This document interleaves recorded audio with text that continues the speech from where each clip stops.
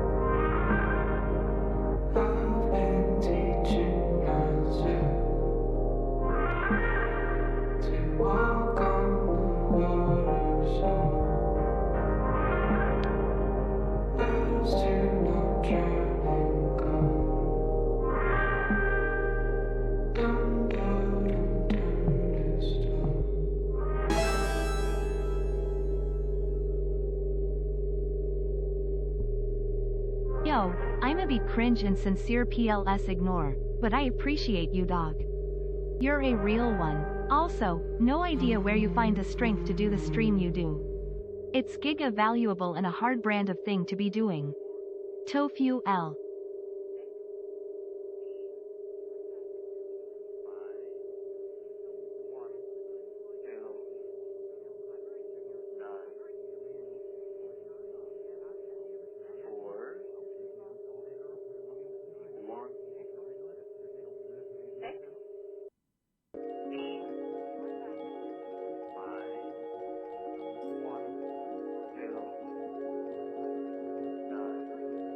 Sometimes when you leave the theater, like with that feeling, like, fuck, I missed it already, and you want to like watch it again. Wish I was in it. Yeah, it's kind of like that.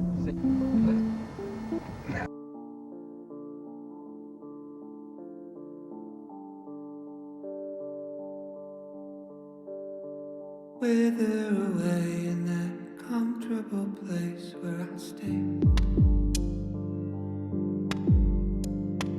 Barely awake as I sleepwalk my way through the day. Don't ask how I've been if you run into me, it's so fake. First it's all quite piss poor and that's not the answer that you need. I've lost my appetite for the bait. Time after time it's a waste. Lost my appetite for what you time after time can ever say. Now I care for the convo, I'm up in my head, I'm in space. Floating alone, it's the one place I feel incredibly unsafe.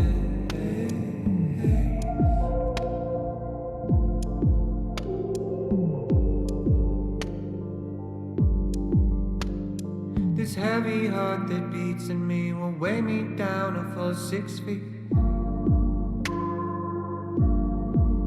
If not these 750 milliliters, one for each of the secrets that I keep. Could you turn it down?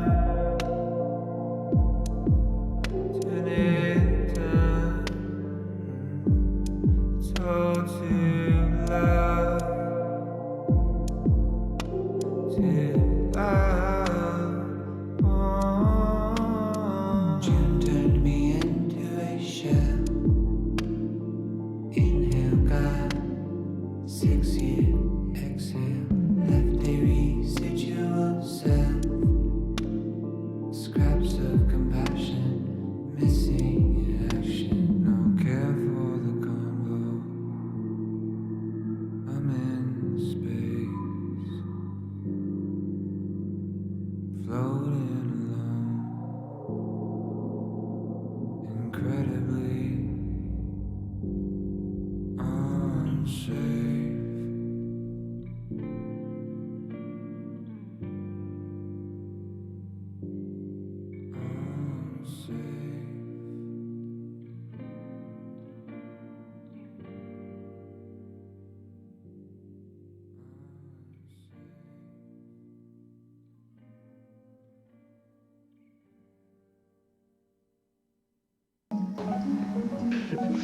Anyway, I truly feel that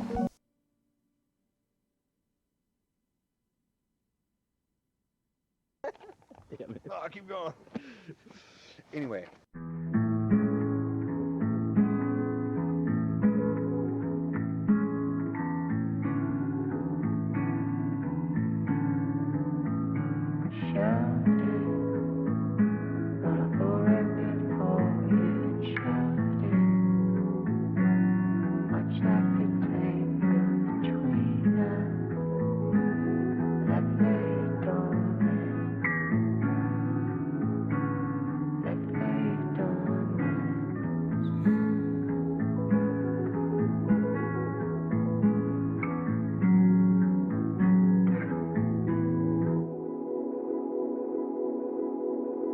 Do I miss you or a memory? Someone or something I couldn't call it. Is it your smile in the morning? Or just the prime of our 20s? I shouldn't bother. I'm just searching for a feeling, and maybe it's past and I can't grasp it. A moment set somewhere in between where we met and where we left it. Almost as if every passing bird flies directly through our shadow. I really shouldn't. Where you at now? Did you save the 10,000? passion, alleviate some pressure. Have you got any new friends? Did you find a new man? Yeah. Does he treat you special? I hope he treats you better than I did.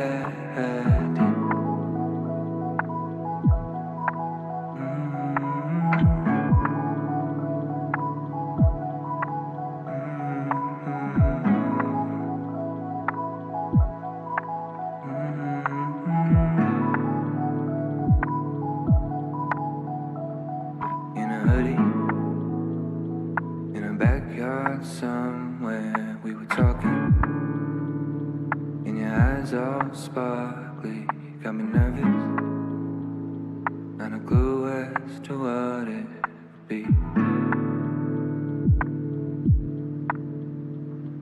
Now you're leaving, a few years flew past you, and you worried, didn't quite work out just like you wanted.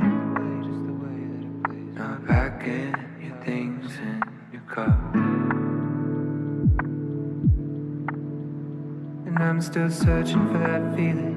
And maybe it's past and I can't grasp it. A moment set somewhere in between two moments I described it.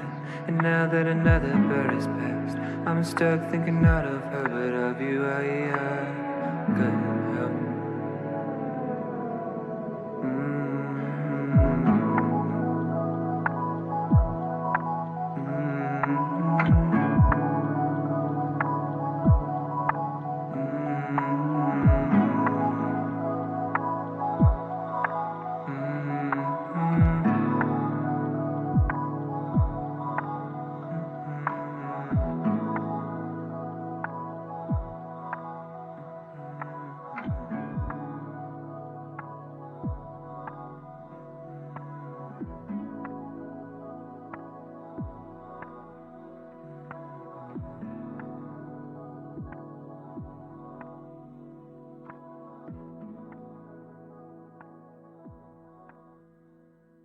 Hey, don't move my toe. Back.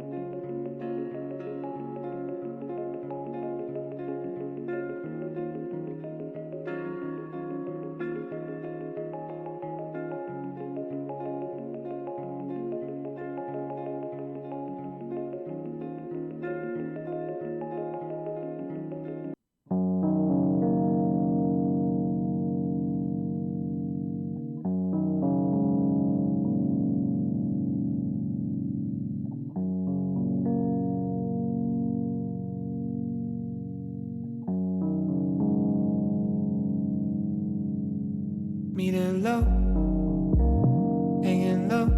I'm on empty, headed home.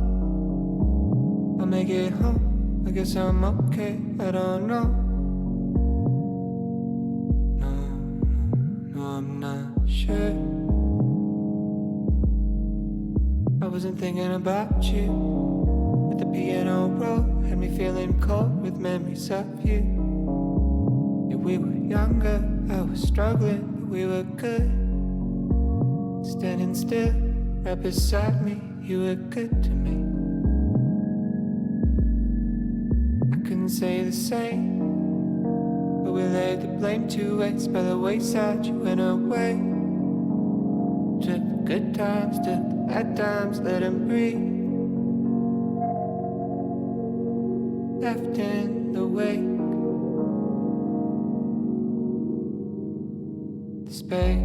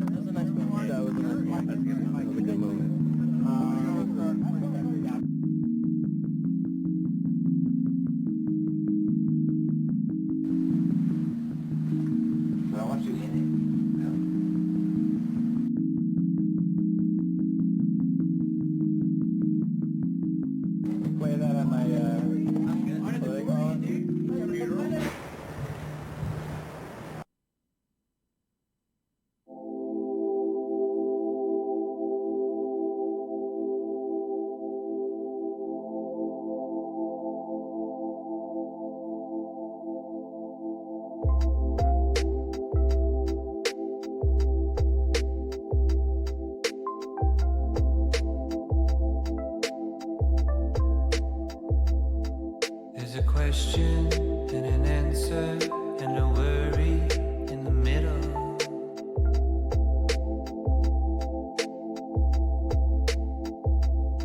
There was a promise of forever and a wishful intention.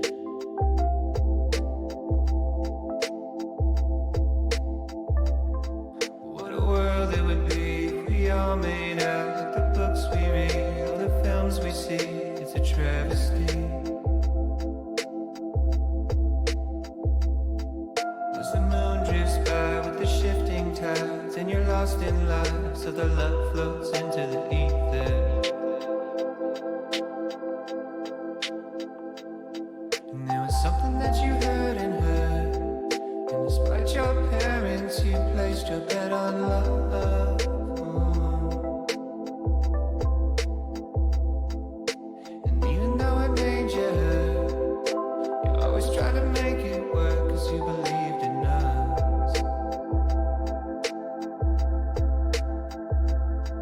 Said you're pretty, but you drink too much. You've got a head on your shoulders and it's good enough, but something broke you. I said I'm sorry, and it's well in advance, but I will hurt you more than anybody has. Yeah, it's a sure thing. Oh, is it a sure thing? She said I know that you didn't know back then, getting all that you should know by now. Never was about the pain you held, not in the way that you shut me out, not in the way that you hate yourself, or all the ways that you let me know it was that you and I, we were on our way. Kind of feeling that was unexplained, and you still feel like it felt back then. It's what you tell me when nobody's listening, and you ain't happy where you're at right now. Talked about it for a couple hours. Change in the past few years, a couple deaths and a few relationships, a little older and a little scared of making all the same mistakes I made. You said you're weary because you think too much. You've got a mind of your own, it's free enough, but it'll drain you. I know you're sorry, and it's right on time, cause you told me what would happen if I stuck around. I know you warned me.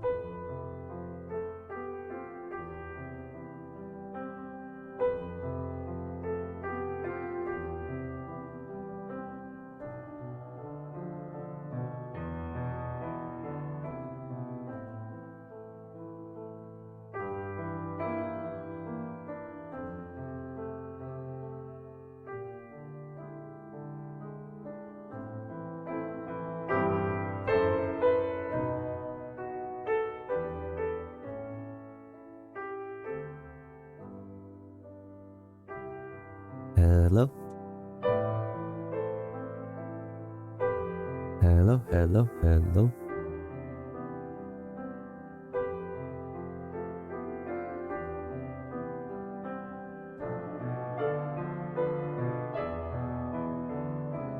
Hello.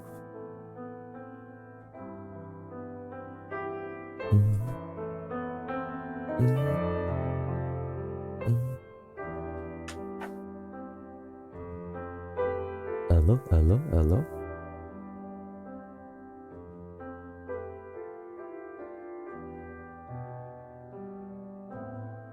What's up, everybody? Hello.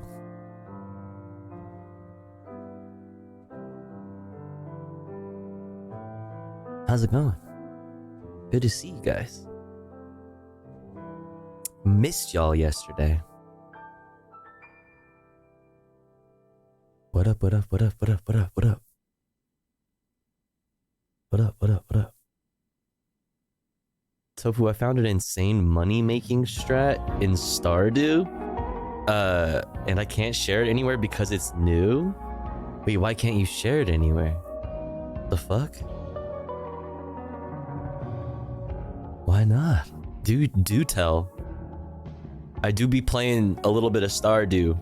I do be doing the Stardew.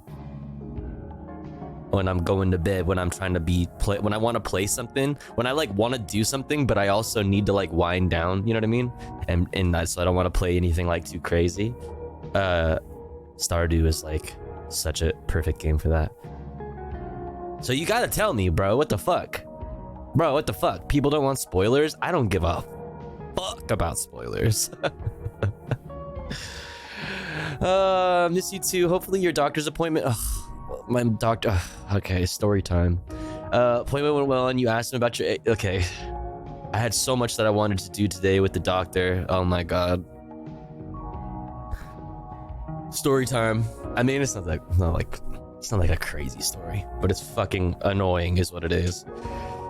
Hold on, let me make sure we're all Gucci. What's up, everybody? Good to see you. Are we wiggling? All right, my guys wiggling. We're wiggling out here. Let me say hi to everybody. What's up, Sleepy Cat? What's up, Spilled Bag of Ice? What's up, Bleak? What's up, Bill Boneless? I Star Don't, unfortunately. What's up, Blue Room? What's up, Punky Guy? What's up, Cult of Eyes? Cult of Eyes, thank you so much for 15 months. I really appreciate it. Hope you're doing well. Thank you so much. Thank you. What's up, Chris the Nerd? What's up, who else? Celticness, hello. Celtic, thank you so much for 25 months. And thank you for the really sweet words. I really appreciate that. Means a lot. It really does. I don't, you know, I don't know. I don't want to get too gushy mushy, but I do appreciate that. It means the world. Thank you for saying that, and thank you for 25 months. Thanks for everything you do. Thanks for being cool. Everybody should also go follow Celtic, because they're also a cool streamer now. What's up, Tech Tink? What's up, Cross Crescent Creed? What's up, Ink Frog? Who did I miss? What's up, that weirdo over there? What's up, Bearcilium? What's up, Derank Dank? What's up, Sweet Agony? Welcome in, Saboteur. Who else is in here? Did I say Sweet Agony? Hi, Sweet Agony. Who did I miss? Who else did I miss? Hi, Def. Let's see. Solar, hello. Okeeks, hello. Who else did I miss? Seriously, hello. Ashtray, hello. Paul Wall, hello. Who else did I miss? Chris the Nerd. Did I say Chris the Nerd? Hi, Chris the Nerd.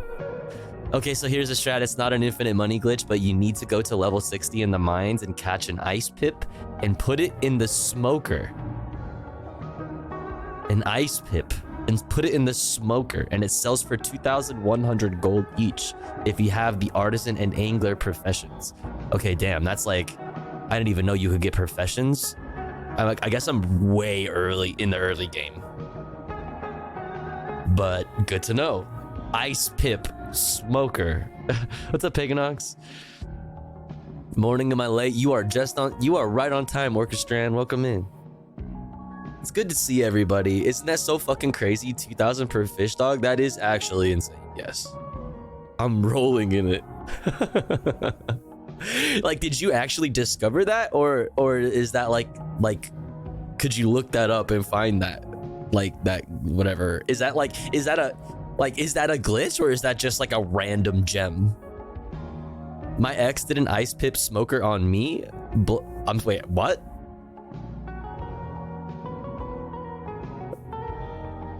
Wait, my ex did an ice pip smoker on me. Blow my mind. I don't understand. I don't get it.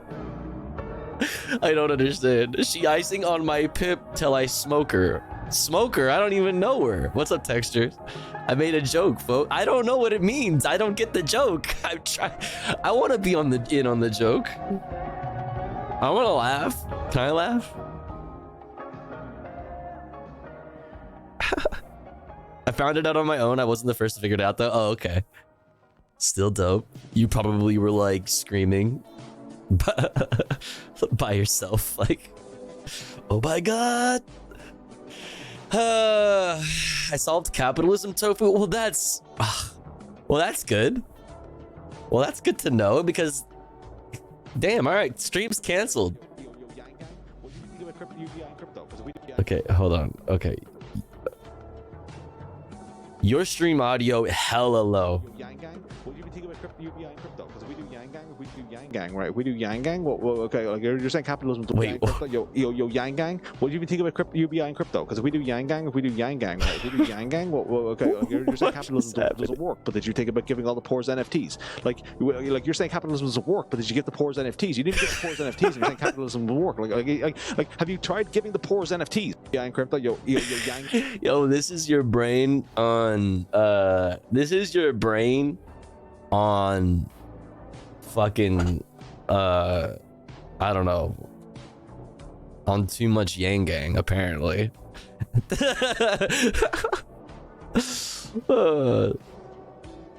Yang Gang forward party newsletters. Shut the fuck. Are the forward party even operating still? Because I see like the logo for the other forward thing. What is the other? It's like forward. It's like is it an outlet? I'm like, yeah, the forward. It's like an outlet. Support. Yeah. Like a Jewish independent nonprofit. Yeah. This. I always see this everywhere, but obviously that's because of like, you know, what's going on. But I never hear anything about the forward party. They still exist, but why? Good question. But how is actually an even better question. Why? Like, they'll have an answer for that, but we won't like it. But like, they'll have an answer for that. But how is my main question. My ex did a Yang Gang on me once. Okay, what's happening here? What is your ex doing to you? If you catch an iridium lava eel and have all the professions necessary, it sells for 4,900 gold per fish, but it's really fucking hard to get an iridium lava eel. Oh, silver will get you. That's insane, dude. I didn't realize that like Stardew was so deep. I guess I'm way early on in the game, I guess. I don't fucking know. He NFT on my UBI. Listen, I'm trying to get a UBI. I could use a little bit of UBI right now. Okay? I'm just saying. Considering the fact that I live under capitalism currently. Okay? Considering the fact that capitalism currently has a death grip on the ball sack of humanity, a UBI would hit real hard right now for me. Okay? Just saying. Okay, let me push this over here. All right. It goes. See, you made the same joke. Stop gaslighting me, Tofu. Did I make a joke? Andrew Yang follows me on Twitter. Oh no. That's what's up. Yo, Chelsea. What's up? Please ban me. Am I right? Digimon, am I right? No. TTS got that wrong. It's please ban me. Am I right? And you are correct. UBI would destroy you because he doesn't want to control. Well, okay. I'm having fucking PTSD flashbacks to fucking late 2019. Right? Okay, listen. if you did UBI with no, if it was a universal basic income, just purely a floor with no like, oh, but also, like, you know, here's another fucking shitty policy. Like, no. We're talking about the concept solely of universal basic income would make my life so much better right now. What is this? A former Montco Republican has joined PA's crowded AG race as a forward party candidate. Fucking cringe. What even qualifies you as a forward party candidate? Somebody who's like, yeah, the two party duopoly, bad. Like, that's it? You just gotta be like, hey, what the heck? Two party duopoly, am I right? What is the deal with the two party duopoly? Like, do you even have to be for a UBI? Like, you just gotta be like, yeah, I'm loosely down with crypto. Something about Web3. Like, I don't care. Fuck you. They press W in all the games they play. How about a third party that isn't any better? Here's the thing about this third party. There's no ideology. Okay, these motherfuckers don't believe in anything. Like, that's the fun part about like openly claiming you are in 2024, openly claiming that you're like, I'm, you know, my ideology, two party duopoly bad. That's the thing about that, is like you can get away with it for some reason, but you don't actually have to believe in anything. You can just be like, I believe that the American people should be heard, and that's it. Like, okay, cool, loser. Unironically,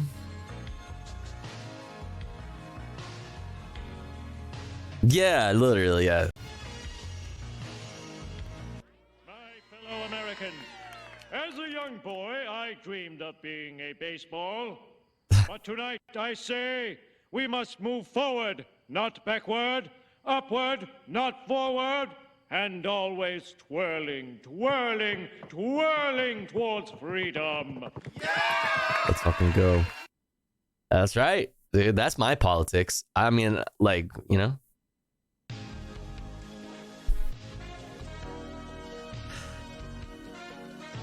RFK might wind up being Trump's VP. That would. I think that's very unlikely, but that would be. I don't know. I'd have to ponder that for a while. I think that's very unlikely, but I'd have to meditate on that for a while. I do not believe that is possible, but you know, then again, like, if recent history is any indicator, you know, anything is fucking possible. Thank you for being like a campfire. Each day we gather around the warm glow of our screens to enjoy your stream. Oh, you have a knack for providing a space where we can gather, discuss, and build community. Your streams are like the fire we all collectively need, enabling us to come together, share laughter, warmth, and grow our understanding of current affairs, news, politics, as well as each other. Oh, that's very sweet, non-binary. Thanks for saying that. Thanks for being part of the community. It will be a MAGA dipshit. Yeah, I think so. I don't think. Like, I could see Trump sitting in a boardroom with a bunch of fucking, you know, his like team or whatever, and being like, "Hey, crazy idea. What if we got this guy, this JFK guy? Like, you know what I mean? I don't know. But I don't see that being likely from either party, because Trump needs to be the star of the show, right? Even though he is like good at reading the room and making strategic calls, a lot of the time, like I don't know. I think there's too much. There's too much of a brand clash there. Rest travelers, you found a leftist save point. Yeah. Oh, leftist save point. It's like a area of grace or whatever the fuck. All things are possible, though not equally. Probably too much of an ego clash. That's what I'm saying. Like the ego and the brands, like I don't think they clash. So even if you're just going full, like, is it the strategic move to fucking knock Brandon out? Like, I don't think so.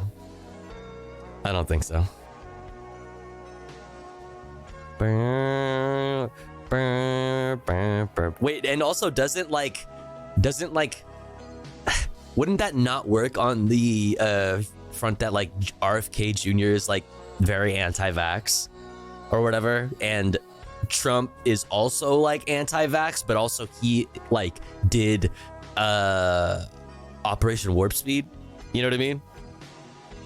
So like, wouldn't that clash? Like, wouldn't RFK, like, I feel like I would expect some of the podcast bros that support RFK, you know what I mean? Like the libertarian head ass fucking goofballs, you know, like NFT loving weirdos and shit. Like, I would imagine them being like, ugh, how dare you not call out Trump on his, you know, his rolling out of the vaccine initially.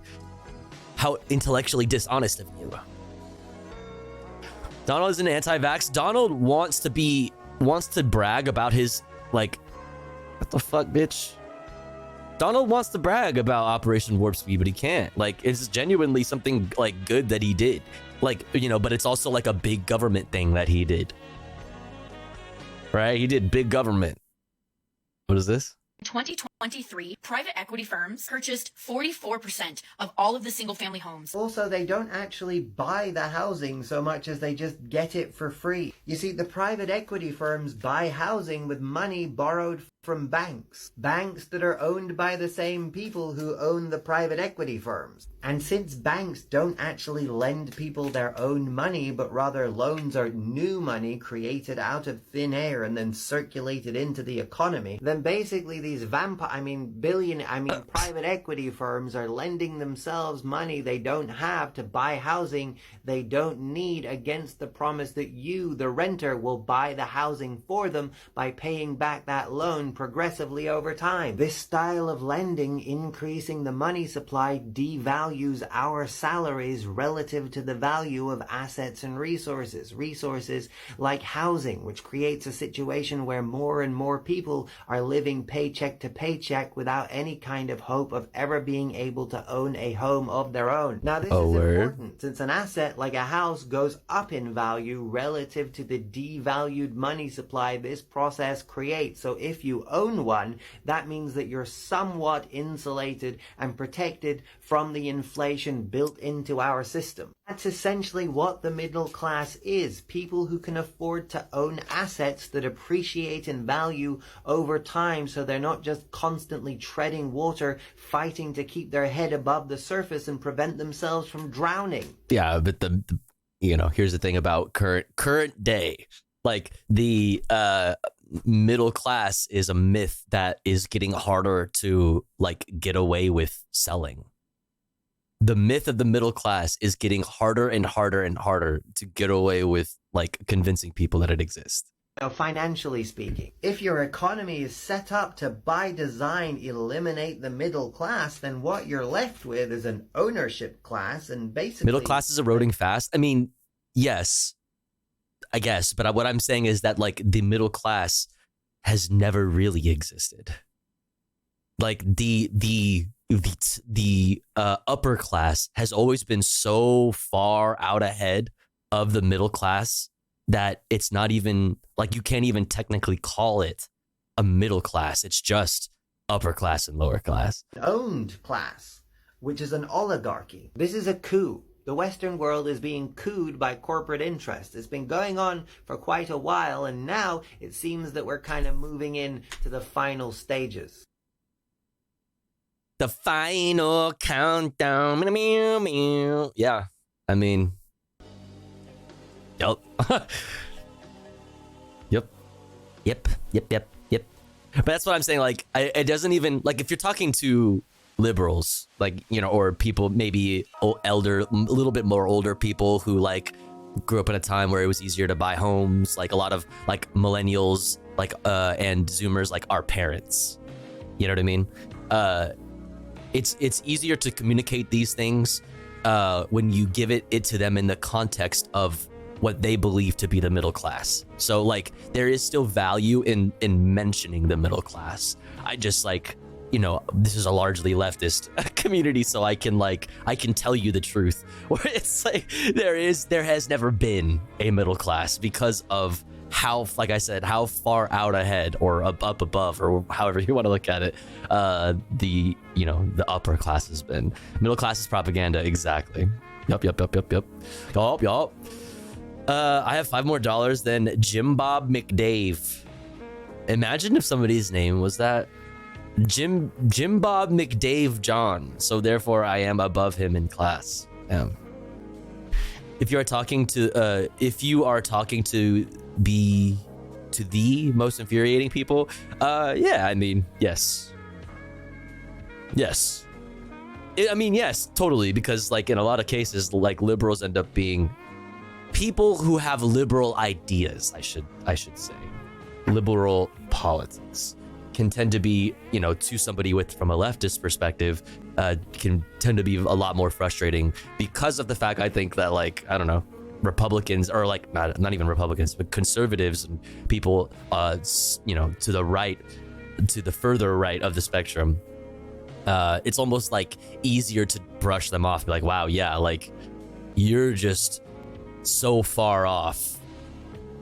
You know what I mean? You're just so far off from reality, it's hard to take you seriously. You know what I'm saying? Even though, like, I do take you seriously in the terms of politics, but, like, when I'm like confronting your ideas, it's just like, bruh.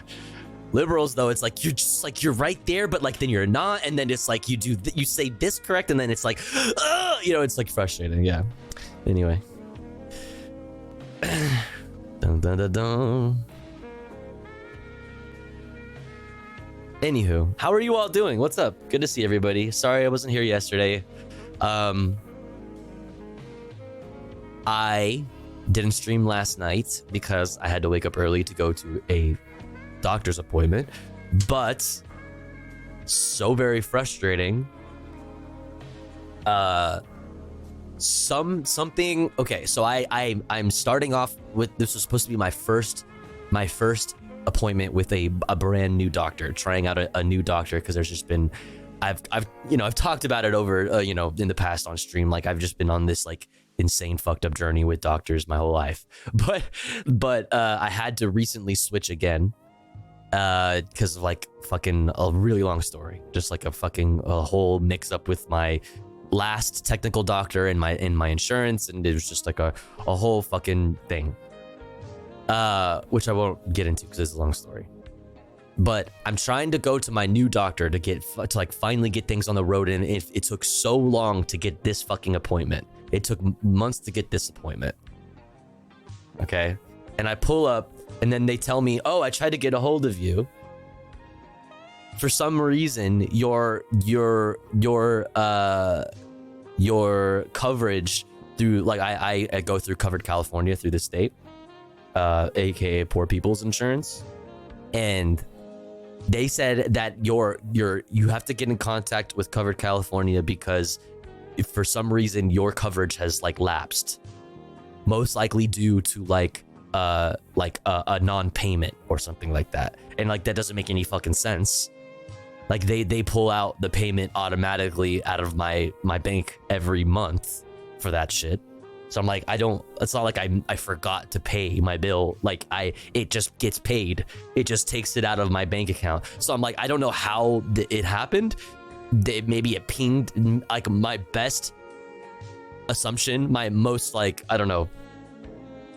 My most well-meaning assumption is that, like, I don't know, maybe it pinged my bank account at a weird time before like new money had hit, or I don't know. I have no idea how that's possible, because like I should have had the money to be able to pay for it no matter what. This has never happened before, and like I didn't get any notification from anybody saying like, oh, you haven't paid your fucking premium or whatever, and you need to like, you don't have like health insurance right now. I never received any notification, any fucking email, any mail, any like phone call, like whatever. But I pull up and they just tell me, yeah, like we can't see you because like technically you don't have insurance right now. And I'm like, that's fucking sick.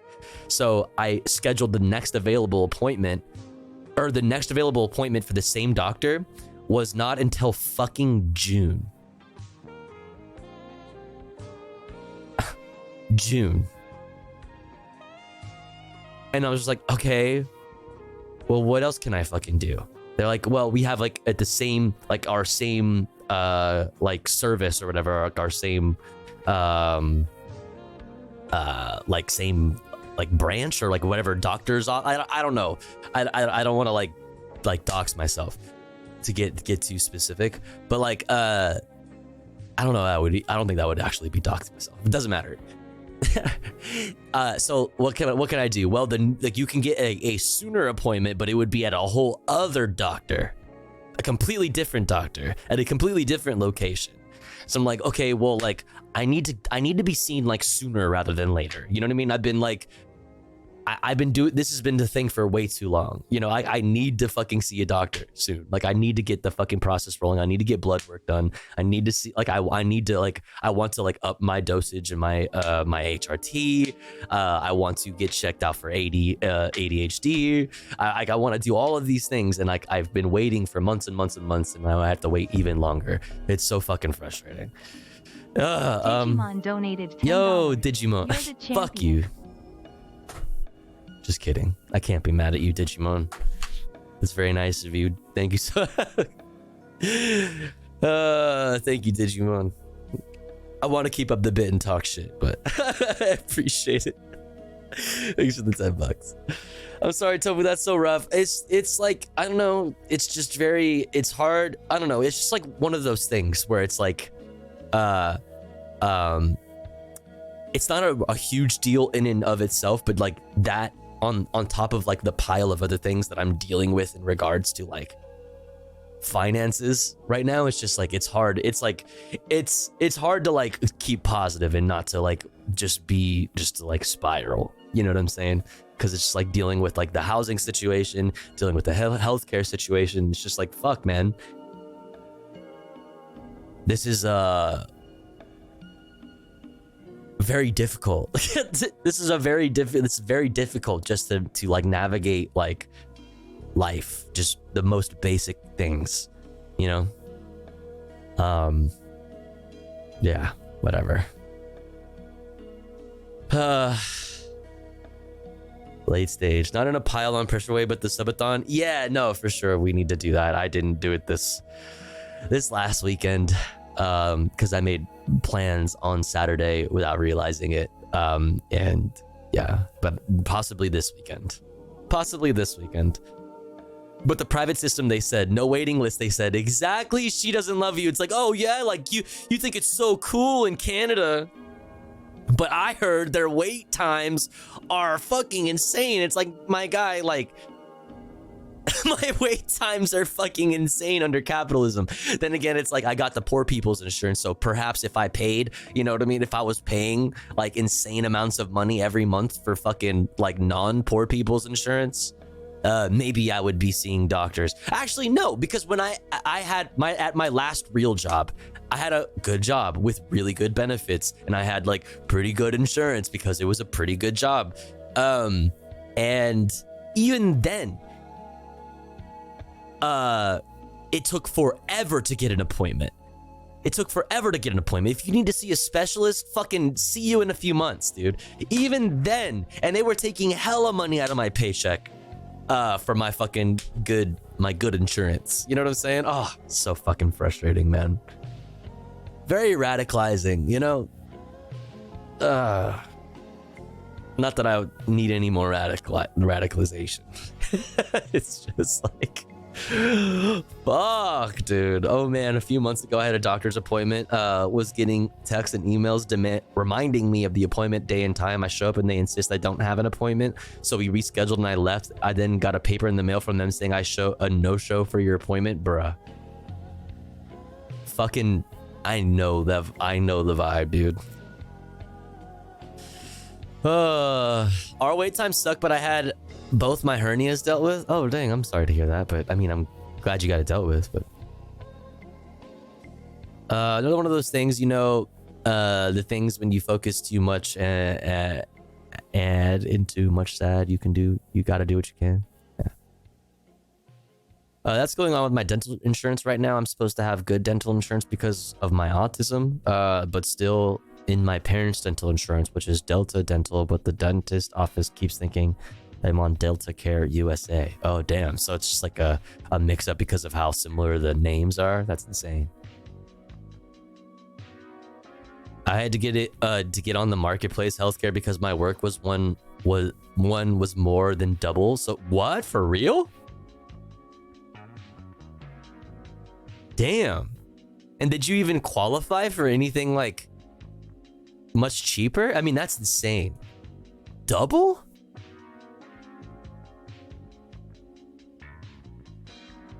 Dental plan. Lisa needs braces. I need to go to the dentist, dude. I mean, I take okay care of my teeth, but like I still, you know, would be nice. I haven't seen a dentist in like 18 months, bro. It's been way longer for me, but I feel that. I feel it. Anyway, it's good to see everybody, chat. We should get into the stream sooner rather than later. You know what I'm saying? So that we can do fun stuff sooner rather than later, I should say. Boom, boom, boom. I just remembered how long it's been since I've seen the dentist. You guys gotta remember to brush your teeth. You guys gotta remember to take care of your shit. Like, and this is not me saying like, wow, you don't take care of your teeth. You need to remember like to take good care of your teeth, because I have to remind myself to like, you know, to floss and shit like that. You know what I mean? You gotta, I don't know. Like, it's easy to fucking to let shit like that go. Floss, yeah, floss.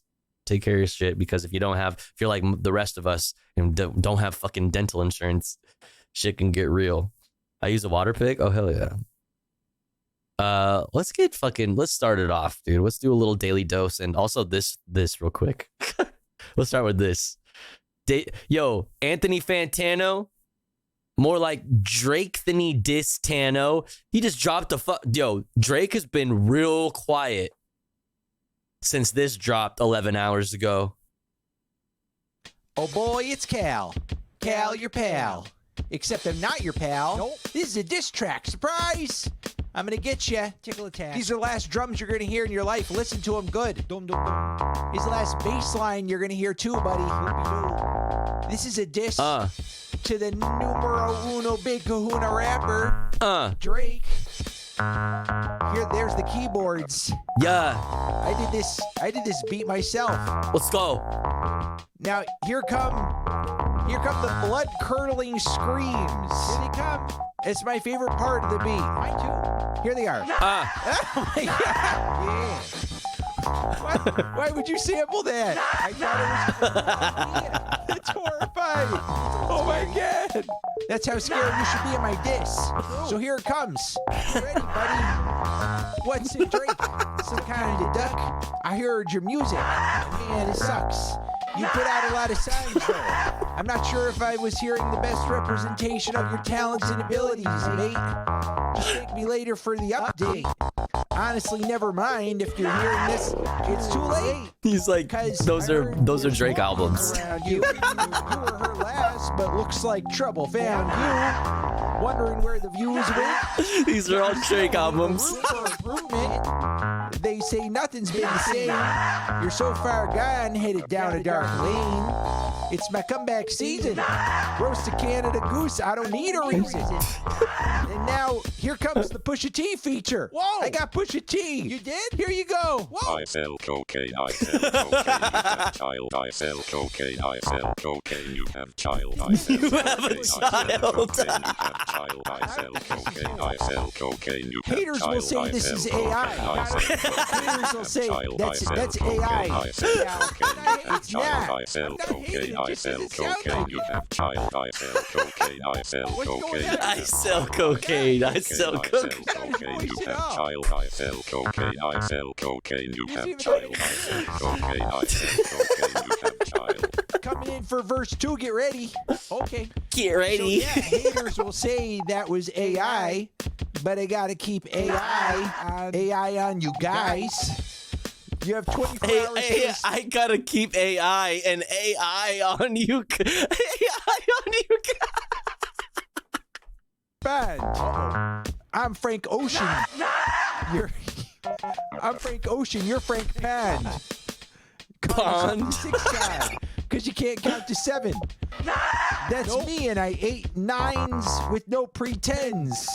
Shut the fuck man up. To man. That's 1 to 1. That's L. Evan.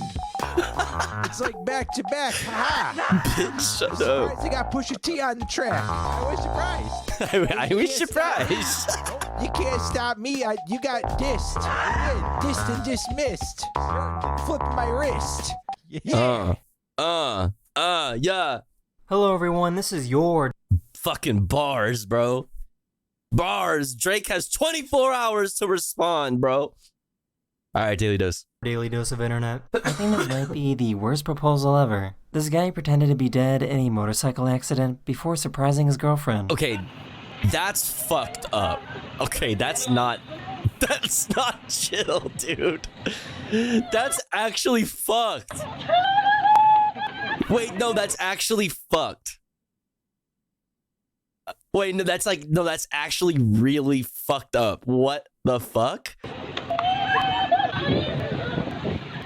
Bro, that's like traumatizing. That's not fucking funny, dude. Wait, real quick though. That's fire. Real quick though. That's fucking fire. All right, just like completely unrelated note. That's sick. I would ride that. That's fucking hard. That shit is pink, bro. That is bro. Okay, I pull up to my fake death proposal, marriage proposal. Bro, that's crazy.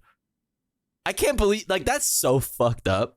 Look at this, bro. New Ray-Bans dropped. You know what I'm saying? And they got the camera in it too. Listen, bro. We in that good. Oh, wait, did he actually hit that shit? Oh, ow.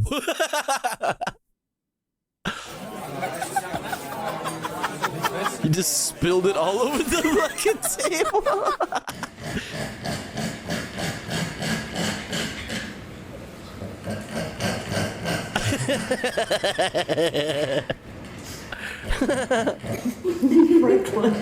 If this happened to me... Wait, did she say Franklin? You're telling me that dog's name is Franklin? I love that. I would ever drive again. No. Oh, bro. There's no way I just got that on video. Oh, I feel bad. Okay. I mean, dude, that's like, that's real life shit, okay? That's not like funny. What? That's like real life shit. That's like, you know. What? Okay, I don't know how to feel about that last one.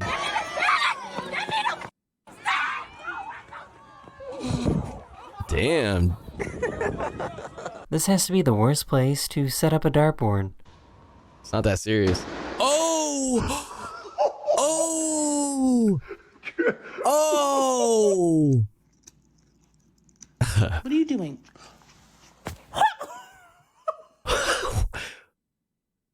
Wait, how? Either your cat has insanely razor sharp teeth or your hair is dead as a motherfucker. What? This horse knows how to crack their own neck. Oh! Good ones. Other side. Oh! Good Oh! ones. Are you doing right here? Wait! For real? That's crazy. Holy shit. Move your ear. For ear, bro. Oh my god. Oh my god. Oh my god. Subscribers sent me a video of their super flexible arms. What, bro? This person knows Wait, how to how draw did you a do map that? of the world by memory in 1 minute.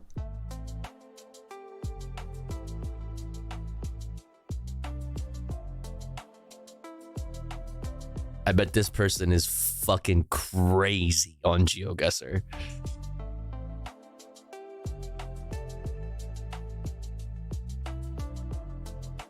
I guess this is how you make a giant Pringle. Giant Pringle. It does look like a Pringle. That's actually insane, though. What the fuck? Life. Wait, what? Wait. For real?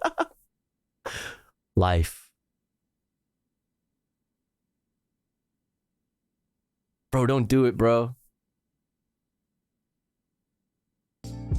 One of my subscribers lives in Tanzania and recorded this amazing time lapse. That is the end of this video. We hope you enjoyed, and I'll see you guys again very, very soon. Very soon. Later. Later. All right, chat. Next up, you know how it goes. We're gonna get into the headlines. As we do here, obviously. First, we'll start off with the top 5 stories you need to know today from Reuters. Then we'll go into the Associated Press top stories. And then we'll go into the news wrap from PBS NewsHour. And then Democracy Now! Top US and world headlines. And then we're going to get into a bunch of shit, all right? We got a lot to talk about, lots to do. Exclamation point watching in the chat for a link to the playlist. I'll share the articles we read as we read them as we go along.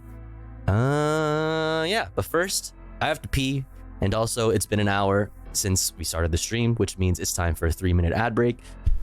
But don't you worry, because here at the Tofu Ghost broadcast, when we run ads, we run them while I'm away from the stream. That way, even if you're unsubscribed, you don't miss out on any of the content. But if you would like to support the stream and get access to cool Tofu Ghost emotes and an ad-free viewing experience, all you gotta do is subscribe for $5 or for free with a Twitch Prime. Or let's say you're already subscribed to the channel and you're feeling generous and you have the means to, maybe consider gifting a sub to one of our unsubbed friends in the chat that may not be able to afford a sub this month. That way they can also enjoy the Tofu Ghost emotes and an ad-free viewing experience with the rest of the community. We're just starting the day off at 1 out of 25 for the daily sub goal. Thank you so much for all the support so far. If you enjoy the content, if you enjoy the stream, please do consider supporting in some way. That way we can continue to do this full time. I'll be back in 3 minutes. Don't you go anywhere. BRB.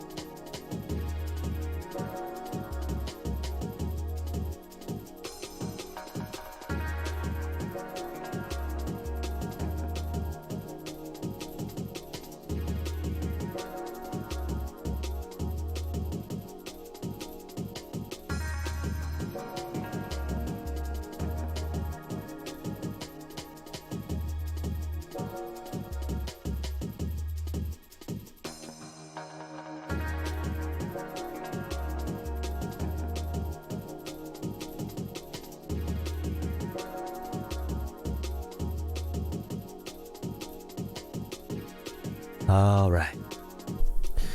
We are back. Thanks for waiting. Thanks for hanging in there. If you sat through ads, thanks for doing that. I appreciate you because it does help. But don't worry, we're back. Okay. Let's get started, I guess, huh? Let's get into it. Let's get into it. A weird meme here is covering popular songs in the style of Christy Moore, who is a very Irish singer-songwriter. Since you're a huge Eminem fan? Irish singer-songwriter and Eminem? What?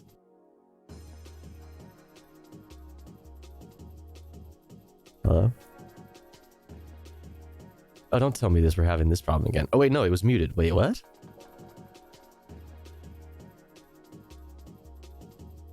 I met this fella a few years back at a house party in West Clare. Said his name was Eminem. Said I'd never heard of him, but by God did he get the best level. And he played this song for me and called it Lose Yourself. And by Jez did I get lost in the music that night. So back home to Kildare I went to learn it, so that I could play it for you tonight. What? His forehead sweaty, knees weak, arms are heavy. There's Guinness on his sweater already. Mom's Moretti, he's nervous, but under the surface he's a man from Kerry, from Enniscall. What's he even doing in Derry? So sit down. The whole crowd will go so loud if your hand on a towel, so you can wipe the sweat from your brow. It's okay. Okay. All right. Okay.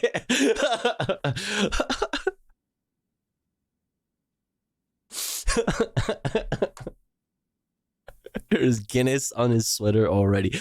Do y'all really be drinking Guinness like that? You've been Irished?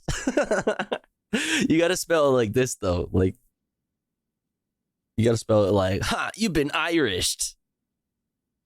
Oh yeah, really? All right. Oh yes. Well, wait. Is it kind of like is it kind of do Aussies really be drinking fucking Foster's? Foster's. It's Australian for beer. That's what I think of. Kilkenny, but you need a tulip glass and respect the widget. What is a widget? No, they hate Foster's. Damn. You basically can't buy Foster's here. We sell that shit to you. Oh, nice. Foster's is shit. Need Guinness. Guinness is actually good. Really? I mean, I hate dark beer. Like, it's gross. Like, I don't know. Like, I'm a pussy. All right. Like, if I'm gonna drink beer, it needs to be some light ass shit. Because I hate the way beer makes me feel. If I'm gonna be drinking, like, let's slam some shots and let's just take it there. You know what I mean? Like, I don't want to sit around and get all bloated all night. But I get also that it's like a little more social and there's all that. So, you know, that's what I'm saying. So, like, I need like some light ass shit. Guinness is horrible. I mean, it's just like, I don't know. It's too much. It's way too much. I fucking love Guinness, fresh from the tap. Hey, yo. Guinness isn't carbonated, it's nitrogenated, so it's heavy and flat if you don't use a trick of physics to keep it bubbly. Bro, I don't want to do physics to fucking make my beer good. What in the fucking world?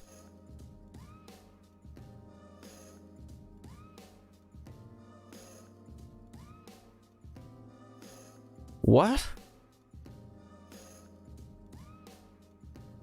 The acorn can, do not show this to a police officer, aka do it, throw it at it. Actually, let me reword that. You should show it to a police officer. It's a widget in the can that nitrogenizes the beer when you open it. Whoa.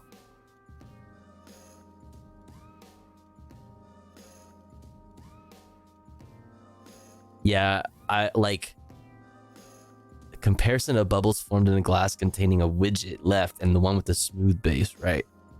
Yeah, that looks like syrup. You know what I'm saying? It's so thick, it's so dark, it's like, oh, I can't. It's too much for me. Guinness is awesome. See, like, I bet here's the thing. if you've been drinking beer for many years and have been enjoying beer for many years, like you probably have like, you know, tastes for darker beers like that, right? Like my taste buds are like virgin to that shit. I don't know. It depends where you get it. Americans pour it wrong. Americans do everything right. I don't appreciate that. I hate beer. Sour beers taste like cocktails. Yeah, sour beers are only good for like the first 3 sips and then you start to feel sick after. Kind of like how I feel drinking like a cider or something. Like it's, oh, this is nice and sweet. Like the first couple drinks and then you're like, and then I just feel tired and like sluggish and like bloated and gross. This is how Foster's is sold here. Foster's, Australian for beer. Do they even play those commercials anymore? That doesn't look like Foster's at all. What is that? It's the same beer though. Oh, I can pick it up right now in Thornleigh? Pog. It's science tofu. Bro, I'm gonna pick some up right now. 9 a.m. to 8 p.m. The fuck is that? I need a giant novelty can. Yeah, what the fuck? Some bullshit. Made from 100% Australian malt. Is this Foster's though? You guys, what you guys get as Foster's is bottled like that here. It's super corpo beer. Oh, okay. A true palate pleaser. What can I say? This is smooth and sweet. The flavor is so strong, it feels like somebody just picked a hop cone off the trees and shoved it in your mouth. The flavor is intense, but smooth. And I can truly say, this is the best beer of all. Fuck yeah, dude. That's what's up.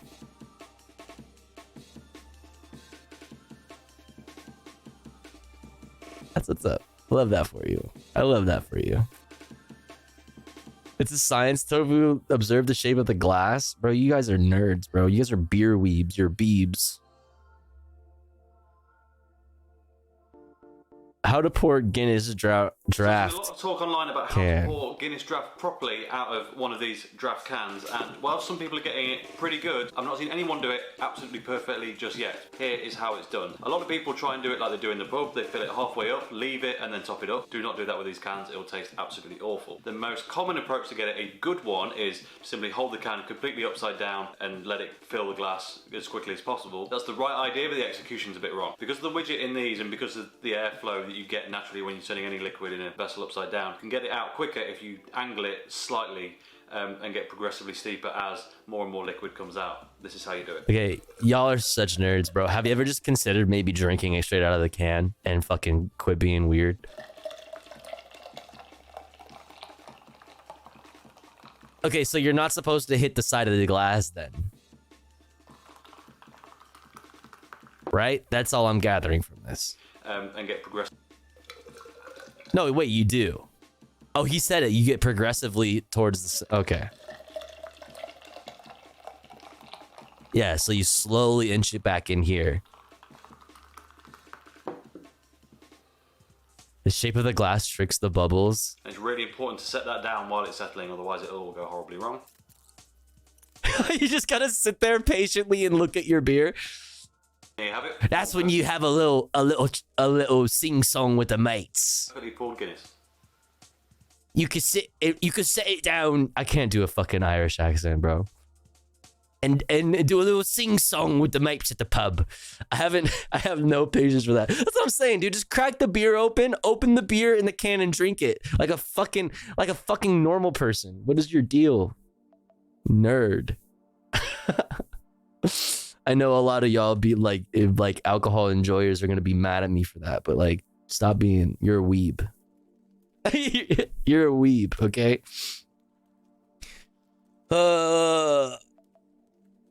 Yeah. Anywho, let's get into it. Let's start the day off the way we do with the headlines. Then we'll get into some local news. Valedictorian is speaking hello. Didn't mean to do that. some local news while I still have West Coast Andes and Angelinos still awake.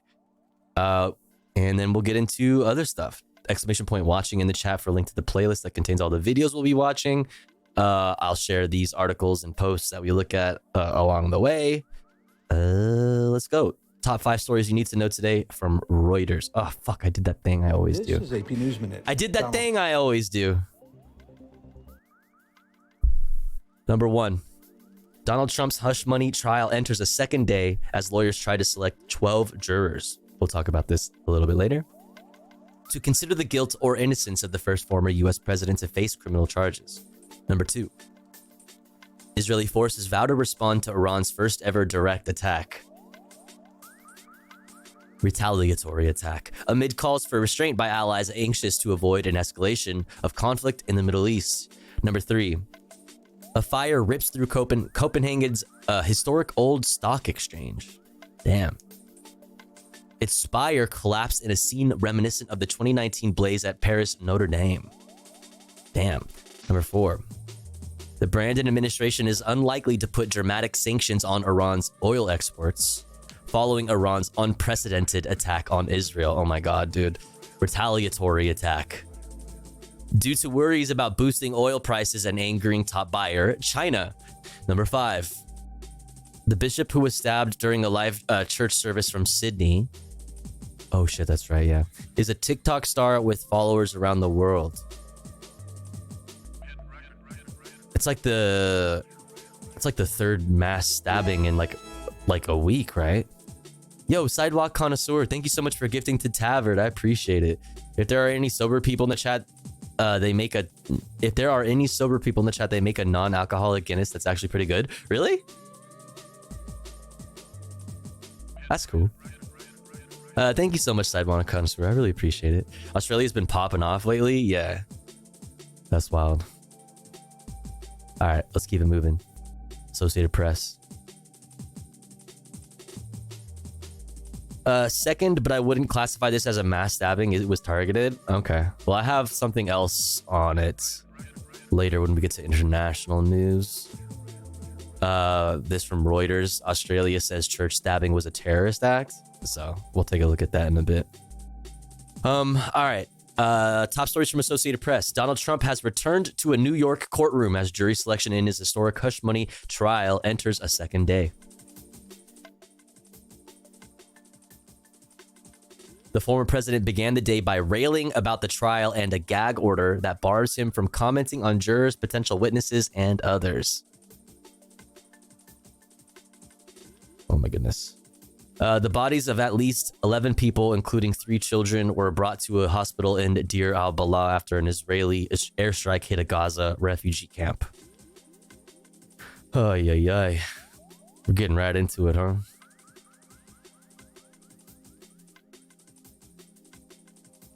A fire raged through Copenhagen's old stock exchange, causing the collapse of its iconic spire.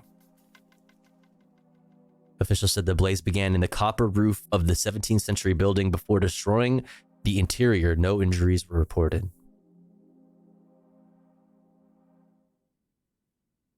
Donald Trump has returned to a New York courtroom. Nature is healing, yeah. And dozens endangered Mojave. Dozens of endangered, I think they meant to say, and dozens of endangered Mojave Desert tortoises have emerged from hibernation 6 months after a reintroduction to the wild. Nice. Pog. The first cohort of tortoises underwent a mix of rearing at Edwards Air Force Base in Southern California and are now constructing new burrows. Edwards Air Force Base. The fuck, dude? Are these State Department tortoises, bro? They put fucking cameras in these things, didn't they? Those things are drones. That's a drone. Yeah, military tortoise, dude. That's a drone. Turtles are feds, dude. Don't trust any turtles you see in Southern California. Yeah, that's a spy. Oh my god, bro. All right, PBS News Wrap. Let's get into it. In the day's other headlines, 7 jurors have been chosen to serve in Donald Trump's criminal hush money trial in New York. Their selection came on day 2 of the trial. Lawyers will resume jury selection on Thursday to fill out the 12-person panel. At one point today, Judge Juan Merchan reprimanded... Damn, dude, these keep getting cooler and cooler. I swear to God, like, courtroom sketch artists are eating.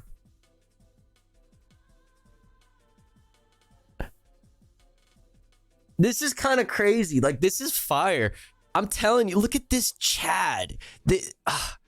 As you see, I've portrayed myself as the Giga Chad. Like, dude, look at that, dude. Look at that stare.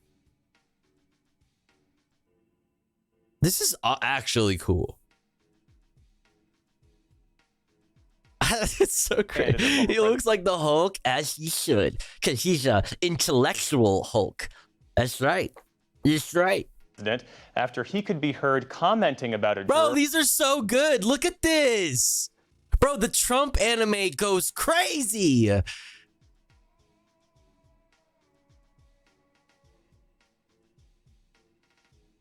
Oh my God, dude. Look at this shit. The Trump manga is crazy. And gesturing towards her. The MAGA manga. The MAGA manga. We need MAGA manga.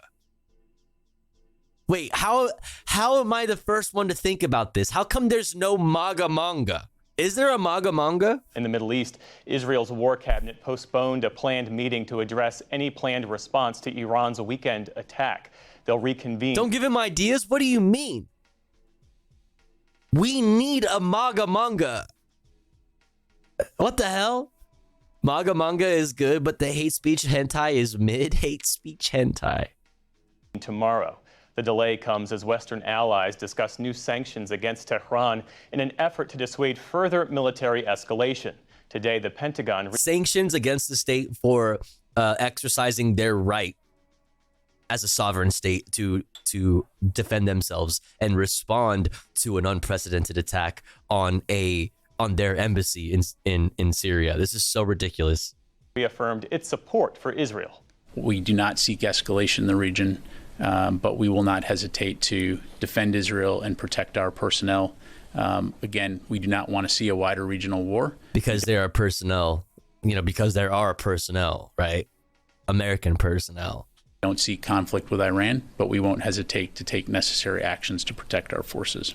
U.S. Air Force jets and Navy destroyers supported Israel during the Iranian attack on Saturday. Yeah, and they took out 90% of the projectiles. Iron Dome and Arrow and like the David Sling and shit like that could have absolutely handled it all.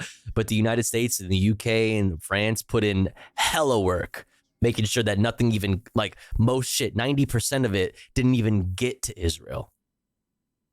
A congressional panel is accusing China of using tax rebates to subsidize the production and export of that looks yummy. That looks like Smarties, sugar candy. Yum, yum, yum, yum, yum, yum, yum. Fentanyl materials.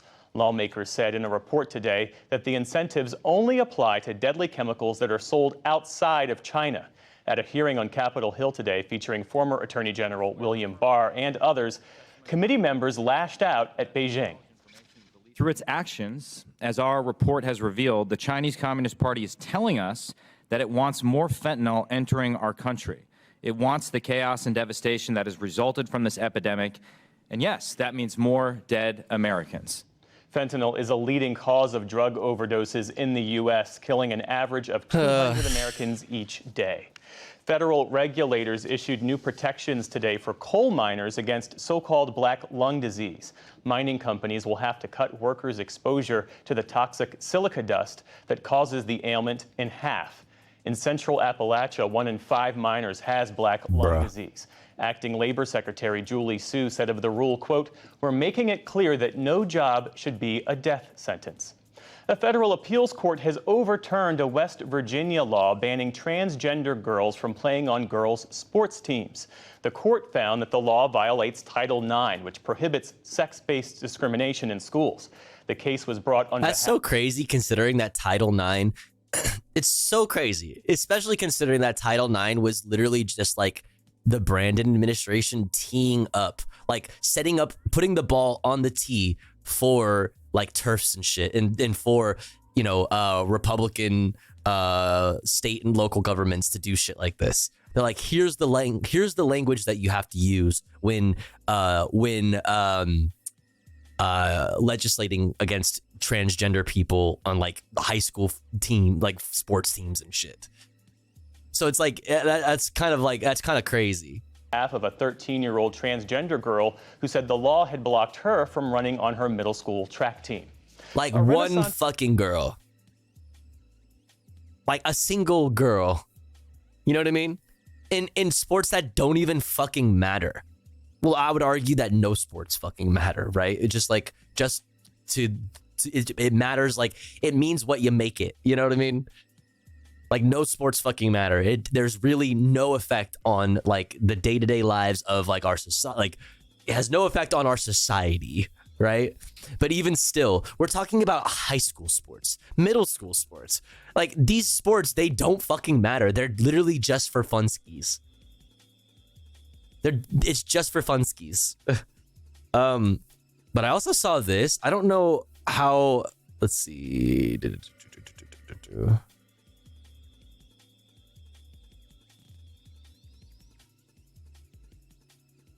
This. I don't know what to make of this yet.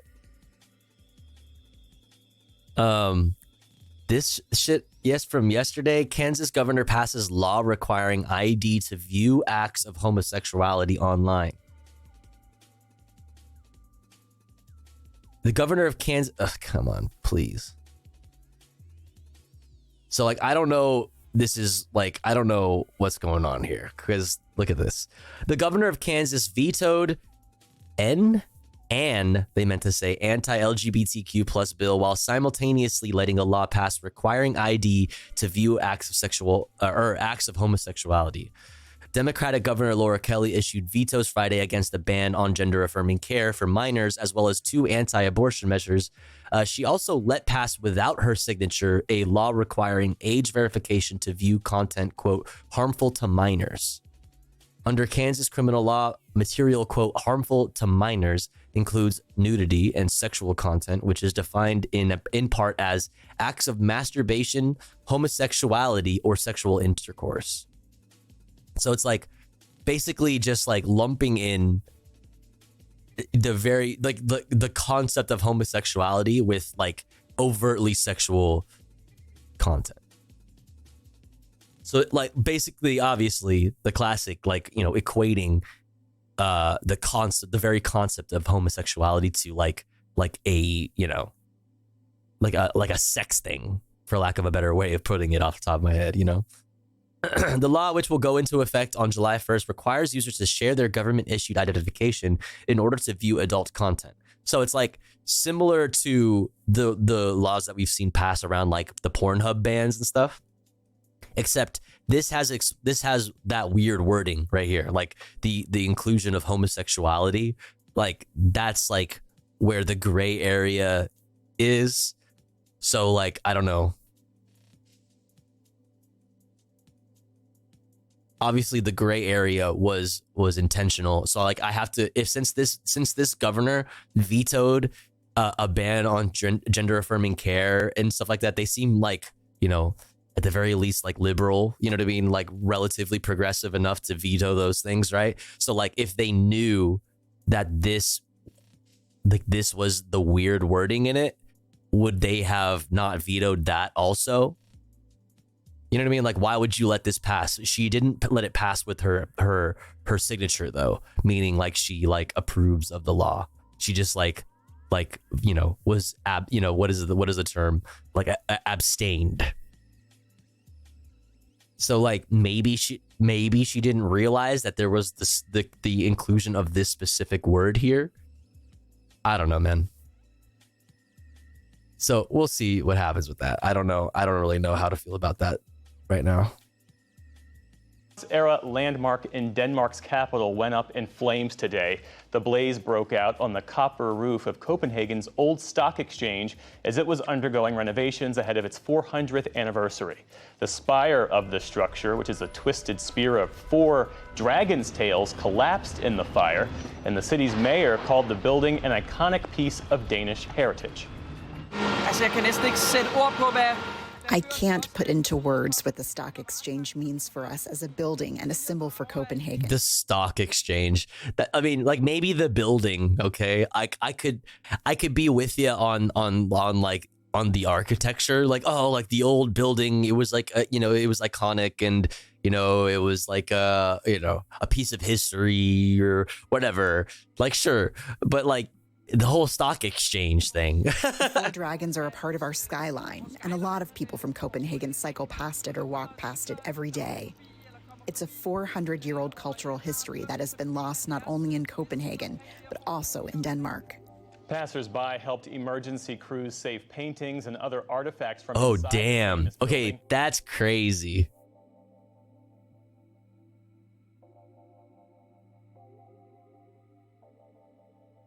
Honestly, listen, as somebody who is very, who puts a lot of importance personally, like on the preservation of art and like media, that's huge. That's so crazy. To be like, fuck, dude, we got to get in there and save those damn paintings. That's real. There were no reported casualties and no word yet on what caused the fire. The torch for this summer's Paris Olympics was lit at a ceremony in Greece today. In ancient Olympia, where the games started, an The hell is this shit? actress playing the role of high priestess set the fire ablaze. It'll be carried relay style to Athens and then onwards to France. The journey will end with the lighting of the Olympic flame at the opening ceremony in Paris on July 26th. On Wall Street today, investors rate cut 7,000 Stunk. recording registry that has added 20 points, and the S&P 500 lost 10. And the Library of Congress has added 25 new audio selections to the National Recording Registry. That means they are, quote, worthy of preservation for all time based on their cultural, historical, Speaking of or aesthetic importance. Preservation of They media. include the Notorious B.I.G.'s 1994 album Ready to Die, Blondie's Parallel Lines from 1978. Okay, fire. And Gene Autry's Christmas classic Rudolph the Red-Nosed Reindeer. Mid. Also among the entries was ABBA's 1976 classic Arrival. Fire. And their hit Dancing Queen. Fire. Banger.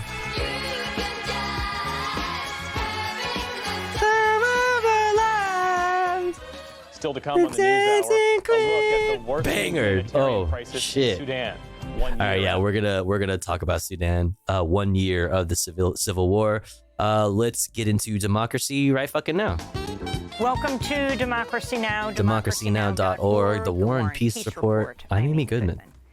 An Israeli airstrike destroyed a mosque and homes in Gaza's northern Jabalia refugee camp. Many were reported injured, including children. Another attack on the Nusayrat refugee camp killed at least 3 people. In Rafah, grieving family members at the Al-Najjar hospital said their final goodbyes today to loved ones who were killed in an overnight Israeli airstrike. This is a Palestinian mother, Umrami Shabbat. I lost my feelings. I lost my feelings. I don't have feelings anymore. Do I have feelings still? I'm going crazy. They should put me with my son. My son was very dear to me. He had 5 daughters and a son. His son is only 1 year old. He brought them to me for Eid, to sleep over, and they left, as if he was saying goodbye to them. This boy is attached to his father. On Monday, doctors uncovered a new mass grave at the decimated Al-Shifa hospital. The bodies clearly belonged to patients, as some still had medical bandages and catheters attached to their dead bodies. Jesus Christ. Hundreds of bodies have been recovered from the Gaza City hospital grounds since Israeli troops ended their deadly siege April 1st. Attacks on health facilities, medical staff, and patients are considered war crimes and crimes against humanity. In news from occupied East Jerusalem, an Israeli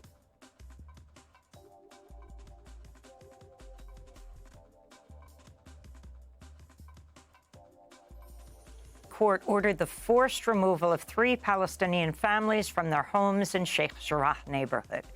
The families have lived in their homes for more than half a century and have been battling attempts by Israeli settlers to evict them since 2009. Tensions remain high throughout the region amid reports an Israeli response to Iran's weekend attack could be imminent. Iran warned Israel against launching any further military action 2 weeks after an Israeli attack killed at least 2 Iranian generals at its consulate in Damascus, Syria. This is Iranian Foreign Minister Hossein Amir Abdullahian. If the Israeli regime makes a mistake, this time Iran's response, as Iran's military commanders announced, will not be minimal, but immediate and severe. UN legal experts say the Israeli attack violated international law. Meanwhile, the U.S. is reportedly preparing new sanctions against Iran. Which is like, it's so funny, you know. We're going to sanction Iran for their, for their attack on Israel. As if it wasn't 100% obviously in response to an unprecedented attack on what's it called? Embassy. Sorry, I'm trying to put my hair up right now. You can't see me. No sanctions for the state that is accused even in the ICJ of doing genocide. No sanctions. No sanctions for the state that even according to the United States is not allowing enough aid into Gaza. Just completely backwards world we live in. Activists across the globe carried out large-scale actions Monday as part of A15, a coordinated economic blockade in solidarity with Palestine. Here in the United States, organizers blockaded factories and corporate offices of weapons manufacturers, including the Boeing plant in St. Charles, Missouri, Pratt & Whitney in Middletown, Connecticut, and the Lockheed Martin building in Arlington, Virginia. Protesters took over major roads in Philadelphia and Oakland, while others rallied in front of government buildings and cultural sites. In San Francisco, activists shut down both sides of the Golden Gate Bridge in a major traffic disruption in the Bay Area. Here in New York, activists marched across the Brooklyn Bridge. And later we're going to go over real quick, like John Fetterman and Tom Cotton and things like that. All right. Lots to talk about in this regard. Bridge and rallied on both the Brooklyn and Manhattan sides of the iconic bridge. Dozens of people were arrested in the peaceful action, including reporters covering the protest. Protests continue as well on U.S. college campuses. A group of Yale graduate students launched a hunger strike Friday to demand Yale divest from companies arming Israel. Meanwhile, the University of Southern California, USC, has come under fire for canceling the commencement speech of the valedictorian. We're going to talk about this too. For what the school claimed were safety reasons after she became the subject of an online anti-Palestinian hate campaign. Asna said, quote, "I am both shocked by this decision and profoundly disappointed that the university is succumbing to a campaign of hate meant to silence my voice," she said. In other news from New York, jury selection for Donald Trump's criminal hush money trial is entering its second day. The jury selection process could take up to 2 weeks. No jurors were chosen Monday. Dozens of potential jurors were dismissed. Oh, he kind of looks like a bitch here. That's fucked up, dude. After all those good ones where he looks like the fucking Giga Chad that he is, he's looking kind of fucking beta here. Unfortunately. After saying they could not be impartial in what's the first ever criminal prosecution of a U.S. president. Trump's charged with 34 felony counts of falsifying business records to hide $130,000 payment to adult. Not here, though. There he is. There he is. There's my big, beautiful orange boy. There he is. Oh. I knew you wouldn't let us down. There you are. Give him a kiss right there. Mwah. Film star Stormy Daniels in 2016. He could be sentenced to 4 years in prison if convicted. Trump's required to attend all the proceedings of this trial. The judge. Look at it. Man, he's so devious. He's about to hit a devious thing, bro. Oh my god. Just below the camera, he's fucking wringing his hands together like a mad scientist. Seeing the case, New York Supreme Court Justice Juan Merchan told Trump if he fails to show up, quote, also, wait, look at his arms. Wait, how come his arms are so huge? Wait, excuse me? Yo, he's flexing. Wait. Hold up. Be an arrest. From carrying America. True. That's true. That's true. The judge also threatened jail if Trump disrupted the trial. Oh my God, dude. These keep getting crazier and crazier. What is this, dude? What? These keep getting fucking crazier and crazier. What the fuck? This one is like psychedelic, very like surrealist. This one's like a very bad dream. Is it time? What is this? Oh, is this that article that we were gonna read all that time ago? It is. Yeah, I have it fucking saved. Here, let me push it up in the list there. Oh man. Yeah, I'd love to take a look at this. Maybe it is time, but not right now. Look at this though. Holy fuck. That is so crazy. He's got one big blue eye and one little brown eye. Holy. In Virginia, 3 Iraqi survivors of torture by U.S. guards at the notorious Abu Ghraib prison in Iraq headed to federal court Monday for the start of a much-anticipated trial against U.S. military contractor CACI, oh my God, which was hired to provide interrogation services at Abu Ghraib. The lawsuit was first filed by the Center for Constitutional Rights in 2008. Since then, CACI repeatedly attempted to have the case dismissed.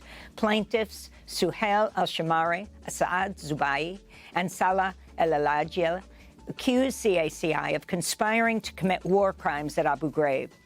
The 3 were subjected to sexual abuse, electric shocks, exposed to extreme temperatures, and death threats by their interrogators. Okay, I need you guys to understand that, like, it is 2024. You know what I'm saying? It is 2024. These things went down in the early 2000s.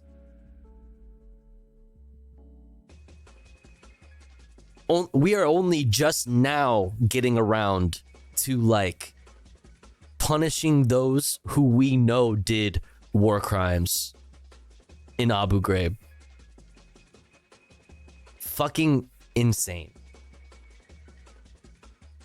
American Service Members Protection Act. American Service Members Protection Act, enacted August 2nd, known informally as the Hague Invasion Act, is a United States federal law described as a bill to protect United States military personnel and other elected and appointed officials to the United States government of the United States government against criminal prosecution by an international criminal court to which the United States is not party. The text of the act has been codified as subchapter 2 of chapter 81 of Title 22 United States Code. Yeah. Well. Heavy rains and lightning in Pakistan have killed at least 50 people. Afghan authorities also reported at least 50 deaths due to rain and flooding in recent days as thousands have had to flee their homes. In 2022, UN Chief Antonio Guterres called the worsening annual weather events in the region monsoon on steroids as the climate crisis increases their frequency and intensity. Elsewhere, large swaths of northern Kazakhstan and Russia's Urals region have been inundated, forcing more than 125,000 people to evacuate as large snowfalls and heavy rains swell the tributaries of the Ob River. Back in the U.S., the National Ocean and Atmospheric Administration, NOAA, confirmed Monday the world's 4th global coral bleaching event is underway due to global heating. Significant severe coral bleaching has been reported in at least 54 countries and territories around the globe since February 2023. So it's like, here's the thing. This is a really big deal, but this kind of thing is like the very like no American voter. Well, I shouldn't say no American voter, but like this is not going to be addressed. Like these things are gonna go unaddressed. You know what I mean? There is so much happening in the world right now. Spatially extensive, occurring again in all ocean basins across multiple countries. In Baltimore, Maryland, salvage crews found the body of a fourth victim of last month's Francis Scott Key Bridge collapse, which killed 6 construction workers. 2 other bodies remain missing. This comes as the FBI launched a criminal investigation into the tragedy. The agency is reportedly looking into whether crew on board the massive cargo ship that struck the bridge were aware the vessel had serious electrical problems.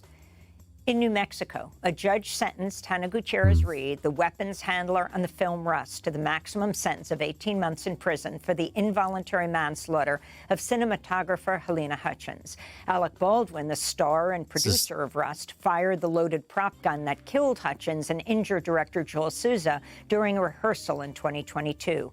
Alec Baldwin will face his own manslaughter trial in July. Civil rights. Why are we blaming the crew? I can't help but feel the same way about both those last 2 stories, which is kind of funny in 2 different but similar ways, kind of. Yeah, I mean, you know, for things like this, like we are eager to find, you know, a scapegoat. We are always. Well, for everything, we are always eager to find a scapegoat. The media is eager to find a scapegoat. In this case, like the state, the governments, you know, the local governments, everybody is gonna be like eager to find a fucking scapegoat. Probably mostly like the fire lit under the fucking like the local governments and whatever by the fucking media. To be honest, investigate this. That your scapegoat.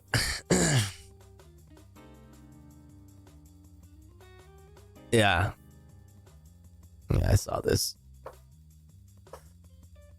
The company that chartered the ship that destroyed the Key Bridge was just sanctioned by regulators for silencing whistleblowers, raising safety concerns. Maersk's policy violated the law, according to federal documents reviewed by Lever News. Right, so it's like just the classic thing. I mean, literally look at East Palestine, Ohio. Like you could. This is the same thing over and over and over and over again. Boeing, like this is, yeah. Same thing over and over again. Yeah, Boeing of the seas, exactly. It was still kind of the armor's fault, but Alec Baldwin was in charge of this non-union production, which is probably why the armor was so inexperienced. Yes, that's where I go with it. Whereas like, yeah, like obviously the armor like really fucked up, right? But like there was knowing everything that we also know about like what happened on the set and with like the letting go of like crew and like all the last minute shit that was going on. Yeah, for sure. So also like them like pulling up the armorer's like Instagram, like and like finding like a story she posted on her Instagram like the night before the shooting happened where she was like smoking weed in her Airbnb or something. It's like, bro, like because she smoked weed the night before like doesn't mean anything. Like it's so ridiculous. But yeah, there's still some like negligence going on there for sure. 18 months in prison. I mean, I don't know. I'm pretty torn on that. I'm torn in a few different directions on that one, to be honest. Groups warn the First Amendment right to protest could be in peril after the U.S. Supreme Court rejected a key case brought by Black Lives Matter organizer DeRay McKesson. McKesson led a Black Lives Matter protest in Baton Rouge, Louisiana, following the police killing of Alton Sterling in 2016. A police officer was injured at the protest, triggering a lawsuit against McKesson, even though he himself did not injure the officer. The ruling against McKesson by the Fifth Circuit Court of Appeals could threaten organizers of any mass protest in Louisiana, Mississippi, or Texas.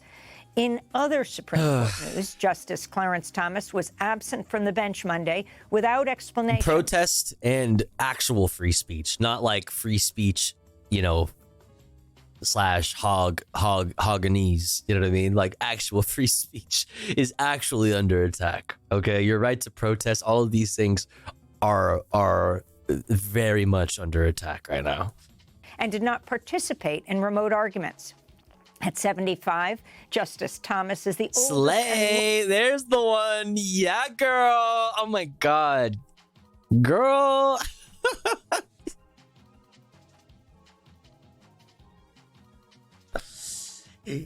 Yes. Hello. He's so fabulous here. He's so fabulous here. So cunt. Longest My serving member gosh. of the Supreme Court. And the pioneering Black multimedia artist, activist, and author Faith Ringgold has died at the age of 93. Ringgold is best known for her vibrant quilts depicting African-American communities, especially in her native New York, and political messages. The She drip spoke out is against insane. racism, Eurocentrism, and patriarchy in the art establishment and became a champion for other Black women artists. She famously said, quote, "I just decided when someone says you can't do something, do more of it," she said. And those are some of the headlines. This is Democracy Now!, democracynow.org, The War and Peace Report. I'm Amy Goodman. In New York, joined by Tofu Democracy Now! Ghost co-host in Juan Gonzalez Los Angeles, in also Chicago. Juan Hi, Gonzalez in Chicago. Also that. Amy, and welcome to all of our listeners and viewers across the country and around the world. Around the world, around the world. Okay. All right. Next. Let's see.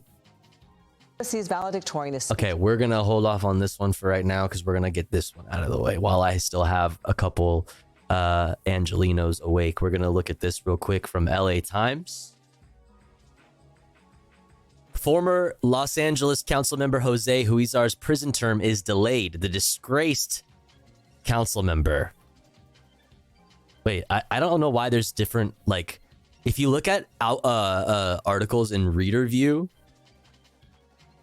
I get a different headline. Former LA councilmember Jose Huizar is granted delay for his 13-year prison term. When have you ever heard of being granted a delay for your 13-year prison term? What are the qualifications, do we think, to be able to like get away with getting granted a 13-year prison term while people die in prison because they couldn't afford bail? This man here, okay, let's just read the fucking article. This shit is infuriating. Disgraced former Los Angeles City Council member Jose Huizar has been allowed to delay the start for his 13-year prison term, citing confidential medical information, according to recent court filings. The 55-year-old former head of the council's Planning and Land Use Committee was sentenced in January for his role in a sprawling federal corruption case that involved him taking cash payouts and other bribes while in office. He was ordered to surrender to federal authorities April 30th. But in federal court filings this week, Huizar requested that his surrender date be pushed to August 30th. The application filed under seal did not publicly disclose reasons for the request. However, a separate motion to seal the application asked for secrecy because the application, quote, contains private medical information. Huizar's attorney, Cuauhtemoc Ortega, a federal public defender, wrote in court papers. On Tuesday, U.S. District Court Judge John F. Walter found that, quote, good cause was shown in the request and approved the 4-month delay for Huizar's surrender date. Here's the thing. Here's my take, right? He might have had a good reason. Maybe he has a very serious medical issue that would only get worse in prison, right? Because we all know like what kind of medical care you get in prisons, right? Especially in California prisons. We all know this, but here's the thing: like, how many other people are awarded this privilege to be able to do this? And what do you think the difference is between all of the people who don't get awarded this kind of privilege, who probably have damn good reasons to be able to, for like when it comes to like medical, issues and stuff? What are the differences between those who don't get these requests approved and those who do? former LA City Council member, real estate fucking, going to prison for 13 years because of like fraud and corruption in regards to like real estate, pushing through like real estate projects and a pay to play attitude. Like, do people who were charged with petty crimes, like who are in jail for non-violent drug offenses, get awarded these kinds of fucking privileges? No, they don't. It's fucking disgusting. Like, we were talking recently about that like billionaire or whatever in why am I blanking? Vietnam. My take then was that, people who are guilty of financial crimes, who are guilty of crimes that fuck over like scores of people, like untold amounts of people, especially when we're talking about elected government officials and corruption and things like this. Like, they should absolutely be held to like a way higher standard and be at the threat of like real actual criminal charges, real actual criminal punishment. People need to be held to like a way higher standard. Absolutely. Need to be punished way harder. Absolutely. But my main point is that everybody should be awarded things like this, though. Everybody should be awarded things like this. There are people who are, dying in prison, for no other crime other than they couldn't afford bail, but they need medical attention and are not getting it and might die. There's so many people who do die in prison. The motion said prosecutors did not oppose the request or object to it being filed under seal. A spokesperson for the Central District of California's U.S. Attorney's Office declined to comment on the request. In addition to his 13-year sentence, Huizar was ordered in January to pay nearly $444,000 in restitution to the city of Los Angeles and nearly $39,000 to the Internal Revenue Service.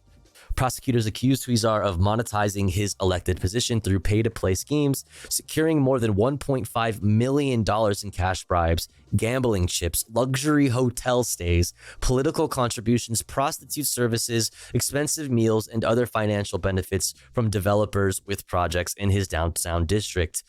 Most notably among those, the downtown graffiti skyscrapers. Before his sentencing, Huizar apologized for his crimes. I'm sorry. In a letter to the judge. Oh, to the judge, not to the people of Los Angeles. Okay. Oh, that's cool. Saying he had already paid a huge price. Losing his reputation? Bro, fuck you. Oh, I've already paid my price. My reputation is out the window. I shouldn't have to go to jail for 13 years. Suck a fucking fat cock. Suck a fat one. I'm an abolitionist, but your ass deserves this shit in the current context of our current society and the way we deal with crime. If we're going to be fair here, that's fucking insane. My reputation. No, I'm Uwu Small Bean. That should be time served for my 13-year prison sentence. Fuck off. Like, holy shit. Losing his reputation and his ability to provide for his family, as well as harming his children's future and mental health. Bruh. Like I said, these are all issues that are real. You know what I mean? Yes. The families of those who are incarcerated. Absolutely. Like, this is a real issue for like the families of those incarcerated, for sure.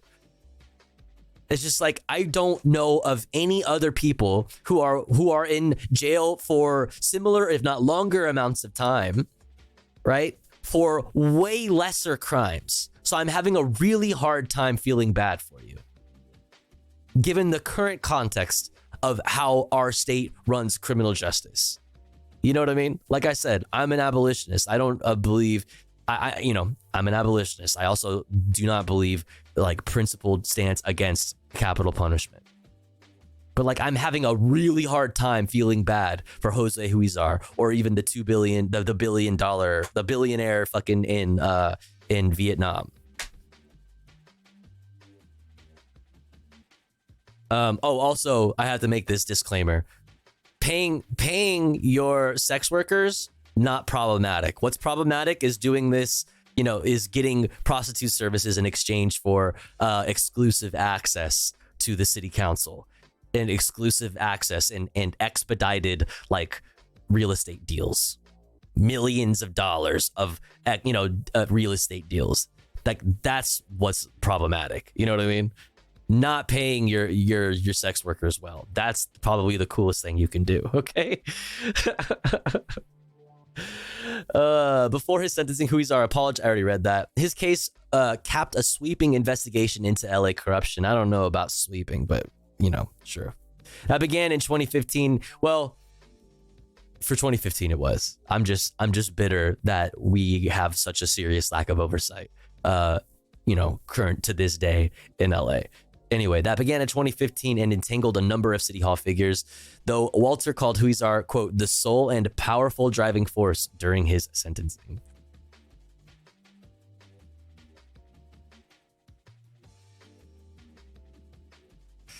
I'm an abolitionist for pro. That's just not how that works, though. But that's a conversation for another time. You know what I mean? That's just not how that works, though. And also, I think Celtic, real quick on that. I think what you're mixing up the idea of revolution. You know what I mean? You know what I mean? Like the concept of like revolution and the state having power to enact punishment on those underneath the state. Like these are two fundamentally different things. Like this is a whole stun lock. And like this is a whole stun lock, but like you are like it's just incorrect. Like abolitionism is to say that you support capital punishment in any way is not compatible with abolitionism. It's just not. You're confusing the state having the power to execute somebody with the concept of revolution. These two things are completely different.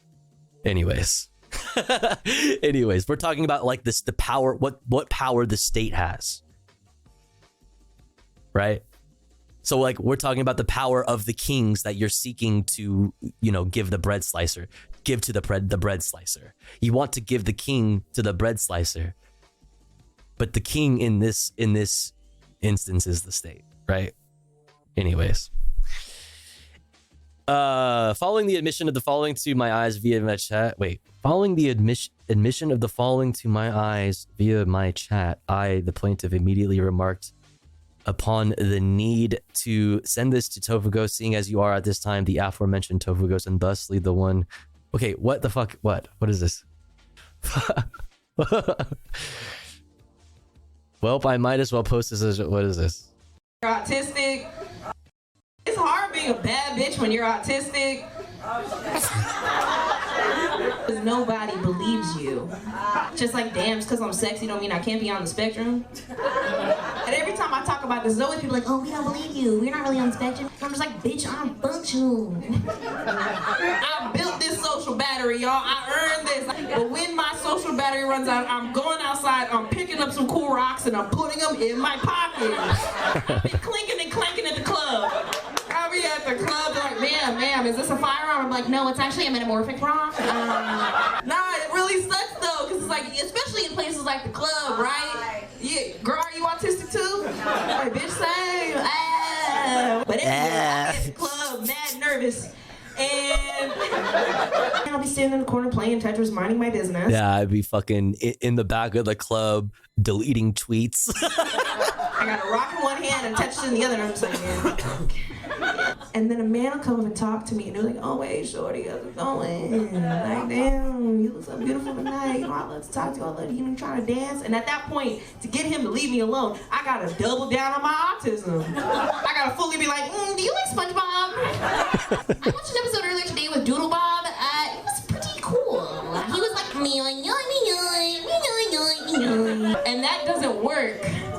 Because then he's like, oh, you Filipino, huh?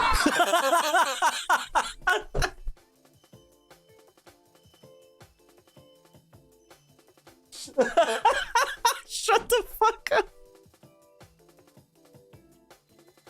Bitch.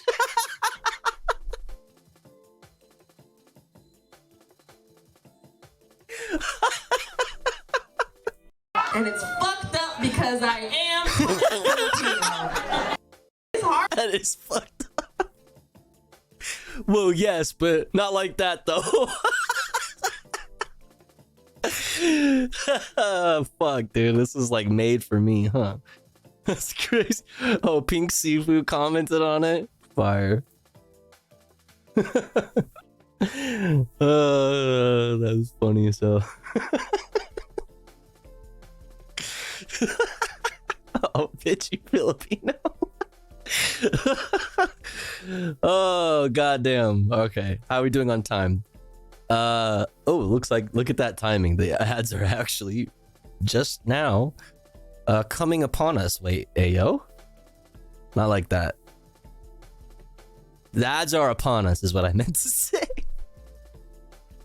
Anyways, here's this article for you from the LA Times.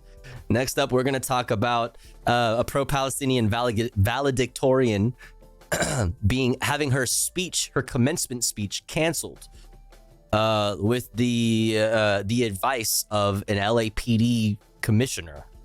It's a whole fucking shit show, dude. Whole fucking shit show. We'll get into it, but first, we have to run an ad because it's been about an hour since our last ad break. Don't you worry though, because here at the Tofu Ghost broadcast, when I run ads, I run them while I'm away from the stream. That way, even if you're unsubscribed, you don't miss out on any of the content. But if you would like to support the stream and get access to cool Tofu Ghost emotes, as well as an ad-free viewing experience, all you gotta do is subscribe for $5 or for free with the Twitch Prime. Or let's say you're already subscribed to the channel and you're feeling generous and you have the means to, maybe consider gifting a sub to one of our unsubbed friends in the chat that may not be able to afford a sub this month. That way they can also enjoy a Tofu Ghost emote, the Tofu Ghost emotes, and an ad-free viewing experience with the rest of the community.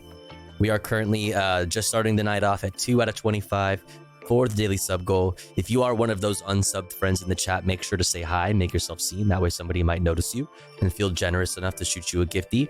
If you are one of those in the chat that have the means to, please do consider supporting the stream in some way, whether that be helping out one of our unsubbed friends, throwing some bits, or a dono or something like that my way. That way we can continue to do this full time. I'll be back in 3 minutes. Don't you go anywhere. BRB.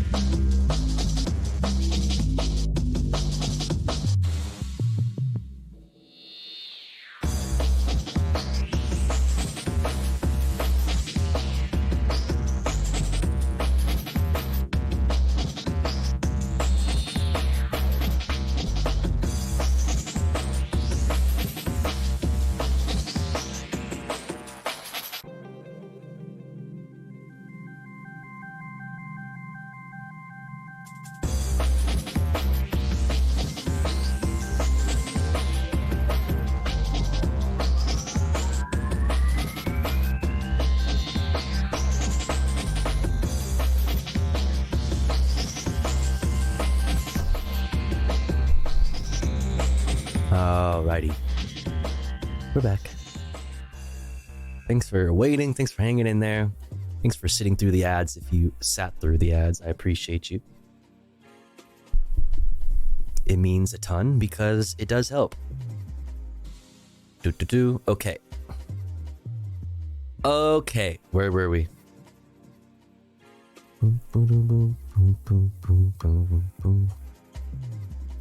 Okay.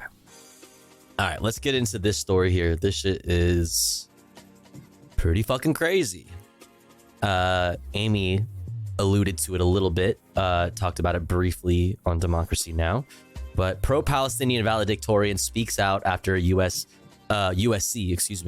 cancels commencement speech. Let's check it out. USC's valedictorian is speaking out just one day after the university decided to ban her from speaking at graduation, citing safety concerns. This comes after comments that she made about the war between Israel and Hamas. Safety concerns. And there were no comments. As far as I know, it was just a link in her profile, like on Twitter or Instagram, that said, like, click to learn more about Israel-Palestine or whatever.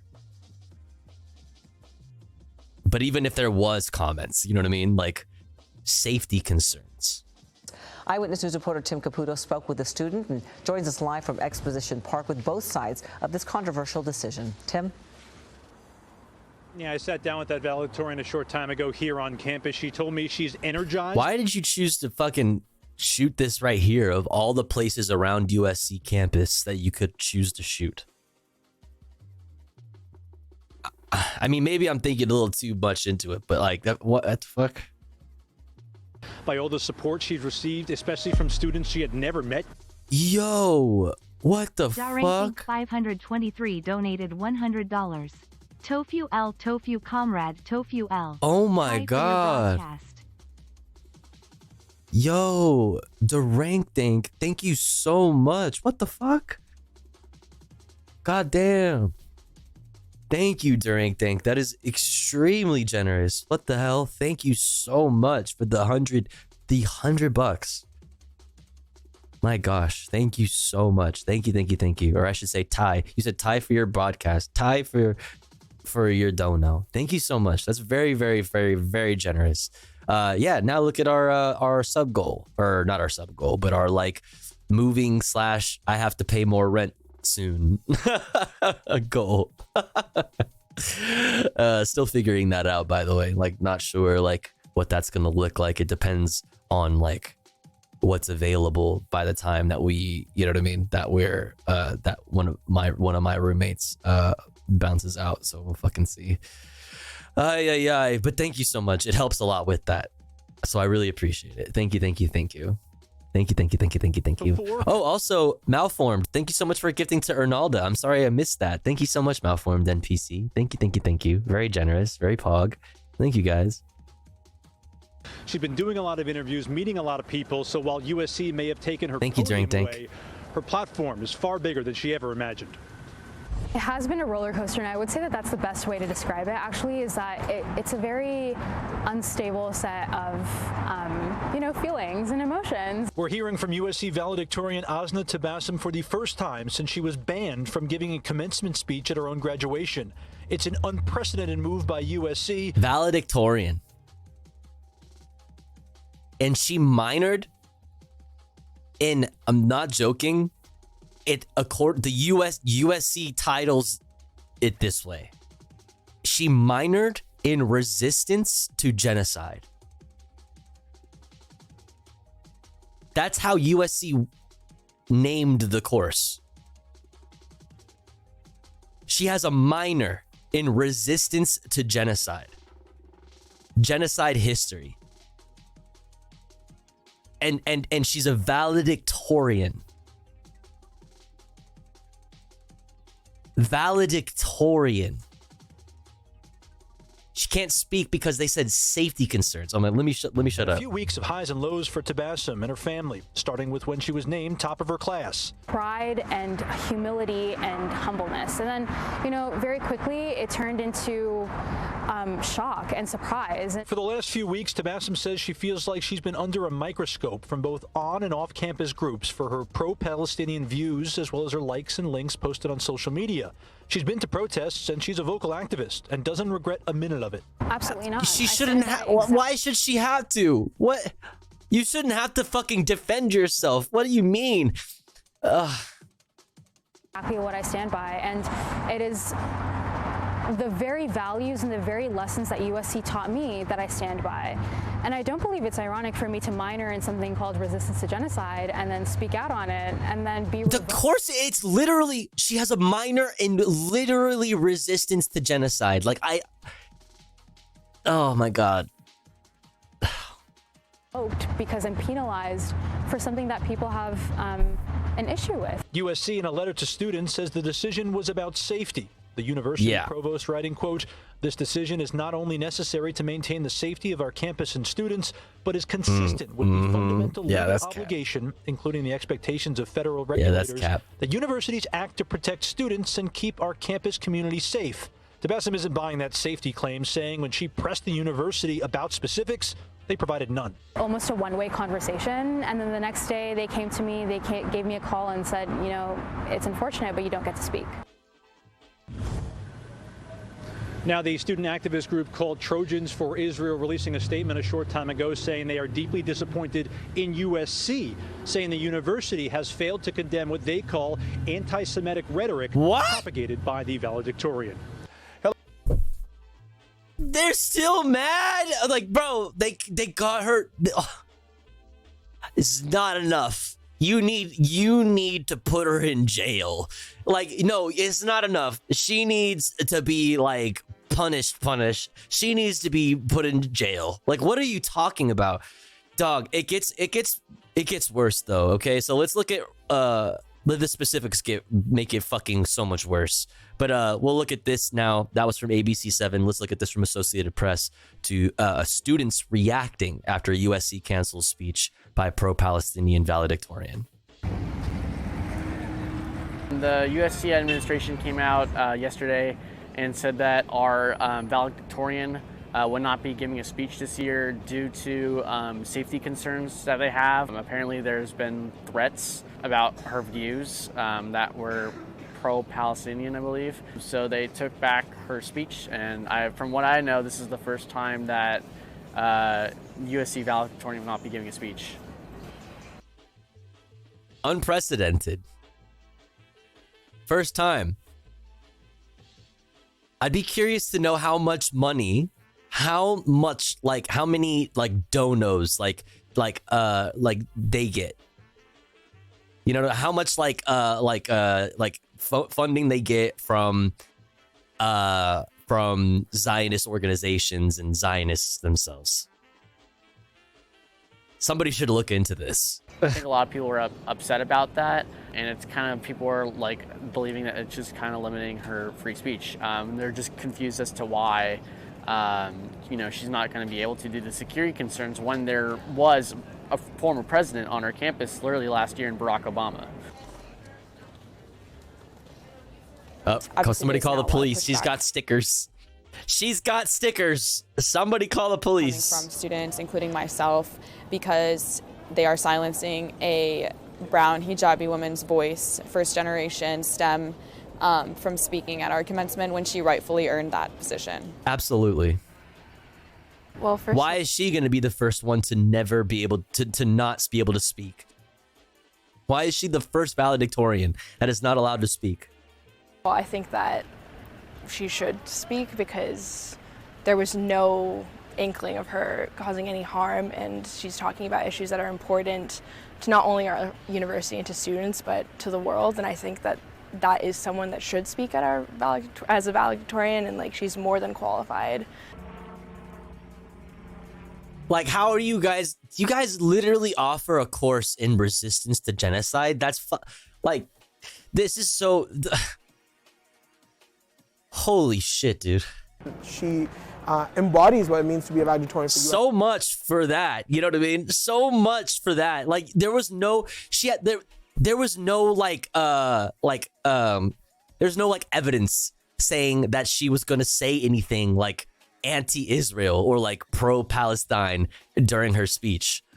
I mean, she probably would have, you know what I mean? It would be based if she did, right? But like, there was no evidence of that. They're saying that they have evidence of like threats, pro-Palestinian threats of violence in response to a pro-Palestinian speech, a possibly pro-Palestinian speech. Again, we have no evidence that says, like, you know what I mean? Like what even is this?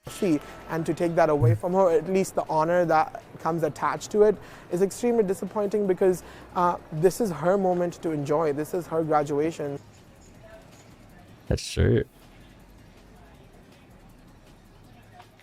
That's crazy. LA Mayor. All right, let's look at this now.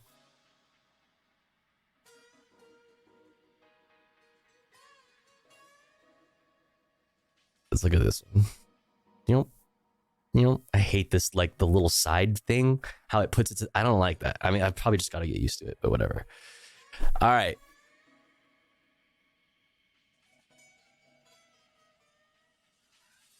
I guess let's look at this first here. Okay, so what do I point to first? I guess this is fine. This is fine. So at USC, cops decide what speech is allowed. According to the LA Times, Errol G. Suthers, Dr. Errol G. Suthers, president of Los Angeles' Board of Police Commissioners, law and order enthusiast, and staunch LAPD apologist, quote, was part of the decision to cancel valedictorian Asna Tabassum's commencement speech. USC announced that valedictorian, okay, we already know this. Another campus official who was part of the decision, Errol Suthers, said threats came in via email, phone calls, and letters. Suthers is USC's Associate Senior Vice President for Safety and Risk Assurance. Individuals say they will come to campus as early as this week, Suthers said. He did not elaborate. Like, okay. So we have cops deciding this kind of shit for USC.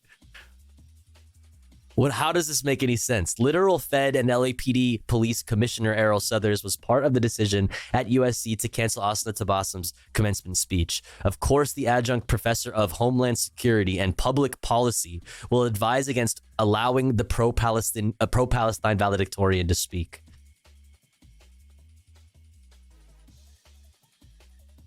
It's also worth noting, oh yeah, here we go.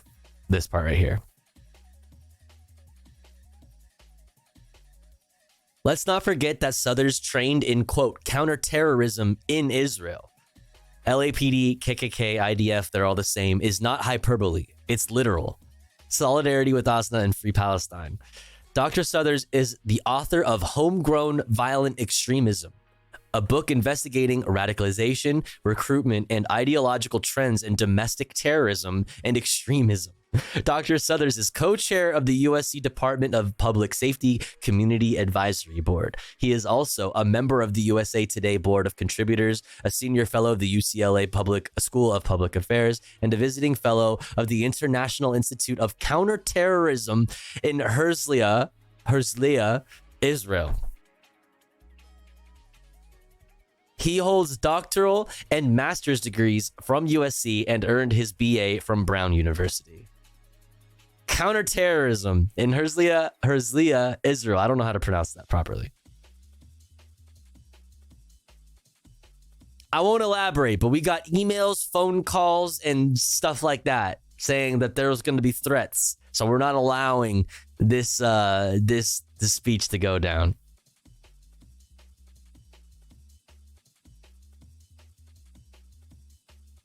Fucking insane, man. Fucking insane, man.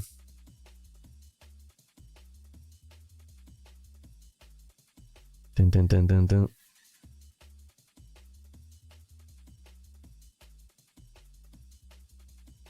All right. Let's see.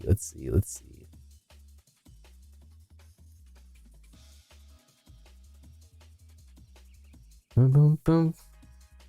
Boom, boom, boom.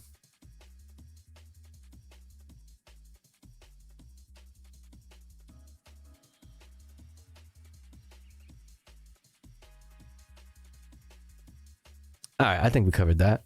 Let's continue on for the sake of time. Let's look at Mayor Karen Bass real quick. Last little piece of LA news. We'll go on to fuck. Actually, we're going to skip this. We're going to move on to this story right here.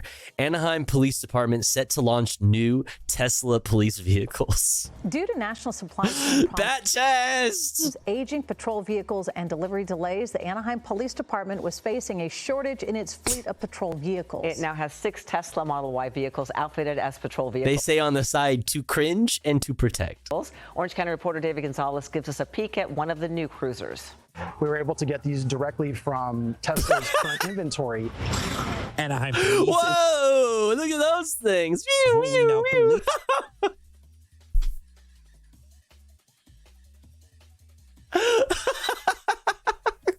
Wait, hold on.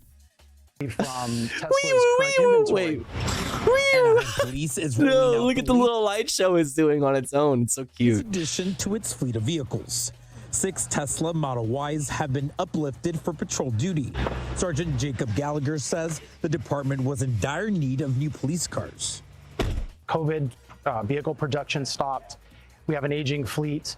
And some of the vehicles that we've been trying to purchase have taken an extended period of time. The Anaheim City Council. Oh, come on. Oh, come on. You're like, yeah, no, like, listen, we had to buy the Teslas because we were having so much trouble buying a regular vehicle. Like, we were having so much trouble buying a normal, regular vehicle. We had to. Listen, our hands were tied, okay? We had to buy Teslas. $320,000 pilot program 6 weeks ago. 2 of the new police units are ready to go. The Tesla does cost a little bit more than yeah, no shit. Yeah, no shit it does. Yeah, no shit it does. Do you think, like, dude, the worst part is, like, there's so many cringe fucking, like, you know, like, deficit hawk ass, like, conservative losers who are, like a hawk on spending money on anything else, but then they're like, yeah, Teslas for useless police officers who solve less than 2% of crimes? Like, pog. That sounds awesome. That'll definitely help crack down on all of these squatters and all of this retail crime I keep hearing about on Fox News. Vehicle. However, over the life cycle of the car, the city will actually make out on it because of maintenance costs as well as fuel savings. Sergeant Gallagher says 16 officers are training to drive the new EV units and will do daily evaluations on they're training to drive Teslas.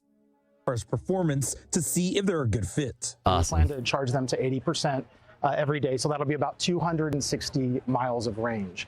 Our officers drive between 80 and 120 miles a day. But some people are skeptic about how they will do as patrol vehicles. You got to be the first ones, right? So you're not going to figure this out until you get one of these on the streets and you start going and patrolling and figuring out what your needs are, right? Anaheim Police. Sure, bud. Yeah, whatever. Yeah, fine. This is like, I can't help but laugh, but the absurd amount of money that American cities spend on policing is disgusting. And this is just so, like, flat out fucking worthless. You know what I mean? So flat out fucking just, like, it's just for the boys to have fun. You know what I mean? They did this so that the boys could have fun. Ready to put the Teslas to the test. If they don't work in patrol, then there are options to put them in maybe a community policing team or use them as school resource officers. We would like to be the first agency in Orange County to have a cyber truck. So Elon, if you're watching and want to donate. Bat chest. I'm a big fan, Elon. Elon, we love you in Anaheim. Elon, if you're watching this, I'm your biggest fan in Anaheim, California. I love you. Okay, it was all my idea. Okay. Donate a cyber truck. Please. Have a cyber truck. And getting a Cybertruck police unit would definitely be a talker, as will these Tesla police cars. The police department says these cars will help with community engagement, and they hope to have them out on the streets in the next couple weeks. Elon, if you're listening, I need a Cybertruck for my police friends. That's so stupid, dude. This will definitely help me solve more than 2% of crimes this year. I swear. I promise.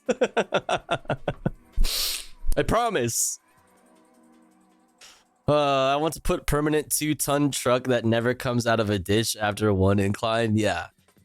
But have you considered Game Gang? Okay, I see the sarcasm all over your statement there. But have you considered, okay, what positive impact it will have on police officers, you know, mental health and morale, to be able to play video games, you know what I mean, while they're sitting around doing fucking nothing? You know what I mean? On the clock. Like, think of all the fucking video games they're going to be able to play, okay? Think of all of the fun that they're going to have with their bros. Like, quit fucking hating. Quit fucking hating. What's up, Alex? Y'all are just haters. It's just the deal the government has with Tesla for money.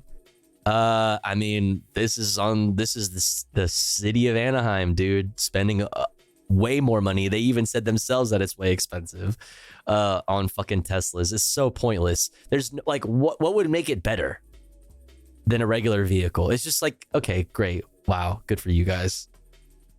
It's just annoying. That's all. It's just annoying. That's all. Anyways, let's look at this. I don't understand what's happening here. I don't get this. California and Norway sign new climate agreement. Bro, Gavin, you're not the president. He wants to be president so bad. He's really out here faking it till he makes it. Like, bro, you're not the president. You can't do climate deals with other countries. I don't know. How does this work? Like, what? What? California and Norway? Let's check it out.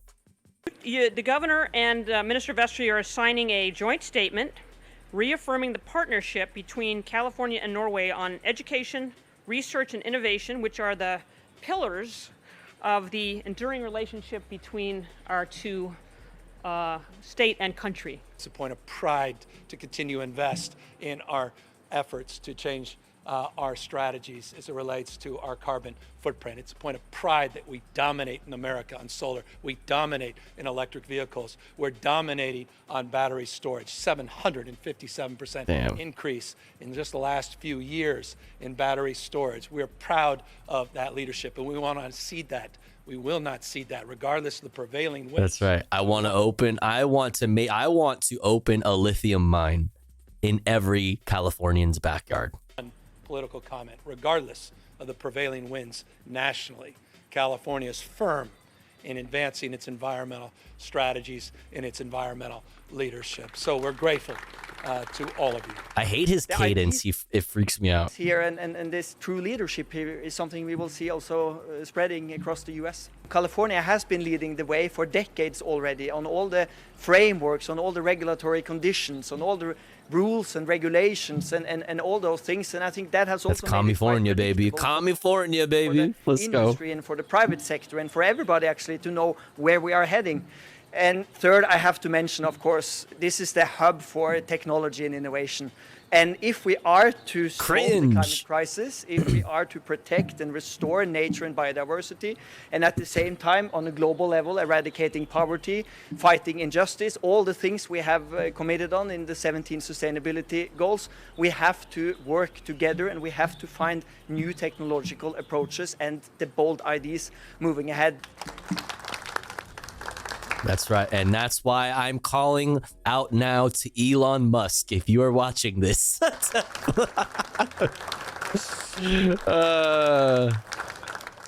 Elon. And I did. Where am I? All right. How are we doing on time? Let's see.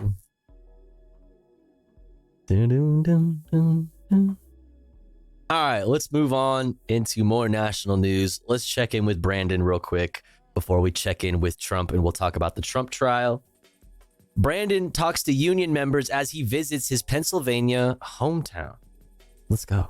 I wasn't going to run again. I really wasn't. I give you my word. I had no intention of running again. Be a lot cooler if you would have fucking followed through with that, man. I'm just saying. And then along came what happened down in Charlottesville. Ku Klux Klan. Oh, okay. Wait, has he said this before? Charlottesville? is the reason why he's running for president he ran for president in 2020? Has he said this before? Sounds familiar. Huh. Banners, I mean, literally Nazi swastikas, and marching through the streets. And my future opponent, my present opponent, they asked him what he thought of it. He said there were very good people on both sides. Oh, he did say that. If the United States wasn't leading the world, who could step up to do it? No, not a joke. What other country? What other country? And wait, you know, what? He said there were very good people on both sides.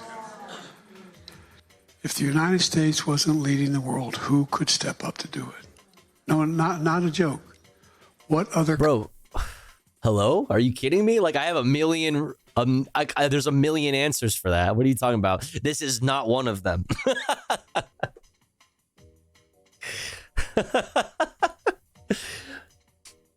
But there are a million answers for that. Like, are you kidding me? Country. What other country? And, you know, the rest of the world looks to us. I walk in a room... I mean, if not us, then who? Is literally like the liberal worldview. Like, well, listen, it could be worse, right? Like, all those terrible things that I acknowledge happen under capitalism, under, you know, in America. Imagine if, you know, some other fucking nation was the world leader, how much those things would also happen. Like, okay, what? If not us, then who? You know, at least it's us, right? Whether it's the G7 or the G20, wherever it is, and they all look to me, not me, Joe Biden, America. Because they know we are the essential nation. All right, bud. All right, now let's go to the real president. The real president. 7 jurors chosen for Trump's hush money criminal trial. 11 more needed. Let's go. 7 jurors. How's it going? That's such a funny question to ask Donald Trump as he's going to his fucking criminal trial. How's it going? For Donald Trump's criminal trial in Manhattan, the former president watched as a software engineer, a teacher, an IT professional, and others, Manhattan residents, were selected for this. This one is fire. We saw this one earlier. This one is so good. Look at this Chad. Jury in the first of his 4 criminal trials. This means that we need 5 more jurors and up to maybe 6 alternates. So a total of 11 more jurors that could possibly be selected on Thursday or on Friday, because Judge Juan Merchan, he says he's hoping to have opening statements next Monday. For the second day, Donald Trump was a man of few words inside the courtroom. Outside the courtroom, he can... Bro, that stare. A man of few words inside the courtroom. Outside. That's the stare of a fucking patriot, bro. That man. Look at this man. The courtroom, he continued to attack this case, attack the judge. He claimed that Judge Juan Merchan was moving the case much too fast, moving it along at a rapid pace. And for some reason, Donald Trump feels that that pace is not favorable to him. He was watching as jurors were questioned, first by reading a questionnaire and answering questions, and then by lawyers, the prosecution, and his own defense team. Trump laughed at one point when a juror mentioned that he had read The Art of the Deal and several other books that Trump authored. He's like, you read that shit? Fucking sucker. Was following along intently. Seriously? You actually bought that shit? That's crazy. Jurors, some of whom were removed for cause, which is a way of removing a juror. Imagine buying another man's book. Kinda gay. Using one of the 10, quote, challenges that each side gets, as some jurors were challenged for social media posts. Bro, look at this Chad, bro. Look at the way they keep portraying my guy. Look at this. Is that Facebook? Wait, that's crazy.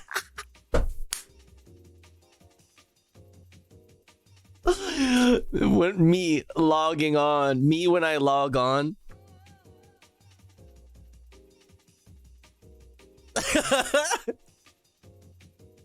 Why is Facebook up on the fucking screen? Yeah, I'm logging on. This is him looking down at the keyboard, you know, typing with, you know, 2 index fingers. DONALDJTRUMP at hotmail at earthlink.com.net, which the defense contended were aimed at Trump. All right. Key figures in Trump's hush money trial. Let's check it out. Juan Merchan, the judge overseeing the case, has served as a jurist in New York for nearly 2 decades. He was a prosecutor before becoming a judge. Merchan has served as a criminal trial judge since 2009. Okay, I don't really care that much, to be honest. Alvin Bragg, a Democrat, was elected in 2021 to be the top prosecutor in Manhattan.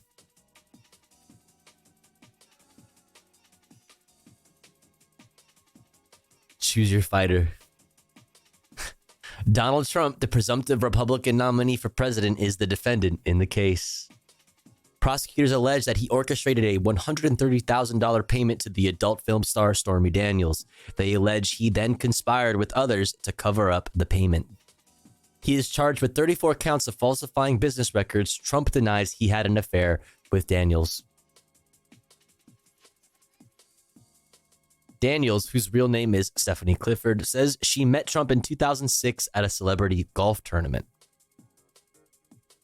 Just before the 2016 election, Daniels said she was approached by Michael Cohen and offered money not to disclose the alleged affair. Here's my mea culpa. Cohen was once a lawyer for Trump and one of the former president's most loyal lieutenants and enforcers. He facilitated the payment to Daniels.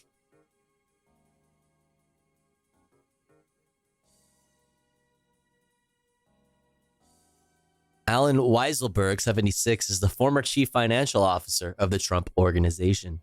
He played a key role in concealing the purpose of Trump's repayments to Cohen, according to the indictment.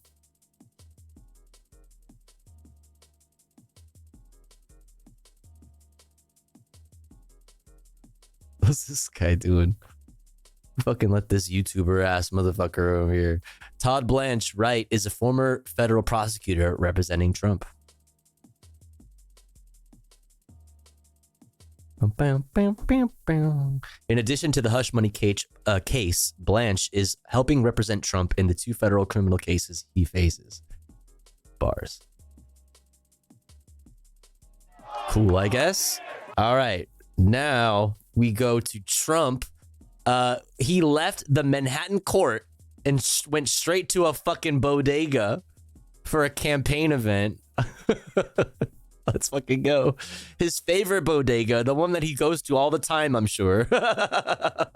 You know, he definitely makes his way down to this part of town, you know, quite often. 4 more years. Let's go. Yo, he was kind of going in on that real quick. Hold up. Damn.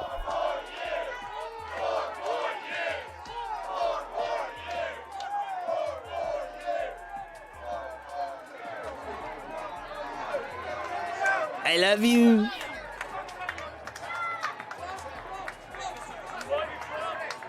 We love you.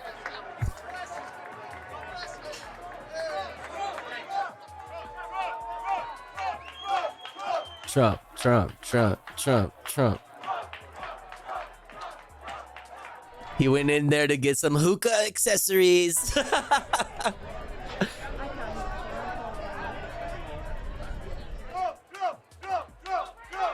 I had to go pick up some fucking... I had to go pick up a blunt wrap.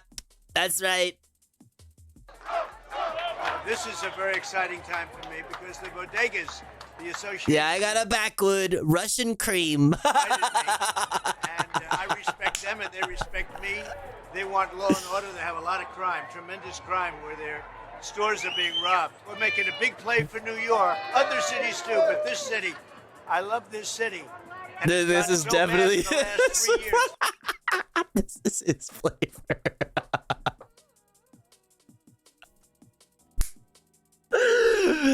Oh, Russian cream. I only buy them. Let me check that first to make sure that this one's moist and not dry. Okay. Last time I came to this fucking bodega, you gave me some cracked, some dry ass wraps. 4 years, and we're going to straighten New York out. So, running for president, we're putting a big hit on New York.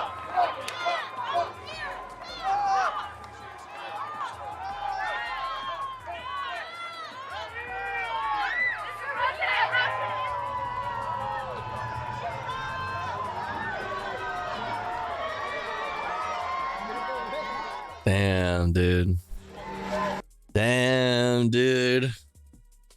Crazy shit. All right, more Trumpy stuff. Supreme Court questions obstruction charges brought against January 6 rioters and Trump.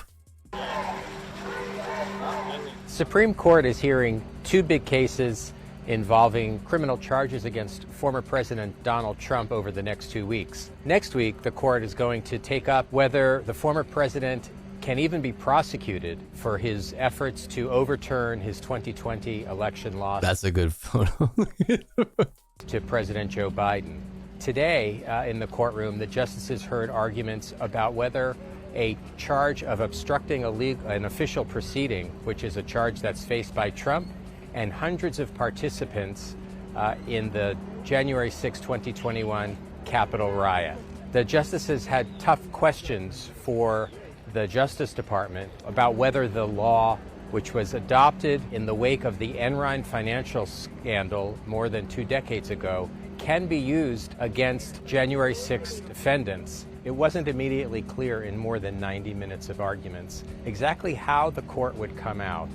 There were some justices on the conservative side of the court who seemed to favor a broad ruling that might prohibit the government from using the charge at all against January 6 defendants. Another possibility is that the court could take a more measured approach and require lower courts to evaluate on a case-by-case basis whether the charge could be applied. The court's decision in the obstruction case is expected by late June. The court will hear an argument next week in the case about whether Trump is himself immune from prosecution, and a decision in that case also could come by late June, although the special counsel Jack Smith has asked the court to decide that case on a much faster time frame, which might allow a trial to be held before the November election if indeed the court finds that Trump is not immune from prosecution. We'll see. I mean, I never really know. Like, I can never like. I feel like it's hard to I feel like it's hard to guess how the Supreme Court is going to rule on things. Maybe hella confusing. Wasn't the story that he used European Sudafed? Oh, yeah, there was like that taco picture where he's sitting in the famous taco picture, right? Or not the top, but the taco bowl. Hold up.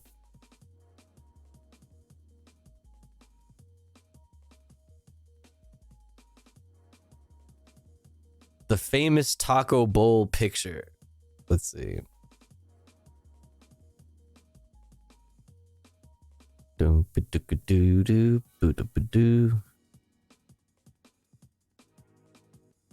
This shit.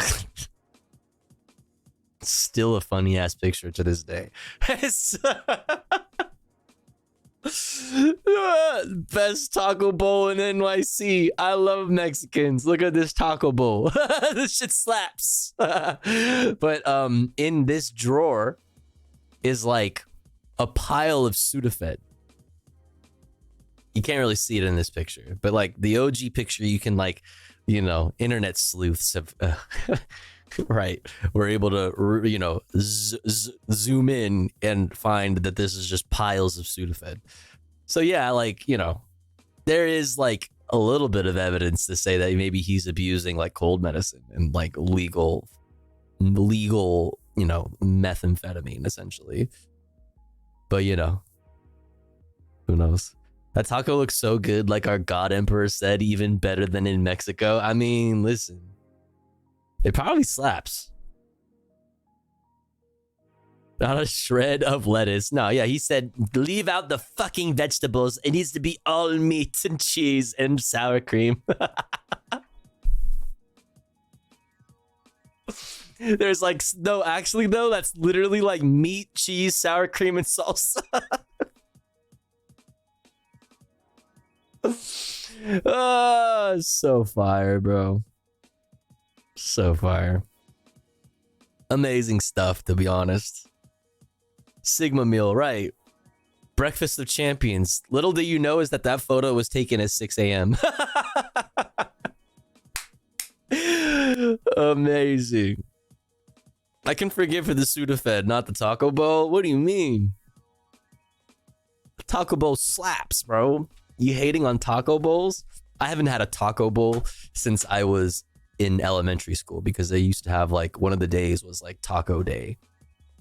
In the fucking cafeteria, and the taco was like a taco bowl. It was literally that. It was like a little bit of shredded lettuce and like some cheese that wasn't melted, and it was just like some fucking like room temperature taco meat. Taco Bowl Tuesday. Yeah, and there was like Fridays was pizza day with like the rectangle pizzas. And what other days did they have? There was like I think there was like a grilled cheese day. I think there was like I don't know. There was other days. Anyways, no veggies, only meat, like a real American. That's what I'm saying. That's what I'm saying. Before Michelle ruined everything, Michelle Obama. Friday in Louisiana is Fried Catfish Day because of the actually? What? What's up, Drew Nielsen? At least slap some salsa and pretend you eat veg. I mean, bro, there was salsa, and that counts as vegetables. There was a little glob of salsa on the left, on the opposite side of the glob of sour cream. For real, on Friday, Catholics don't eat red meat, but specifically fried catfish, I guess that's pretty Louisiana coded, huh? Friday fish fry in Wisconsin too for the same reason? Really? I didn't even know that. Catholics don't eat red meat on Fridays? Huh. I had no idea. Only during Lent? Huh. All right, let's keep it moving. Let's get into now a little bit of international news. Let's see. We have 16 minutes and 24 seconds until the ads hit us. So we'll look at these few pieces of international news here from Australia, Sudan, and Venezuela, / Ecuador / Mexico. Let's go. Is reeling from its second stabbing. Australia says church stabbing was a terrorist act. Australia is reeling from its second stabbing incident in 3 days. New South Wales State Police Commissioner Karen Webb said on Tuesday that a knife attack on an Assyrian church bishop in Sydney the day before was a terrorist attack. What's up, buddy head? I declared that it was a terrorist incident. Strike Force Katrina has been established to investigate that side of the events last night. At least 4 people were injured in the attack at the Good Shepherd Church in Sydney's Wakeley suburb, including Bishop Murray Emmanuel, when a man lunged at him with a knife during a service that was live-streamed on Monday. The incident triggered clashes between police and an angry crowd of the bishop's followers who demanded the attacker be handed over to them. Emergency crews said they helped 30 handed over to them? I mean, come on, they're angry. Outside the church, and 7 were taken to hospital with injuries. Police arrested a male teenager at the scene and held him at the church for his own. Oh, damn, they fucking... Listen, I'm inclined to believe they had it coming. Prime Minister Anthony Albanese said there was no place in Australia for violent extremism. This is a disturbing incident. There is no place for violence in our community. There is no place for violent extremism. We are a peace-loving nation. This is a time to unite, not divide as a community and as a country.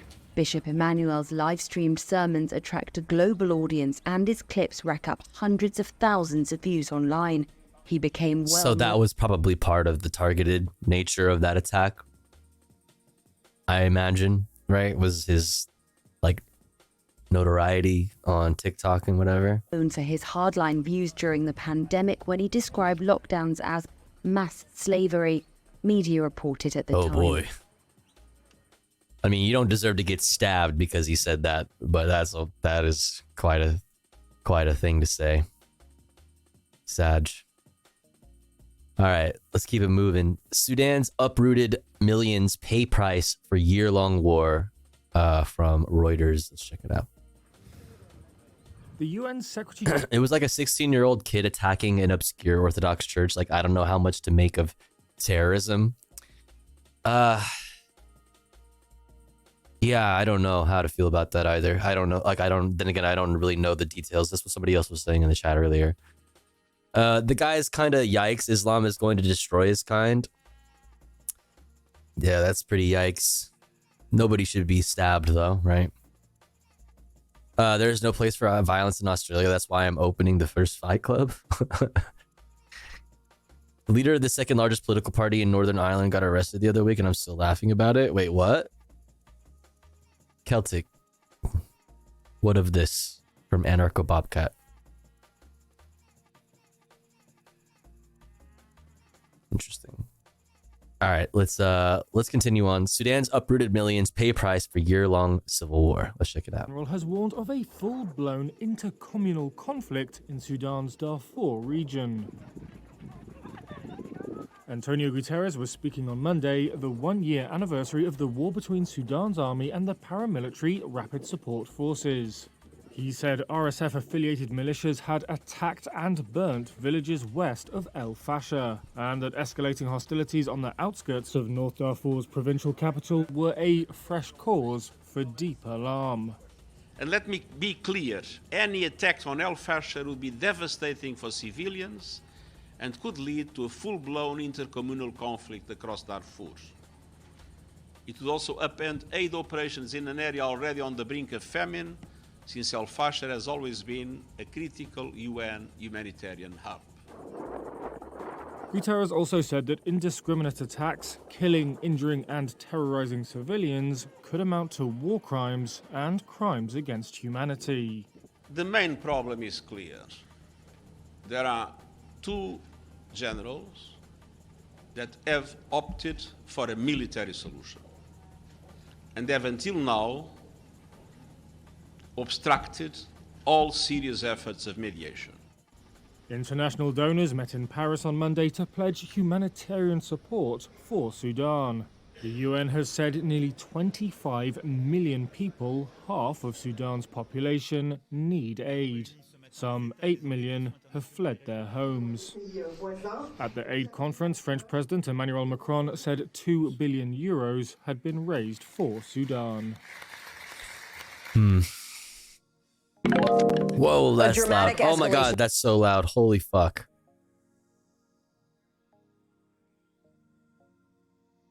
Not surprising we're neighbors with Sudan, and many refugees are coming in my country. Kusi, what's your country? Oh, you said your country. I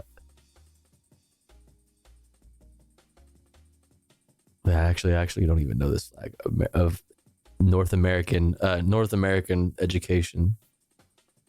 You must excuse me. Emmanuel Macron is a beautifully intelligent man. What?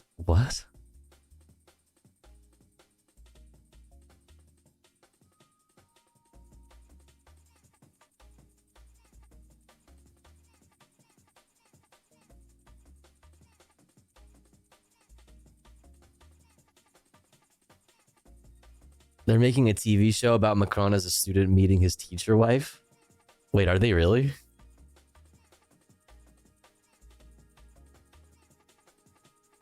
Chad, lol. Okay, yeah.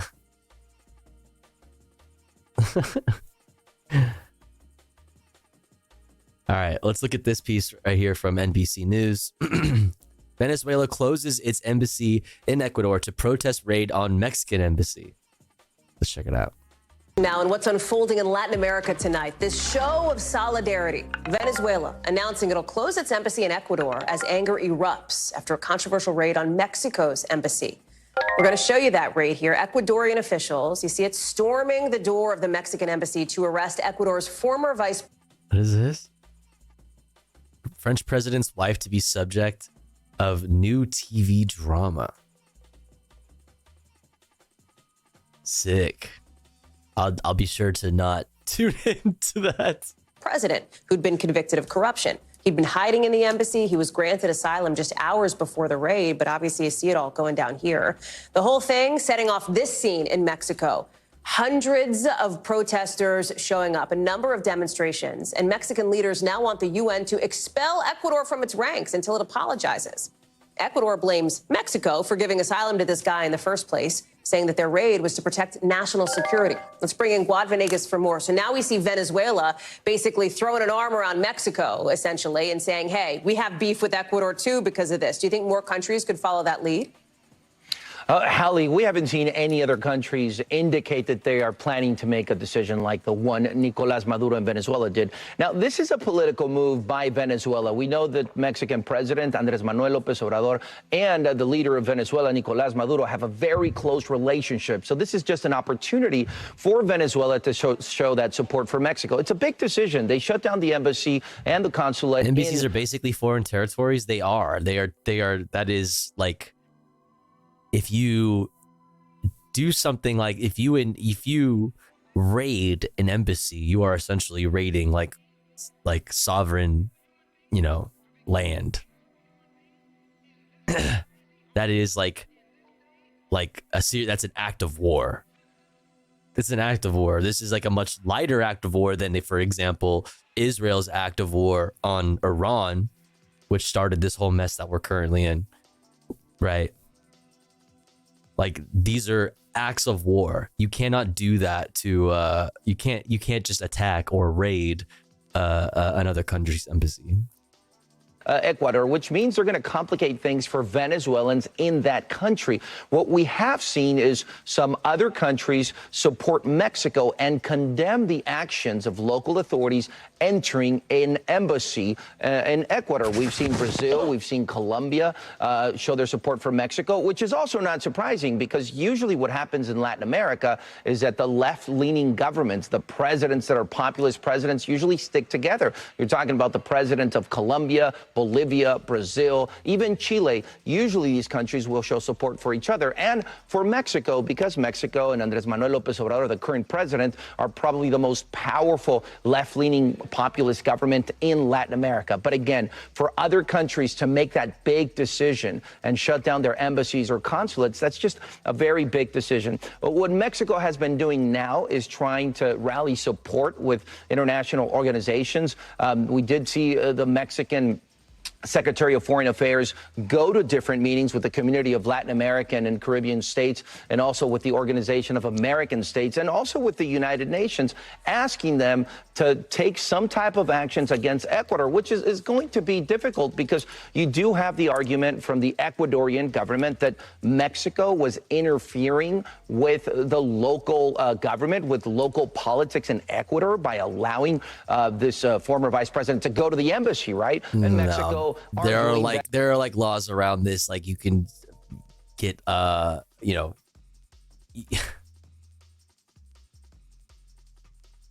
like you can have like a certain protected status, like you can seek what's the fucking term? What's the fucking term I'm looking? Why am I blanking? Not what's the fucking term? Asylum. Jesus Christ, why do I always blank? It's always that term that I blank on. Asylum. Jesus Christ. Like you can do that. Okay, you can't just there are processes that you go through. All right, there are rules to this.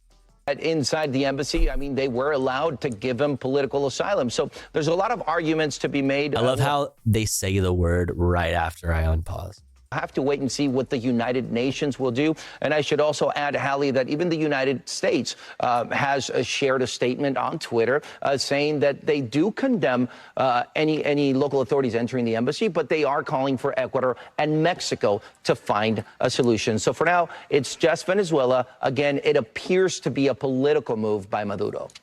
Quad Venegas, thank you very much for that break.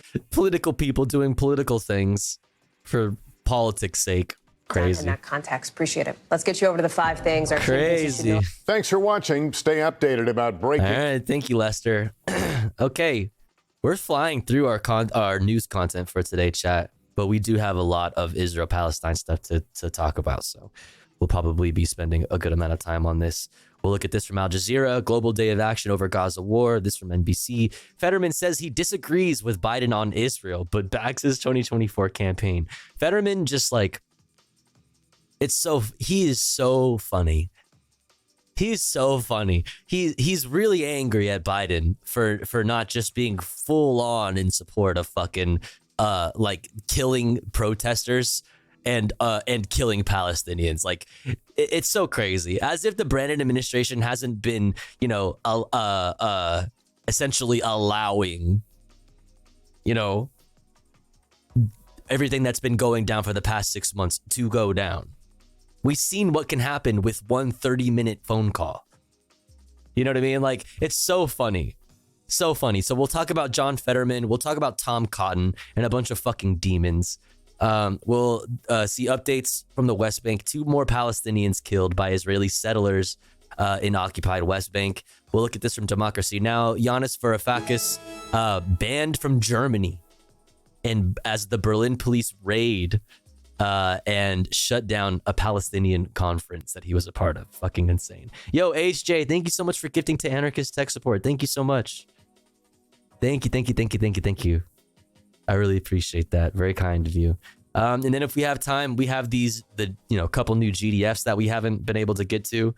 And then we have fun stuff. Oh, wait, no. We also have this article from The Intercept. Leaked NYT Gaza memo tells journalists to avoid words genocide, ethnic cleansing, and occupied territory. Interesting. But first, we must run an ad break. But don't you worry, because here at the Tofu Ghost broadcast, when we run ads, we run them while I'm away from the stream. That way, even if you're unsubscribed, you don't miss out on any of the content. But if you would like to support the stream and get access to cool Tofu Ghost emotes and an ad-free viewing experience, all you gotta do is subscribe for $5 or for free with a Twitch Prime. Or maybe you're feeling generous and you have the means to maybe consider being like HJ and gifting to one of our friends in the chat. That way they can also enjoy the Tofu Ghost emotes and an ad-free viewing experience. We are now at 4 out of 25 for the daily sub goal. If you enjoy the content, if you enjoy the stream, please do consider supporting. That way we can continue to do this full time. I'll be back in 3 minutes. BRB.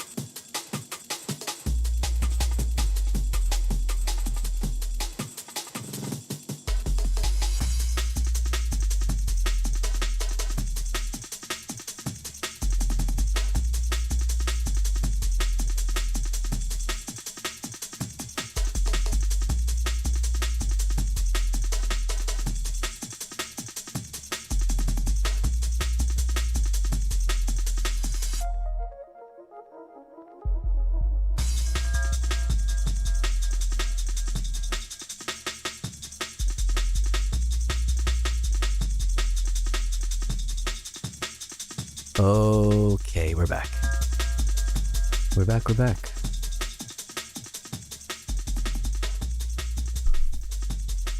Chat is on one right now.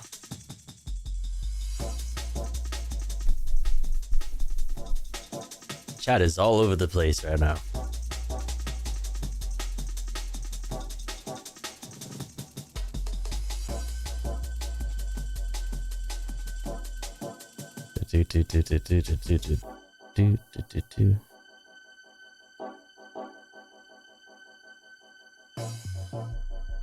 Calm chat a little? What do you mean calm chat a little? From our leftism? Is that what you're saying? I don't know if this is in reference to, but is that what you're saying? I guess I'm trying to calm chat a little. I also thought the world was fucked 20 years ago. You're saying that we're gonna grow up out of it? How old do you think I am? How old do you think I am? Real question. What the fuck? Let's see, what else is chat talking about?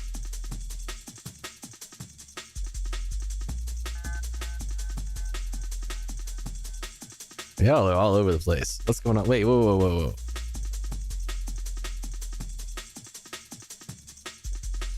Wait, what happened? What's going on?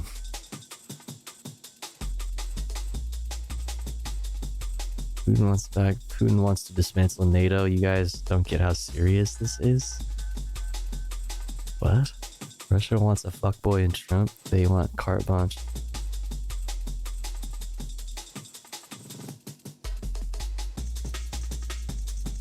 We saved them from Japan. Yes, we did. That's why they haven't nuked us yet. Oh, come on. Talking about China? China won't forget who saved them during the war? Bro. I'll be a good husband, boo. God, I wish I was your best friend. What are you on about? What the fuck?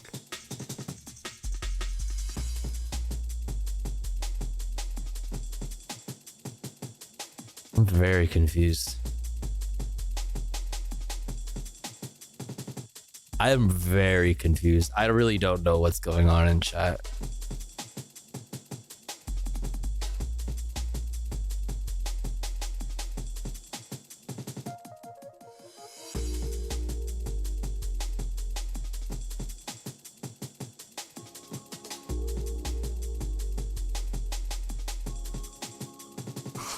Okay. Anyways, let's get back into it, huh? What do you guys say, huh?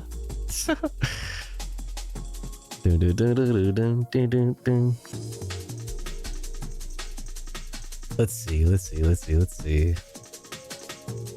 Calm chat as in temper people's doomer vibes is all. Okay. It's like 5 convos. Yeah, I'm having a hard time following what everybody's talking about in the chat. But anyways, let's keep it moving. Thanks for keeping the vibes as good and comfy as possible, chat, okay? Appreciate you guys. Global Day of Action over Gaza War from Al Jazeera. We'll go from there to NBC and Democracy Now! And also The Intercept. Let's go. These pro-Palestinian protesters shut down the Golden Gate Bridge as part of a global day of action of the over the war on Gaza. This is a responsibility to be out here. Everyone yelling for us to go to our jobs right now. Tell them we are at our job right now. Organizers said the demonstration was part of a movement to cause a widespread economic impact.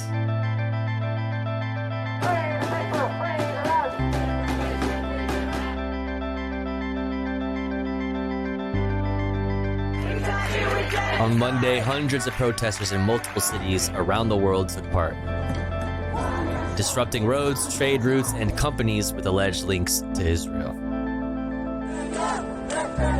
In Athens, people attempted to block access to the industrial airport.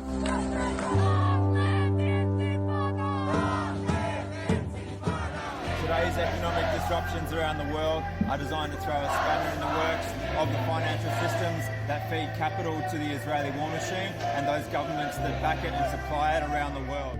Let's go. In Australia, activists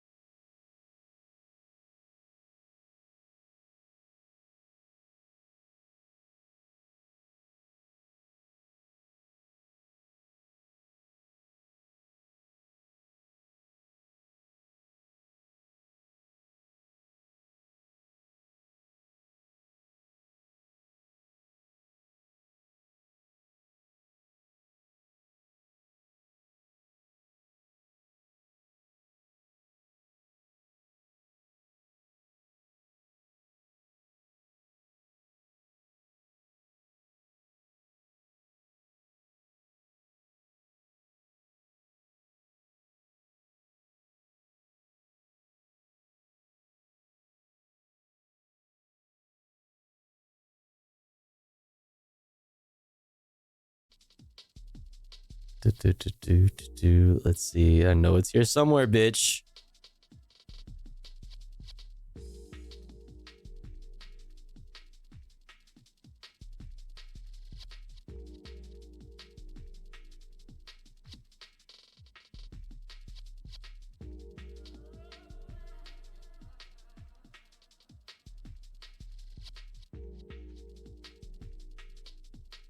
Here it is. Fuck, that took forever. Why was this so difficult to fucking find? Fuck. Okay. All right, now I have everything I need. Now, we're going now to this from NBC News. Fetterman says he disagrees with Brandon on Israel, but still backs his 2024 campaign. Let's check it out. As we mentioned, President Biden is in... Oh, got a raid. Sky, thank you so much for the raid. I hope you had a good stream. Welcome in. What were you guys up to? Welcome in, welcome in. We're just getting started pretty much on our Israel-Palestine coverage. I'm starting off with a little bit of fucking hogwatch, we'll call it. Hogwatch in regards to this subject. But welcome in, welcome in.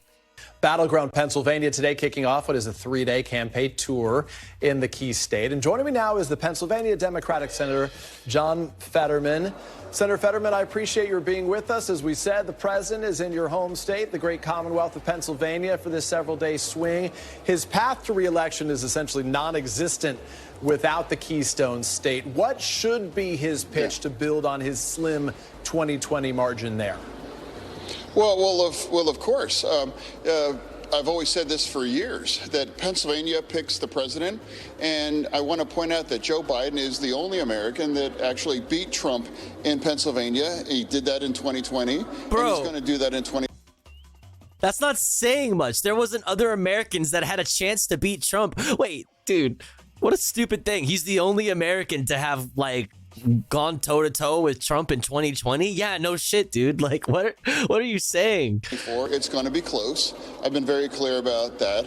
But, you know, Trump is not able to win Pennsylvania over Joe Biden, and that's why Joe Biden is visiting Pennsylvania, and he's going to again and again and again, and he is going to make the kinds of investments to make sure that he carries the Keystone State. Mr. Senator, I want to put up some numbers for our audience from a recent New York Times Siena poll. It says that 42%. It's gonna make chat so mad because you're like above that. You know what I mean? Like you can see that coming ahead of time, right? Yeah. Trump's years in office were mostly good for America. Not me, though. 25% said the Not same me. Of the cool, President calm, Biden. collected What's Chad. your sort of take on that? How do you explain that? And how does President Biden win when more folks, at least according to this poll, think Mr. Trump did a better job? Well, I mean, if polls were right, I would be home and you'd be talking to some weirdo from New Jersey. Some weirdo. That's true. That's true. That's true. If he didn't win, you would be talking to some weirdo from New Jersey. That's true. He's not lying there. Opportunities again. So the polls predicted that I was going to lose or anything, and I'm not worried about these polls as well too. And what is going to happen is that it's going to be two very stark choices right now. And if anyone honestly looks back on what it was like 4 years ago, we couldn't even be doing this right now. We would all on lockdown as that as well, and we had COVID tearing through our nation, and now over 1 million Americans were claimed by COVID. So if you really significantly think that Trump was doing a better job, I don't believe most people are not going to do that. Yeah, it is a good reminder of where we were. If you ask if you were better off 4 years ago, you were in lockdown at your home. In your campaign, you ran against someone who was a very well-known public figure, Dr. Oz. Wait. You still... Lockdowns are a good thing, though. We're a good thing in response to COVID. Using those as an indicator of, like, do you remember being in lockdown? Yeah, you hated that, right? Like, Republicans' message right now is to be like, yeah, lockdowns are bad. Like, that's a weird thing to say. It's a really weird thing to say. Work to shape voter perceptions of him, and you did it early. What advice would you give to President Biden and his team right now to try to do the same as it relates to Mr. Trump? Well, I don't offer advice on anything other than fashion, and why would I? He's got the 3 memes. You know what I mean? My fucking outfits, the fucking my opponents from New Jersey, crudité. You know what I mean? Whatever the fuck the meme was. He did the Snooki cameo. Remember, guys? Kinds of advice for Joe Biden. Joe Biden already beat the brakes off of Trump in Pennsylvania, and then Trump tried to claim that there was voter fraud in anything, and there was voter fraud in Pennsylvania, and that was 6 Republicans, and they voted for Trump. They used the ballots of their dead mothers to vote for that, and they were all caught. They were all prosecuted and convicted, and now they're on probation. And now, so it's going to be a safe, secure election here in Pennsylvania, just like as it always been. And no matter what he says, it's a fact that Joe Biden carried Pennsylvania, and he's going to do that again. Senator Fetterman, with a hat tip to the black hoodie, your fashion choice for today. I do want to ask you about a more serious topic. Well, of course, it's right, guys? I do want to ask you about foreign policy, if I can. Following the Iranian attack on Israel over the weekend, you told CNN that you disagreed with President Biden urging Israel not to retaliate. What do you say to national... Look at this man. Look at this guy. Senator John Fetterman. Stand with Israel greater than pander to the fringe. The fringe? The fringe that says genocide is bad? The fringe. It's like it's like most Democrats are calling for a ceasefire. It's just you. It's just freaks like you. Most Democrats are not happy with Brandon's performance over Israel-Palestine. Most Democrats support a ceasefire. Dude, this is... You are literally the fringe. That is literally you. This is so fucking frustrating. You are literally the fringe. Most of your party... Listen, get with the rest of the party, John. Get with the rest of the party. The fuck, you some kind of Republican? Damn, doing quite Republican things. Where are my liberals at, huh?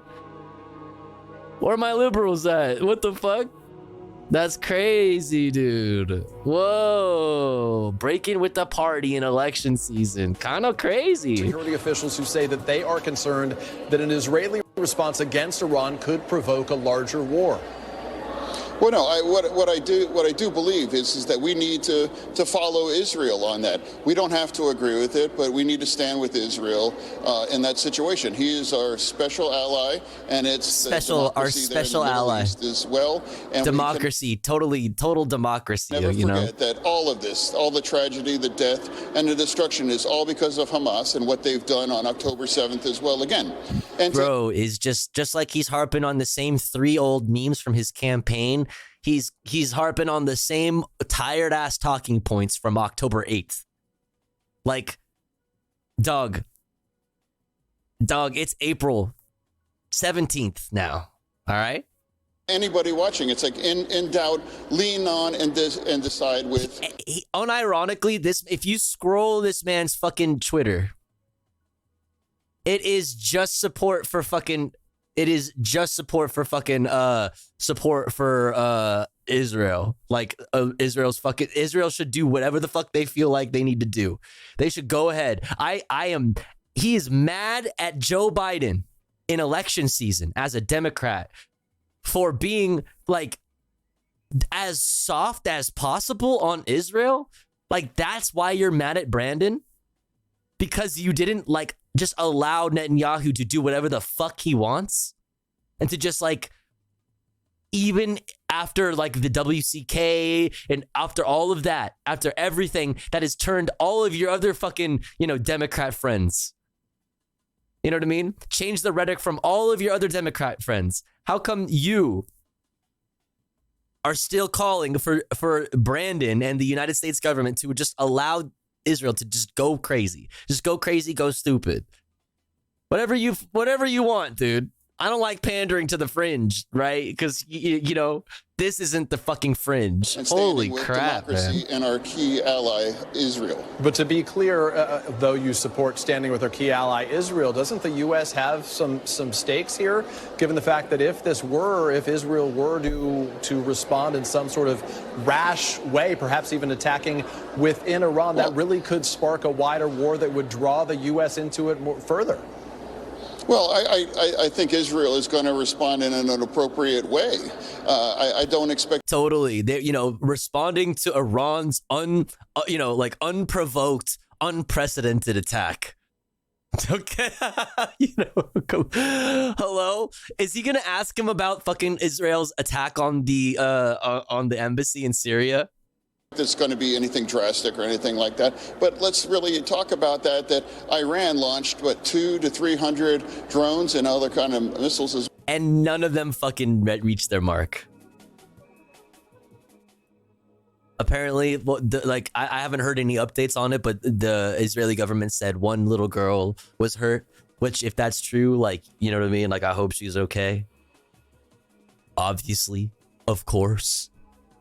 But 90% of Iran's attack was handled before it even got within the range of David's Sling, Iron Dome, or the fucking Arrow system. Which then obviously got the remaining 10%. You can't even, they gave you 3 days. They let the US know, they let everyone know that 3 days ahead of time that this attack was going to happen. It's just a tit for tat thing where you're supposed to be like, okay, you did a thing, I did a thing. We call it quits.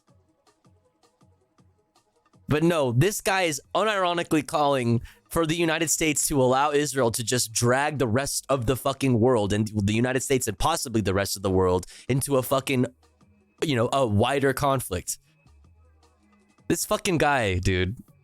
Listen, I supported him during his campaign knowing full well that his foreign policy was shit because he's still, no matter what, good on labor. But goddamn fuck this guy. Holy fuck, man. Well, too. And this is that, if anything, that just only underscores why we need to lean in and stand with Israel on that. It's just been very clear for me, and it's okay if somebody disagrees with that. That's reasonable. I just don't think it's really controversial to anybody to lean in on with Israel. Let me ask you, if I can, very quickly about some politics back in your home state. I want to ask you specifically about the divide on this issue within your party, inside your do it. State, the Democratic Congress. Some actual pushback? Wow, crazy. Some fucking pushback? A little tiny bit of pushback? Summer Lee is facing a primary challenge over her calls for a ceasefire in Gaza. You've endorsed her, but do you think she could lose this primary if she does not change her position on Israel? Look at this, the alley-oop, the softball lob, the underhand lob. He set that directly on the tee and lined up the fucking swing for John Fetterman, standing behind him, guiding his shoulder, his arms. Insane. Well, again, of course, he set up the answer to that question in the question. So, do you think it would be better for her to, drop that pro-Palestinian rhetoric to survive, her campaign? Crazy.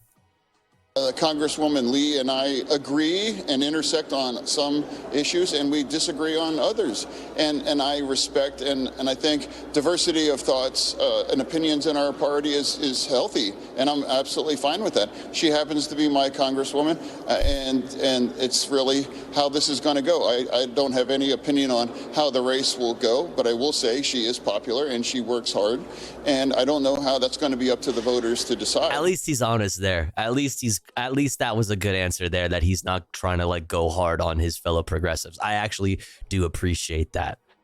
But let me ask then very Actually, I shouldn't say fellow progressives, okay? On progressives. quickly, if I can follow up, what makes you comfortable endorsing someone who has said Like, your labor support doesn't maintain your progressive status when you are so wholeheartedly pro-genocide. Like, so wholeheartedly pro-apartheid, and so wholeheartedly anti-protest and First Amendment free speech, like crazy. Israel is committing war crimes, as she described it, in Gaza? Well, and like I said, it's thought diversity as well. I don't That's have not Jake Tapper, to but agree with, yeah. with the president. In He's every not wedging him on anything, though. situation on every view, but I'm absolutely 10,000 supportive of him. And let's talk about this. Let's talk about how dangerous it is to have. Oh, this you mean between him and his endorsement? Okay. Committed or to abandon Biden kind of a thing. And I also be clear that if anyone wants to engage in that, you want to play with that kind of fire, then you really need to own the burn if that allows Joe Biden to lose and have the worst president of all time giving an opportunity for a second term, which is obviously very committed and absolutely obsessed with revenge. Senator John Fetterman of the great Commonwealth. Speaking of being obsessed with revenge, dude, like, hello, Israel, We appreciate like, your time. dog. Thanks for speaking with us today. Okay, thank you. Thanks for. All right. So, you know, him and Tom Cotton are really on the same page with the delicious. So I showed you that his post, you know, John Fetterman's post saying fucking,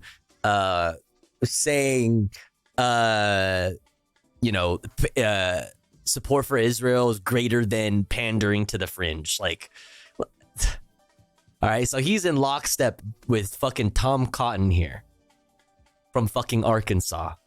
I encourage people who get stuck behind pro-Hamas mobs blocking traffic, take matters into your own hands to get them out of the way. It's time to put an end to this nonsense. Did you see Hassan's response? I did. And I know that there's like people trying to get him banned for this. I did see this. Listen, like, fight fire with fire, right? Like that, like one of these things, one out of these two posts is a joke, right? The other is a very serious incitement by a sitting government official. Pretty cringe edgelord move to fucking highlight what it's fucking hello? This is a sitting government official. Like, imagine having more smoke for Hassan making a joke. Okay, like, listen, I'm not like gonna sit here and be like, you know, constantly sit here with like Hassan's like penis in my mouth unless he's down.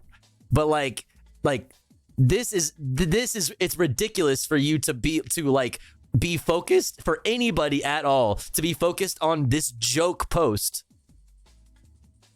when this is what it's in response to. Like I said, one of these things is a joke. The other, however, is real incitement by a sitting government official.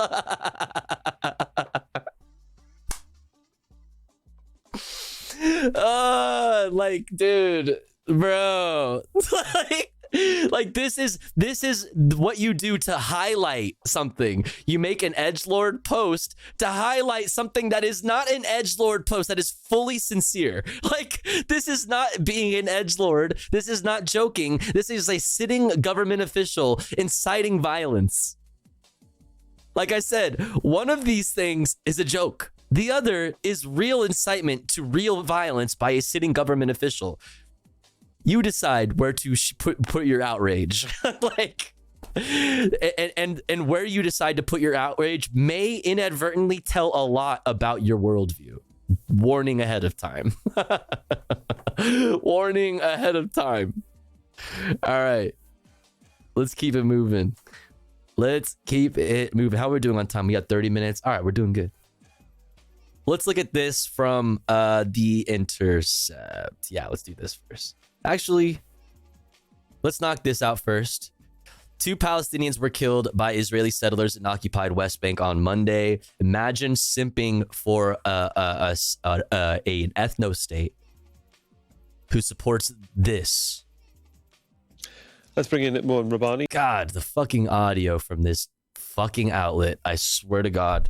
Someday they will figure out how to not make all of their videos be in the left headphone. He is a non-resident fellow at the Center of Conflict and Humanitarian Studies and a co-editor of Jadalia, an online magazine. Joins us now live from Montreal. Good to have you with us on the programme. Do you think those appeals from the UN or even the US State Department are going to be heard by Tel Aviv, or will they just fall on deaf ears? I think they'll fall on deaf ears, as they've fallen on deaf ears for over half a century. The State Department spokesman expresses concern about these issues. Imagine if the Palestinian Authority was arming Hamas and Islamic Jihad. I suspect we'd hear a lot more than just verbal concern from the State Department. The problem here is that this extremist settler violence is not the problem itself. It's a symptom of a much larger problem. Yeah, let's not, especially like, let's just leave the like invoking other communities and shit, especially because that's not the kind of fucking attention that I need. That's not the kind of attention that I want or care to have. That's, like, in my opinion, talking about other creators is just like not the move. It's not praxis. I understand that we all have, obviously, we feel very passionate about our political views. Obviously, we all do. I do, obviously. We try to keep this place the one place where you can go to be chill. Okay, like you can block each other and move on, and that's it. You know what I mean?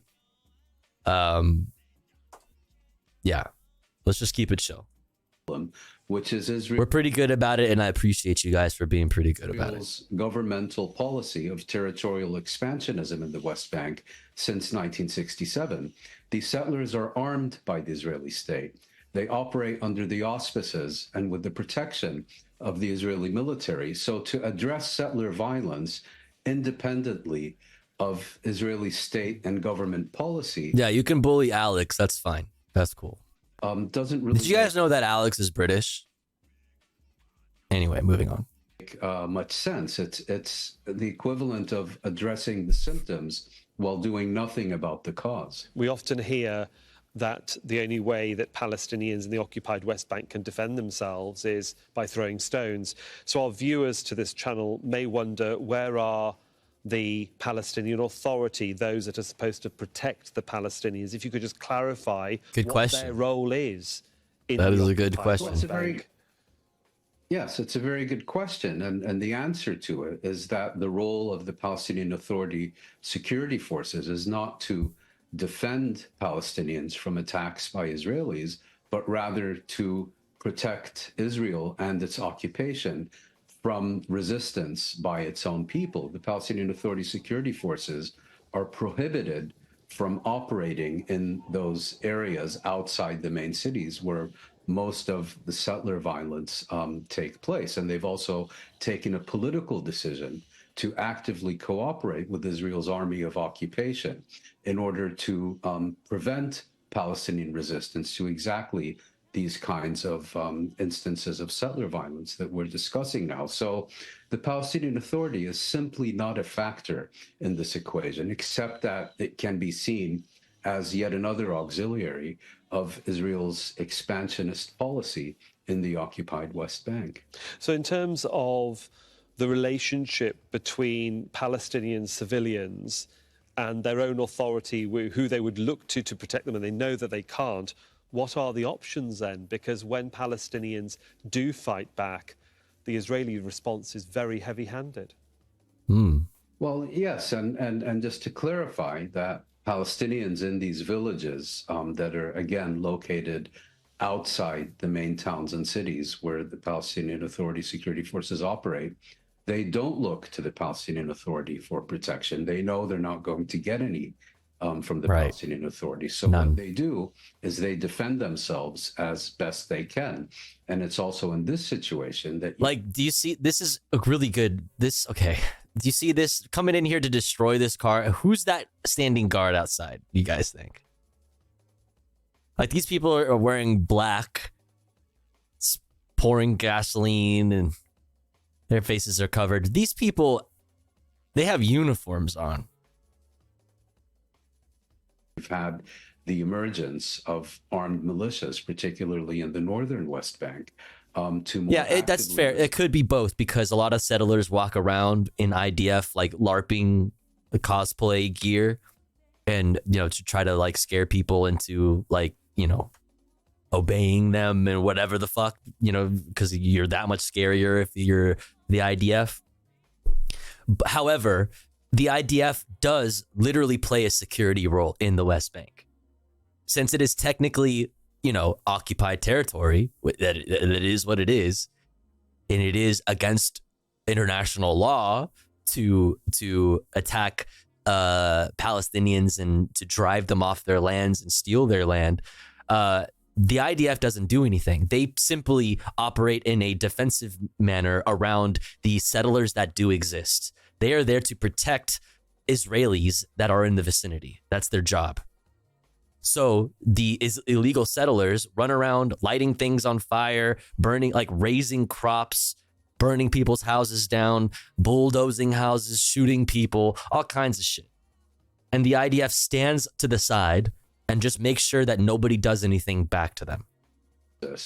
Not only the settlers, but also the Israeli military, which in the larger scheme of things forms a much bigger problem for Palestinian rights than do the settlers. We've seen over this last weekend the violence increase over the scenario of a settler teenager being found dead, and Netanyahu describing it as a heinous crime, and yet unable to talk about any of the other crimes committed against the Palestinians. I suppose that's something that we expect. But again, to the viewer, it just seems that when you are occupied, that you should take some responsibility for being the occupier. Well, that's certainly the case under international law. Israel, of course, views itself as the victim of those that it occupies, rather than the aggressor against them. And again, the fundamental problem here is that Israel has an agenda of territorial expansion, leading ultimately to the formal annexation of these territories. Israel's Western allies have chosen a policy of effectively active support or passive acquiescence. Their opposition to these Israeli policies never extends beyond verbal admonitions. And as long as that changes, the UN can point to Israel's responsibilities to rein in settler violence as much as it wants, but within the framework of what every human rights organization that has looked at this has determined is a situation of apartheid, nothing will change. Sometimes with such a complicated story, it's always good to get back to basics to help our audience understand what's going on. So Moon Rabbani, thanks so much for unpicking the situation for us. Thank you. Thank you. Unpicking. Make sure to subscribe. Oh my God. And then their fucking outro video is fine. Like, how do they do this? Like, this whole part here was all on the left here, so I fix it and make it mono. And then when the outro comes, oh my. Dude, like, get it together, dude.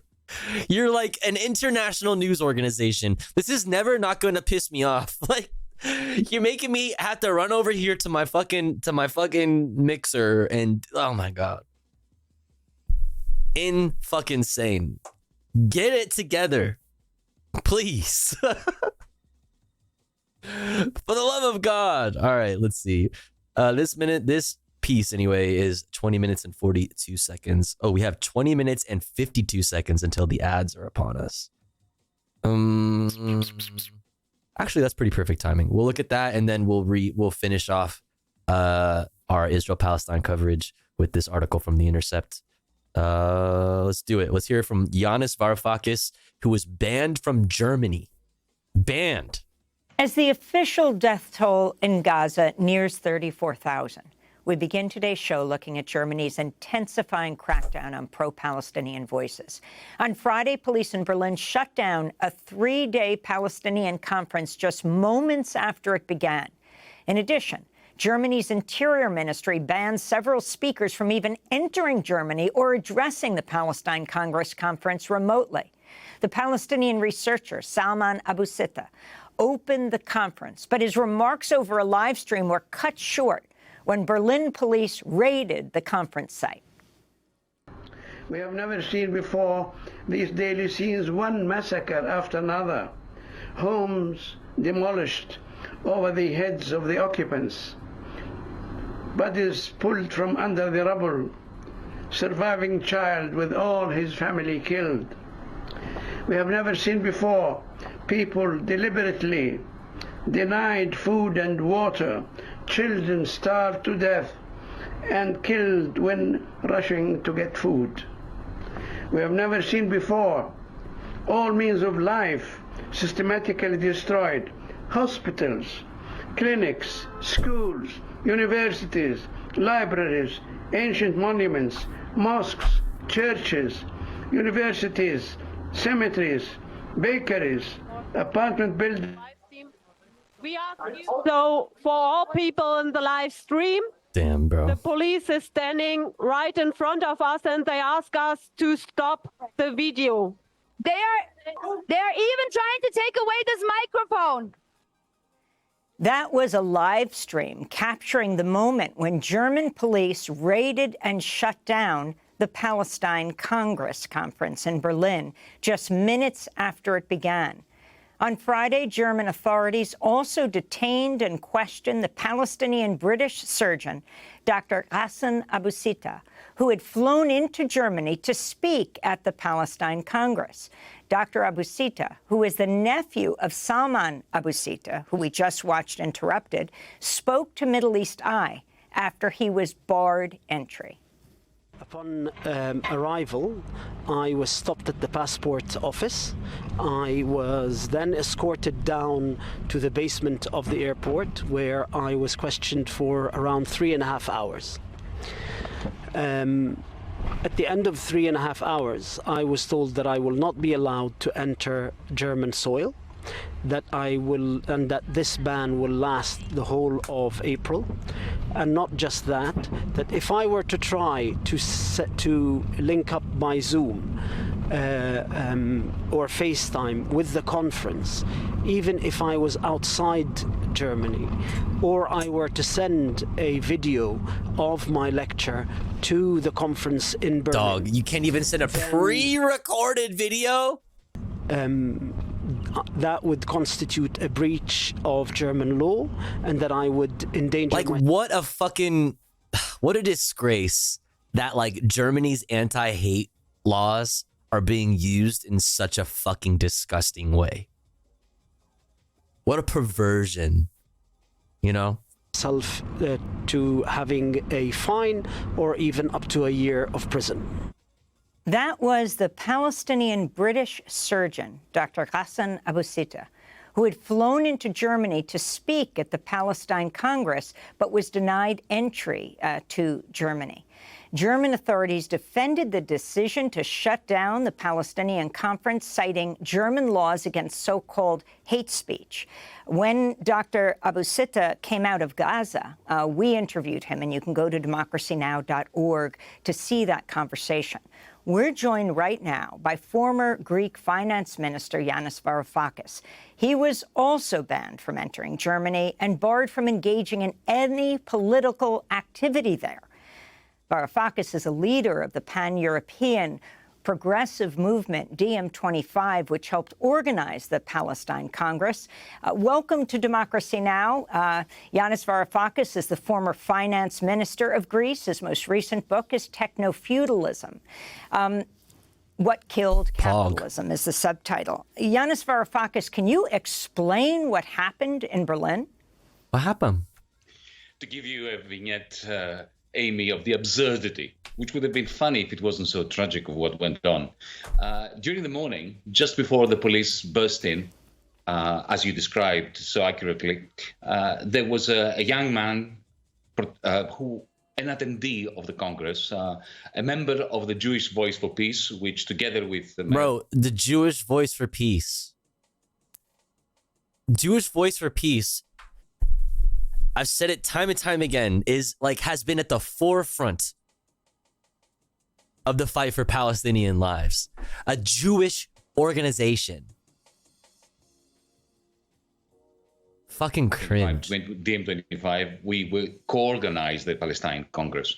And this young man, as he approached the police cordon, there were 2,500 policemen preventing our attendees from attending the Congress. Anyway, he was approaching and he had a little placard that he had written with his own hand, and it read, "Jews against genocide." And for that, he was apprehended, arrested, manhandled. And while the police were manhandling him, he turned around humorfully or half-jokingly and said to them, "Would it have been all right with you if it said Jews in favor of genocide?" At which point, of course, they were far more angered and manhandled him even more fiercely. I'm conveying this to you, Amy, and to our listeners and viewers, because this shows the absurdity of the whole thing. The police entered the building, the venue, a few minutes before I was due to deliver my talk via video link. As a result, what I did was I recorded my talk and I posted it online from Greece, from Athens, where I'm even now. And the next day, I found out that a ban, as you put it, was slapped on me by the German authorities. A ban that harks back to laws against Nazis, and a law that has only been used recently for ISIS operatives. That was used against me. Allow me just to briefly say that the rationale behind this is the Germans' Staatsräson, the logic or rationale of this German state to protect Jews, which is an excellent rationale. I wish every state had it, each one of us had it, to protect Jews, except that this is not about protecting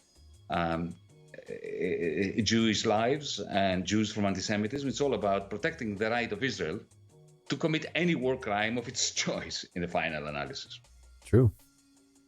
And Yanis Varoufakis, the federal interior minister of Germany, not only applauded the police action, but she described the event, the conference, as an Islamist conference. What do you think of that characterization of the Palestine Congress? It's racist. It's racist and crazy. It's insane. Like, is Yanis Varoufakis an Islamist? Like, dog. Please, that's insane.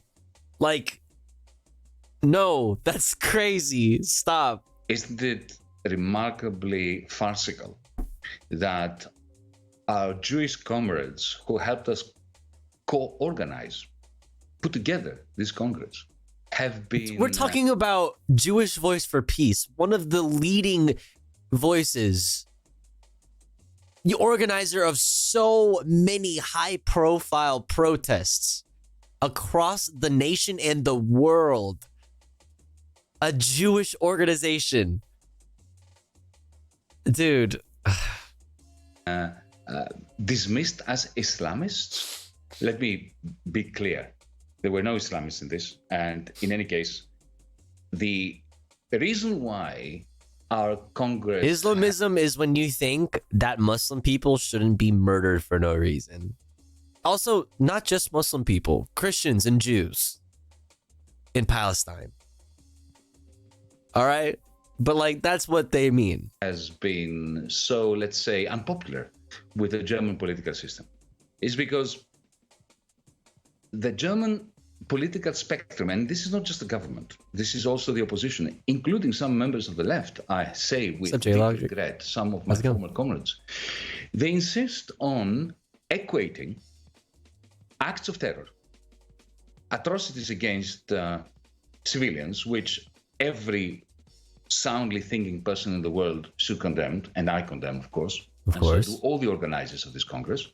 Equating, however, violence against civilians with a principled resistance to an apartheid state, which is part of a project of systematically, ethnically cleansing the population of the Palestinians. That is what they do not want. They do not want a Congress like ours, especially one that includes progressive Jews. That is the main thing that they detested, that they were Jewish demonstrators, Jewish activists, Jewish intellectuals, Jewish speakers with us, with one voice saying one thing alone: equal political rights, civil liberties, from the Jordan River to the Mediterranean Sea. No, but what you just said, oh, you shouldn't have said that. No, you said the genocidal thing. You said the Jordanian River to the fucking Red Sea. Nope. Not a Palestinian. I don't have a view as to how this will be accomplished, but I think every single human person on this planet has an obligation, not a right, an obligation to demand from the river to the sea equal political rights. And the German... I can't believe he would say this. I can't believe he would say this from the river all the way over to the sea. Does not want to listen to this. They simply want to associate anyone who opposes Netanyahu's government or any government in Israel that perpetrates genocide, essentially, to be associated, to be stigmatized as an anti-Semite, which, by the way... But if I say from the sea to the river, no, you can't stop there. You have to say the whole phrase backwards, meaning even the individual words backwards. You have to learn to say them that way, or else it's anti-Semitic. Semites' greatest dream come true.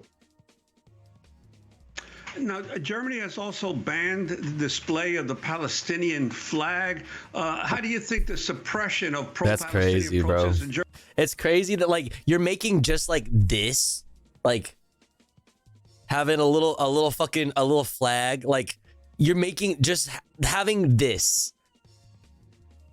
You're if anything, you are making it even more powerful of a protest. And you are proving you are not doing your side of this argument like any favors, let's say. You like the flag? Are you serious? Yeah, uh-oh, my stream is illegal in Germany now. Yeah, because of fucking flying that flag is a hate crime. Fucking insane. Germany, has that spread to other countries in Europe? What's your sense? I mean, the UK. I think that actually got shot down or something like that. If anybody knows off rip, let me know. If Alex or anybody's still in this chat. I know that was proposed at the very least recently. But I don't know how that ended up turning out. What's going on throughout the rest of the continent? Not formally. The Palestinian flag has not been banned formally, but I can tell you that even here in Greece, anyone who is sporting the colors of Palestine walking on the street seriously risks being assaulted by ultra-rightists, being arrested, apprehended by police. Ultra-rightists. The bourgeois liberal democratic rights and principles have all been sacrificed on the altar of enabling Israel to complete the genocide which is carrying out. It is carrying out not just in Gaza, but as we heard before in the news bulletin, in East Jerusalem and in the West Bank. I'm in the UK, and as of today, we can still protest the genocide. Well, that's good.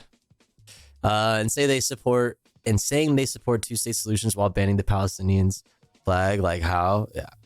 The same way that in the 1930s, we all had an obligation, a duty, an ethical commitment, or should have had one, to support Jews and to show our solidarity to the Jewish people who were suffering from the Nazi regime, from the Croat Nazi regime, from the Greek fascists and so on. We have a duty today to end the genocide in ancient Palestine. Good night, Yanis Cultivized. Thanks for hanging. Varoufakis is a former finance minister, a vocal critic of austerity. See you next time. How do you perceive Germany's position on the war on Gaza in light of its significant arms sales to Israel? I mean, you have Nicaragua taking Germany to the International Court of Justice, saying that by providing weapons for Israel to carry out this war, that it's engaging in crimes against humanity or war crimes.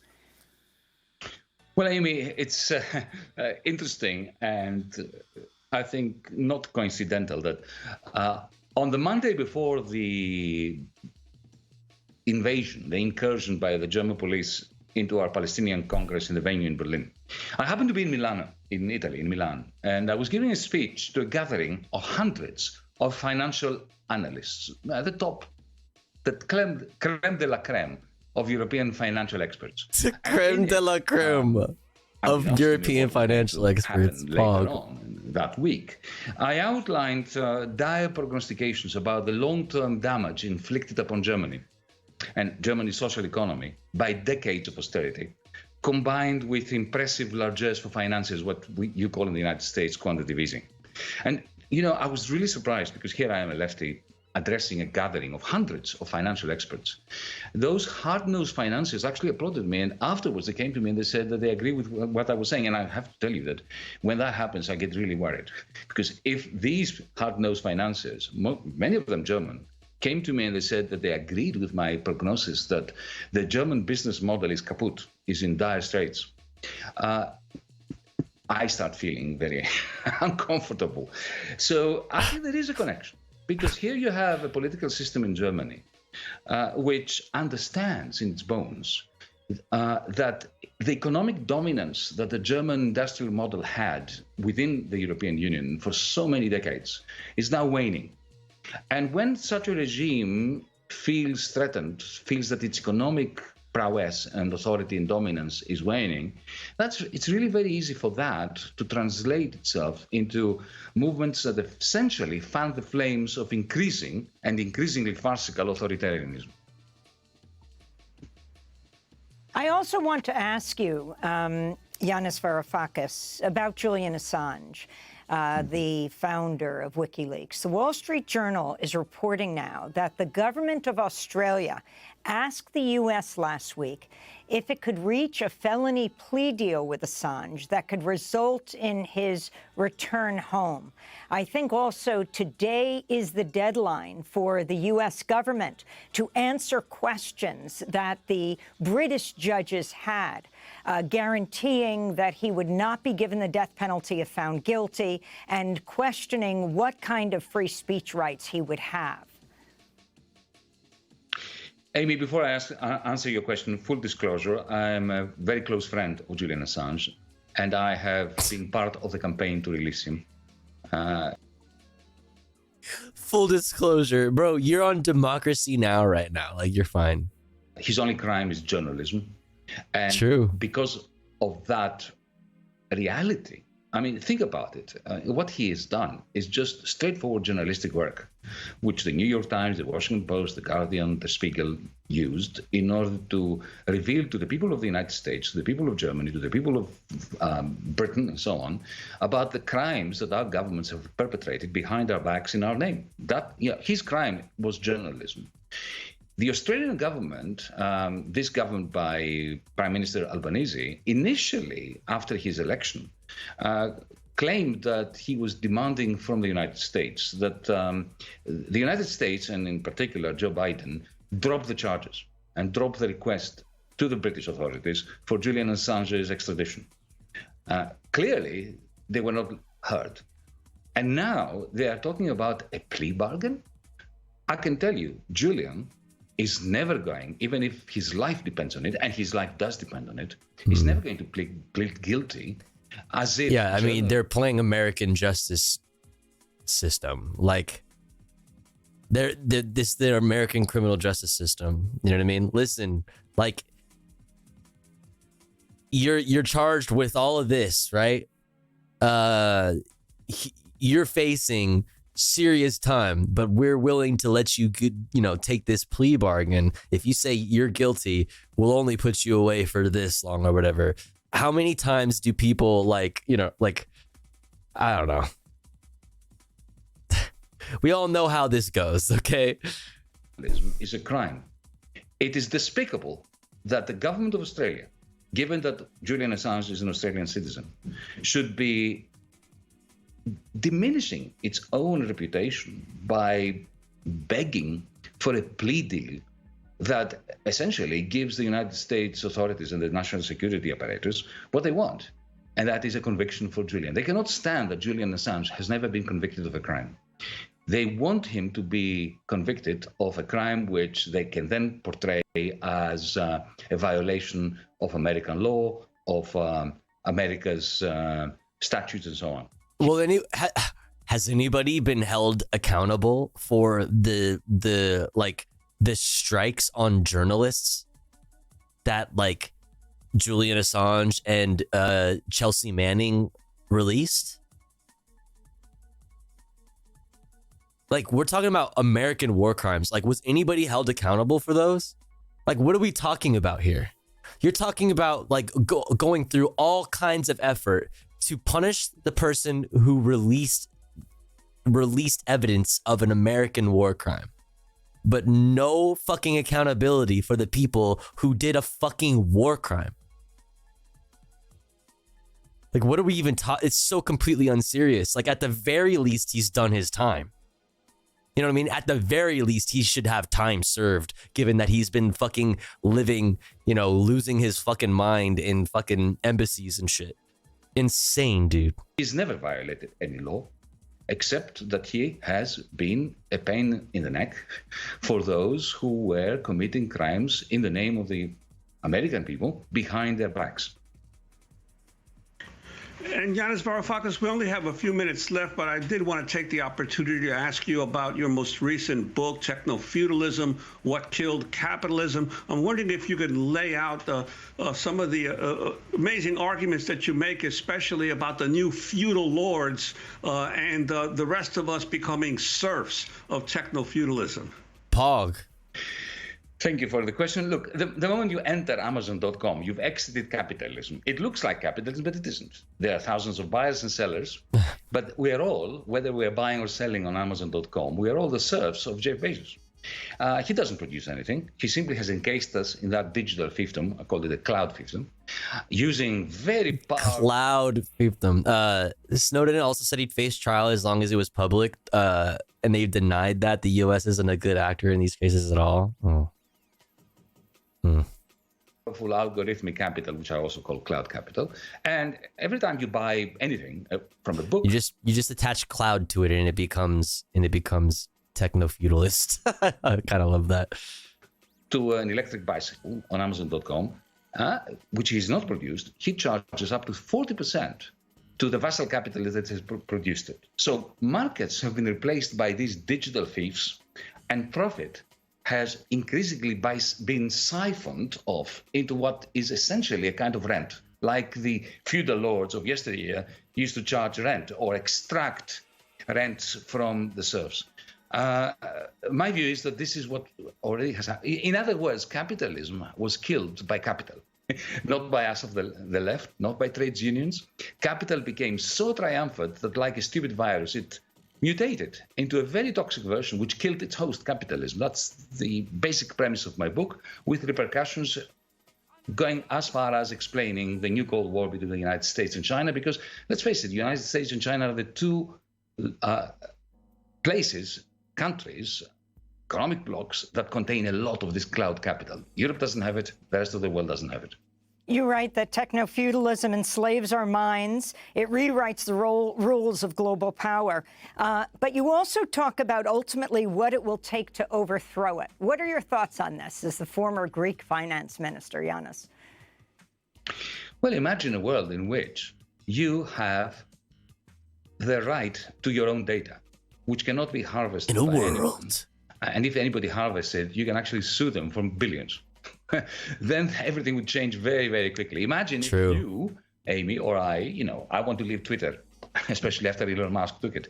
But if I go to Blue Sky or somewhere else, I lose 1 million followers. Imagine that you could carry your followers along with you through a piece of legislation that imposes interoperability.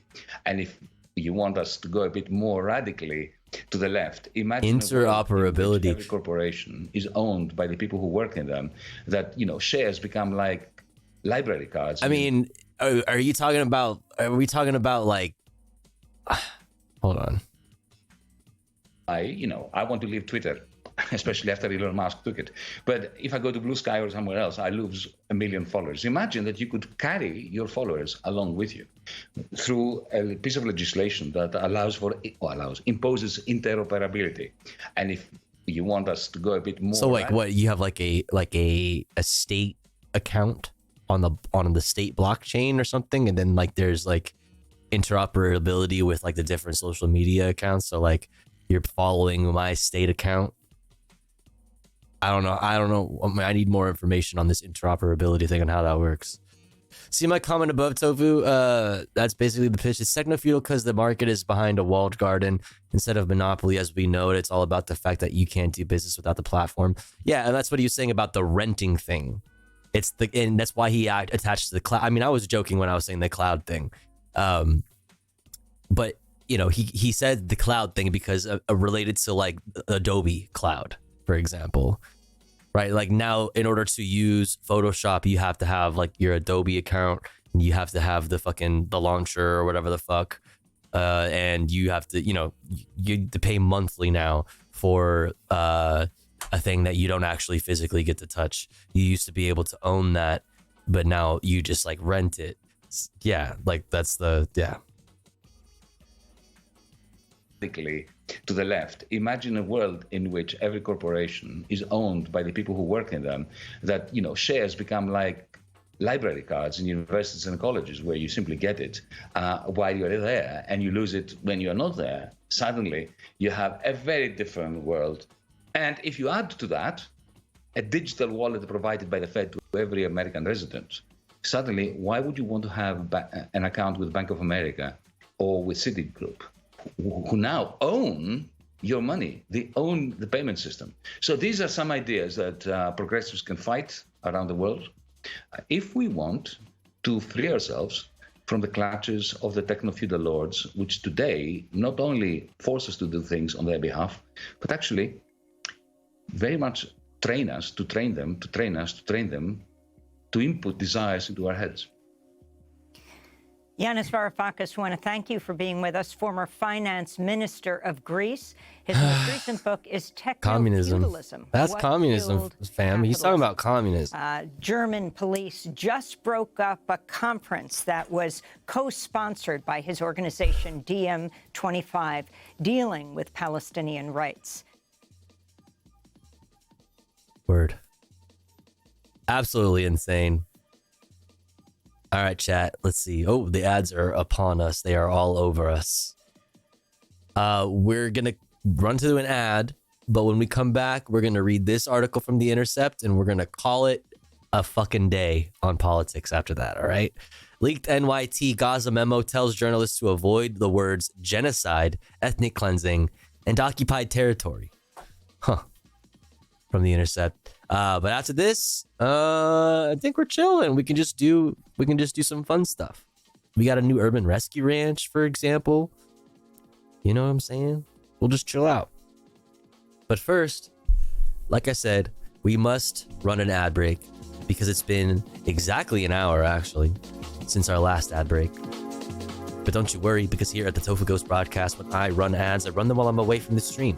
That way, even if you're unsubscribed to the channel, you don't miss out on any of the content. But if you would like to support the stream and get access to cool Tofu Ghost emotes, as well as an ad-free viewing experience, all you gotta do is subscribe for $5 or for free with a Twitch Prime.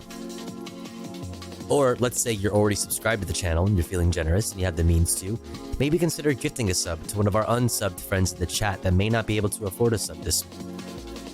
If you are one of those unsubbed friends in the chat, make sure to say hi. That way somebody might notice you and feel generous enough to shoot you a gifty. If you are one of those friends in the chat that have the means to, please do consider supporting the stream in some way, whether that be through subs, gifties, biddies, donos, whatever. It all helps make sure that we're able to do this full time. I'll be back in 3 minutes. Don't you go anywhere. BRB.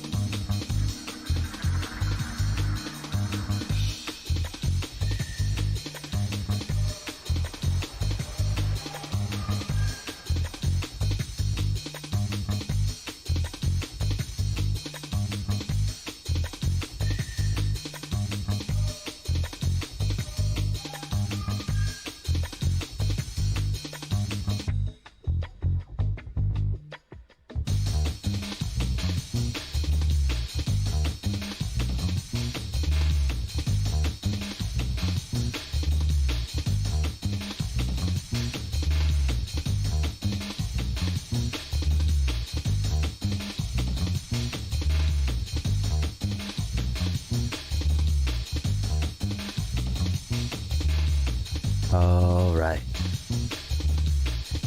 We're back. Thanks for waiting. Thanks for chilling. If you sat through ads, thanks for doing that. I appreciate it. It's a good way to support the stream, even if you don't have money to throw my way. So I appreciate you doing that. But we're back. We are so back. We are incredibly back. And I am incredibly ready to cap off our news and politics coverage for the fucking evening. Okay, so we can do some chill shit. Aight.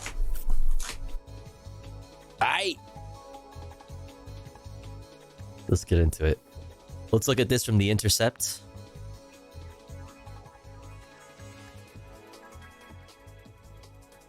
From April 15th, from Ryan Grimm and Jeremy Scale. Leaked New York Times Gaza memo tells journalists to avoid words genocide, ethnic cleansing, and occupied territory. Huh. It's awfully specific. New York Times. The New York Times instructed journalists covering Israel's war on the Gaza Strip to restrict the use of the terms genocide and ethnic cleansing, and to, quote, avoid using the phrase occupied territory, even though that's the accurate term to use when referring to the West Bank. Like what? When describing Palestinian using the phrase occupied territory when describing Palestinian land, according to a copy of an internal memo obtained by The Intercept. The memo also instructs reporters not to use the word Palestine except in very rare cases, and to steer clear of the term refugee camps.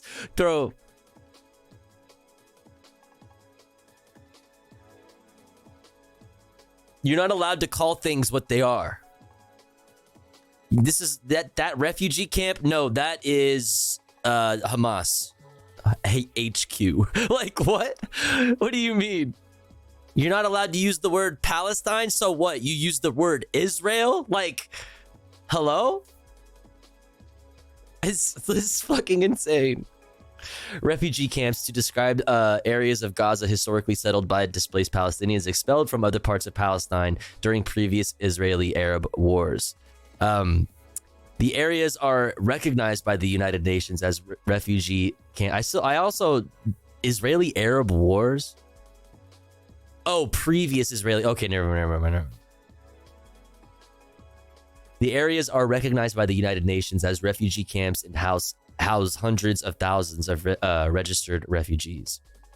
The memo, written by Times Standard editor Susan Wessling, international editor Philip Pan, and their deputies, quote, offers guidance about some terms and other issues we have grappled with since the start of the conflict in October. While the document is presented as an outline for maintaining objective journalistic principles in reporting on the Gaza war, objective journalistic principles in reporting on the Gaza war, several Times staffers told The Intercept that some of its contents show evidence of the paper's deference to Israeli narratives. I think it's the kind of thing that looks professional and logical if you have no knowledge of the historical context of the Palestinian-Israeli conflict, said a Times newsroom source who requested anonymity for fear of reprisal of the Gaza memo.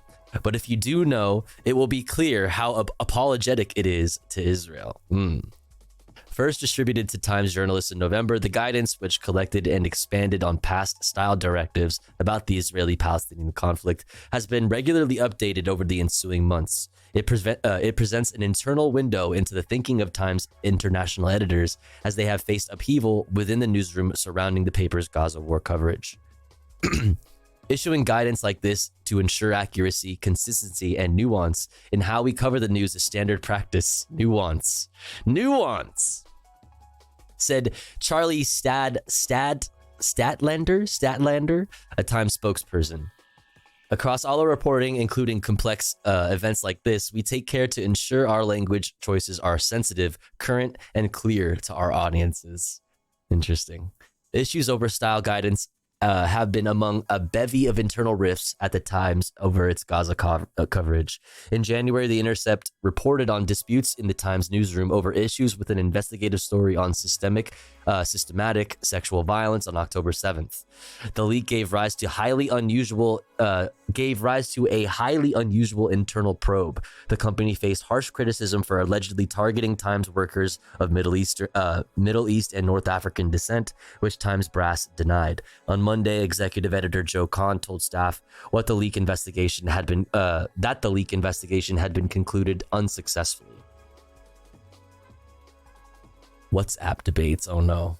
Almost immediately after the October 7th attacks and the launch of Israel's scorched earth war against Gaza, tensions began to boil within the newsroom over the Times coverage. Some staffers said they believed the paper was going out of its way to defer to Israel's narrative on the events and was not applying even standards in its coverage. Arguments began fomenting on internal Slack and other chat groups. The debates between reporters of the on the Jerusalem Bureau-led WhatsApp group, which at one point included 90 reporters and editors, became so intense that Pan, the international editor, interceded. We need to do a better job communicating with each other as we report the news, so our discussions are more productive and our disagreements less distracting, Pan wrote in a November 28th WhatsApp message viewed by The Intercept and first reported by the Wall Street Journal. At its best, this channel has been a quick, transparent, and productive space to collaborate on a complex, fast-moving story. At its worst, it's a tense forum where the questions and comments can feel accusatory and personal. Pan bluntly stated, "Do not use this channel for raising concerns about coverage." Oof. Oof. Where do you go then? Like, are journalists not allowed to do journalism and ask questions? This is not a place for journalists to do journalism. Asking questions is not what this channel is for. That's fucking crazy, dude.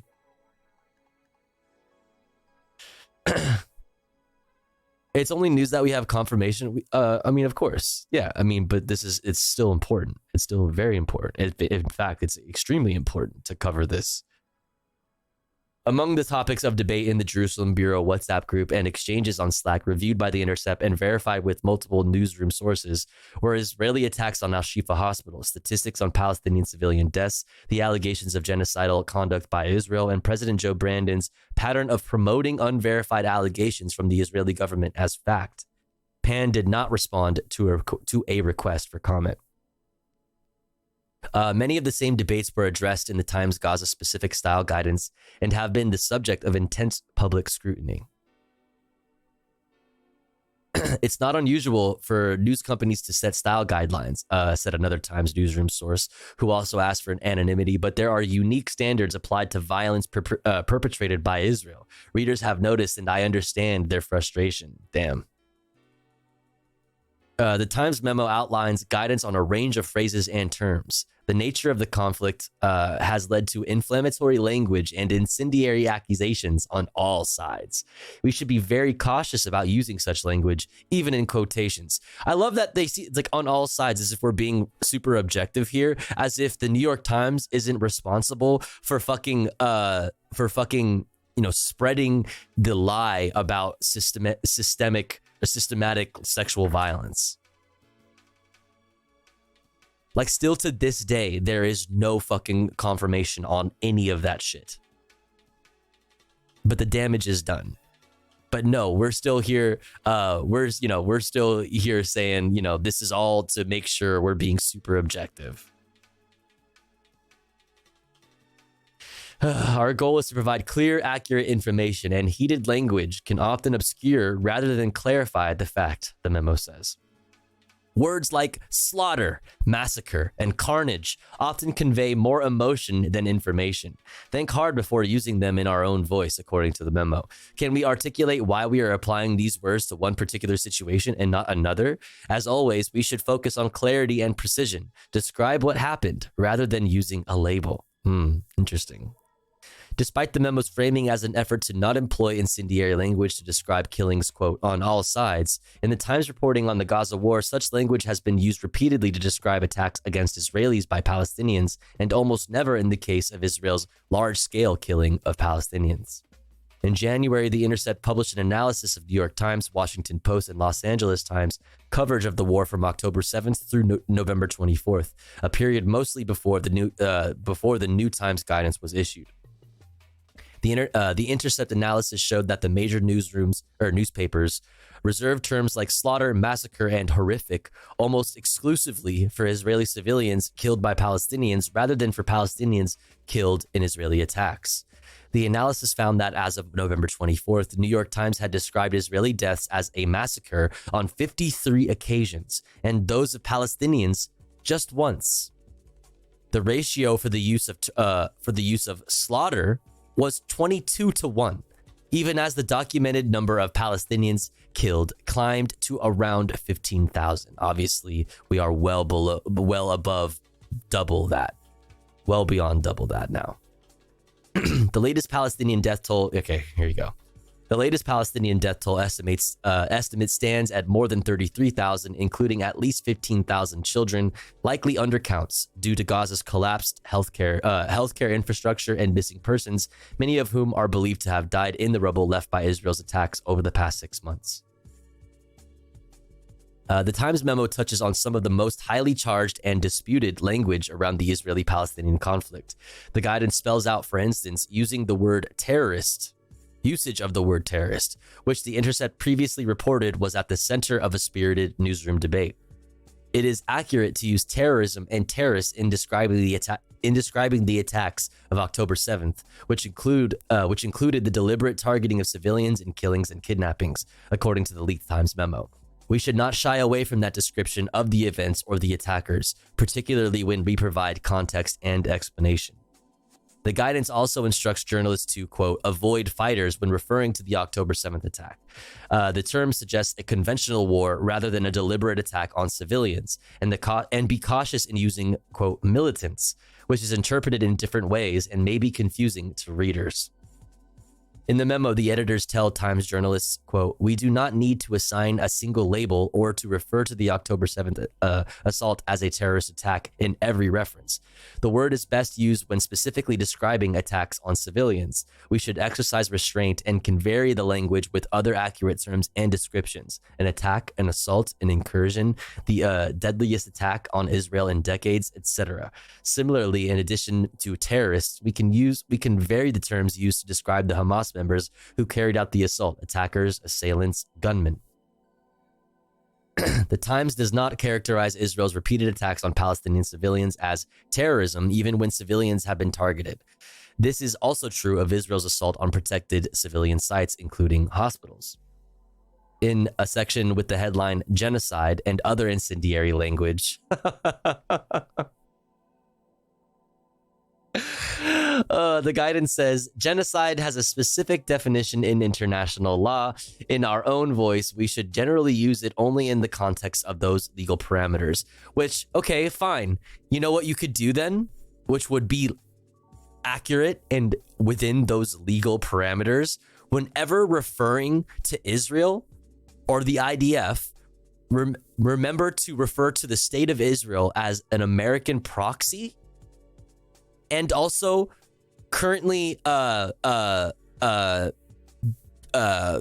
facing accusations in the International Court of Justice for genocide. You can say that, right? You can say that because that's legal and that's true. That's a fact. So why can't we say, if we're gonna apply these rules, we could say, yeah, they are being investigated, or have been accused of a plausible genocide in the International Court of Justice, and also refer to the state of Israel as the United States backed Israel. Like, these are legal. This is all just true shit.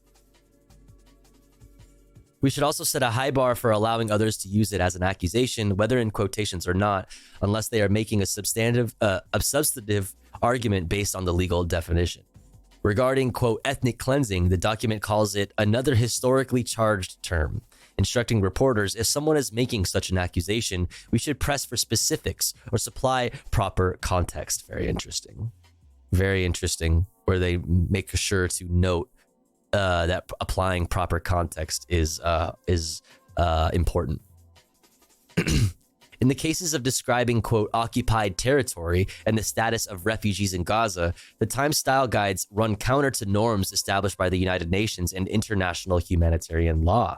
On the term Palestine, a widely used name for both the territory and the UN recognized state, the Times memo contains blunt instructions. Do not use in datelines, routine text, or headlines, except in very rare cases, such as when the United Nations General Assembly elevated Palestine to a non-member observer state, or references to historic Palestine. Jeez, that's rough, man. That's rough. The Times guidance resembles that of the Associated Press style book. Okay, so the Associated Press is guilty of this kind of shit too. The memo directs journalists not to use the phrase refugee camps to describe long-standing refugee settlements in Gaza. This is crazy. Like, these last two things, or well, more so this. So that's not the last two things, but occupied territory and refugee camps. Like, I don't know how you can even justify that, because that's just straight up factual. Just straight up factual. Like the West Bank, like all of these, like this is occupied territory. That is just true under international law. And refugee camps, what else do you call them then? Just like homeless encampments? Like what? Like what do you call them? What the fuck? The memo directs journalists not to use the phrase refugee camps to describe long-standing refugee settlements in Gaza. While termed refugee camps, the refugee centers in Gaza are developed and densely populated neighborhoods dating to the 1948 war. Bro, what you're referring to is the fucking ghetto, the ghettos that Gaza is. Like, you're referring to a whole other fucking thing here. Yeah, like, okay, these, since 1948, they turned into the neighborhoods and the makeup of the cities that we knew today in Gaza. You know, I would say new because now they're fucking obliterated and in dust, piles of fucking dust. Refer to them as neighborhoods or areas, and if further context is necessary, explain how they have historically been called refugee camps. I mean, like, what are we, when we're talking about like little tent towns made of tents and tarps. Like what the fuck are you talking about? That's insane, dude.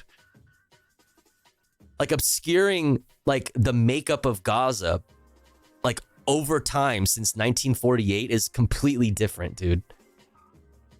Oh my God. The United Nations recognizes 8 refugee camps in the Gaza Strip. As of last year, before the war started, the areas were home to more than 600,000 registered refugees. Many are descendants of those who fled to Gaza after being forcibly expelled from their homes in the 1948 Arab-Israeli War, which marked the founding of the Jewish state and mass dispossession of hundreds of thousands of Palestinians. The Israeli government has long been hostile to the historical fact that Palestinians maintain refugee status because it signifies that they were displaced from lands they have a right to return to, which is pretty big. Since October 7th, Israel has repeatedly bombed refugee camps in Gaza, including Jabalia, Al-Shati, Al-Maghazi, and Nusrat. The memo's instructions on the use of occupied territory says, when possible, avoid the term and be specific, e.g. Gaza and the West Bank, etc., as each has a slightly different status. The United Nations, along with much of the world, considers Gaza, the West Bank, and East Jerusalem to be occupied Palestinian territories seized by Israel in the 1967 Arab-Israeli War. The admonition against the use of the term occupied territories, said a Times staffer, obscures the reality of the conflict, feeding into the U.S. and Israeli insistence that the conflict began on October 7th. Very important sentence right there. You are basically taking the occupation out of the coverage, which is the actual core of the conflict, said the newsroom source. It's like, oh, let's not say occupation because it might make it look like we're justifying a terrorist attack. Yeah, well, yeah. Big if true. It's just tents and destroyed buildings surrounding hospitals, historically called refugee camps, and why can't they continue to be called refugee camps? Yeah. What's up, Bo Peanuts? How you doing?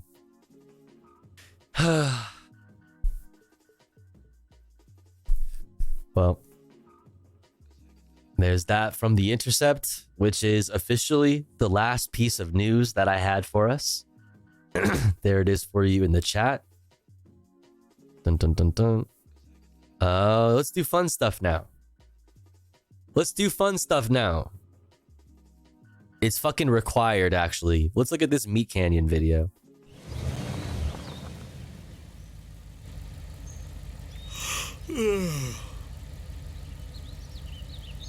Hello?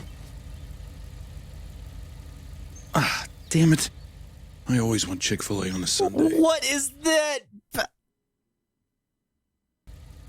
Ah, damn it. I always want Chick-fil-A on Oh my God. Stop. Sunday. Hey, are you guys open or what?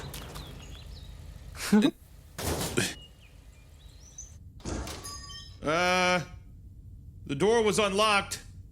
Are you guys open or? Okay, yep, definitely closed. Okay, I should not be here. Does someone need help? Hello?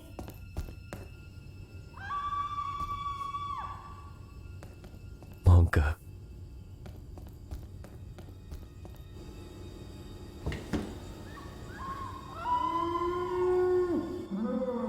Is everything okay in here? Or... Hello?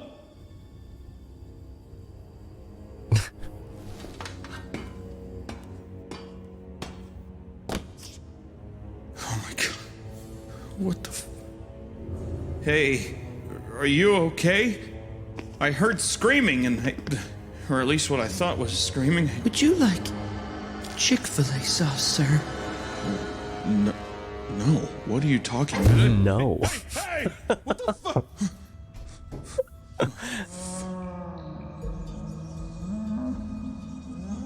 Fuck. Hello? What the fuck is this? Okay. What are these captions?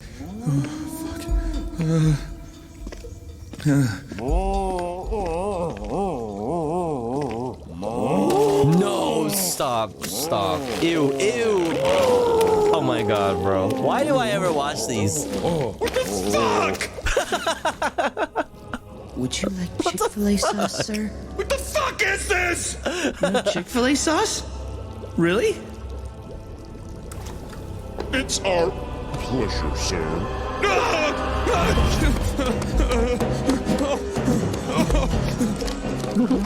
What is happening? Fuck. Which way do I go? Oh, God. Yum.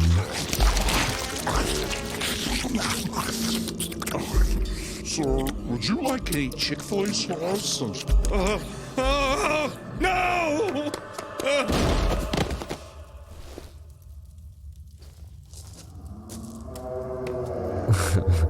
Help! Someone help me! Help!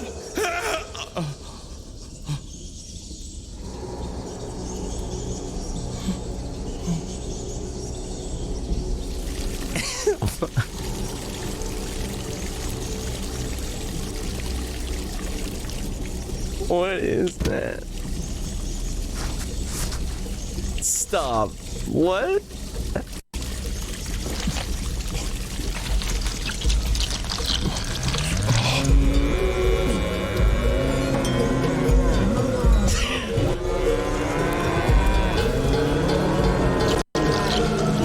I hate this.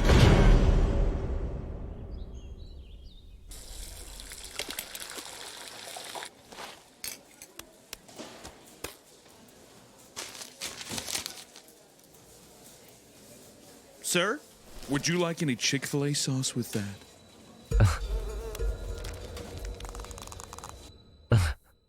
Real. That's insider behind the scenes footage. That's a documentary. As if I didn't have enough. Let's go.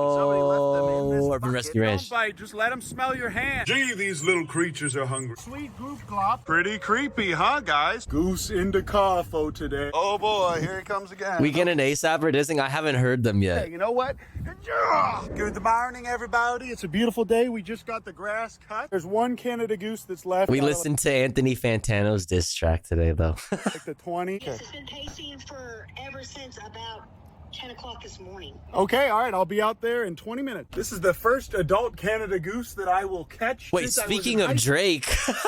School in Pennsylvania. I used to do that with my friends illegally. But we just caught that car this morning. I'm trying to film a lot more for you guys. Goose in the car for today. We're almost here. This is Axtell, Texas, a beautiful place outside of the city of Waco. I'm really racing to get this bad boy because I don't want it to disappear and then get eaten by some coyote or an eagle. And my dad actually just sent me a video of an eagle eating a goose at our place in Pennsylvania. What? There's 2 other geese down there now by the dock. They're looking up where that eagle is. Yeah, there it is. Bruh. Goose is stuck on this side of the fence and he can't get over there to the other one. He's missing the end of that wing. Look at that. Same thing as a car. He can't fly. If you guys are new to the channel, I'm a licensed rehabber and my job is to save orphaned and injured animals like this one. This goose was injured and trapped in this person's yard, and she has dogs and coyotes that could kill it. As you can see, this is much easier than the car catch in the last video because I had this guy cornered. There it is. It's already healed. The wind was really bad, but I was just saying it made no sense how this thing got here. Goose into Carfo today. I didn't have a kennel big enough for him because the car is using it and we don't have enough money for kennels. He doesn't just grow on trees, you guys. This little guy for sure would have gotten eaten by a coyote, but it's essentially the same injury as that car, and that's 2 in the same day. All right, everybody, this will be the temporary home for this goose for a little bit. Look how beautiful everything is here now, you guys. And I think I've got a spicy lead on a good sanctuary where we can put this goose. Long term, it might not make the most sense for this goose to be here, but short term, this pond on this beautiful little sanctuary here will be okay as long as he gets along well with this duck. It doesn't look like they seem to have any qualms with each other yet. I'm sure with the 3 of these animals out here, my pond would get destroyed pretty quickly. But look at that, you guys. They're all happy and friendly together. Garbanzo Bean says, Father, who is this large, oh my God, woman that's bro, why are you bleeding, bro? Certainly not the worst injury I've gotten from these animals. Also, it looks like the squirrels chewed up the wire here, so I need to get some new lights, sadly. But the kangaroos and the clappy blappies sure are happy out here. And because this happy clappy blappy, like all these other creatures, there will be plenty of fresh grass for him to eat. Isn't that right, the baby? Is that hit rapper and songwriter the baby? As if I didn't have enough scratches already.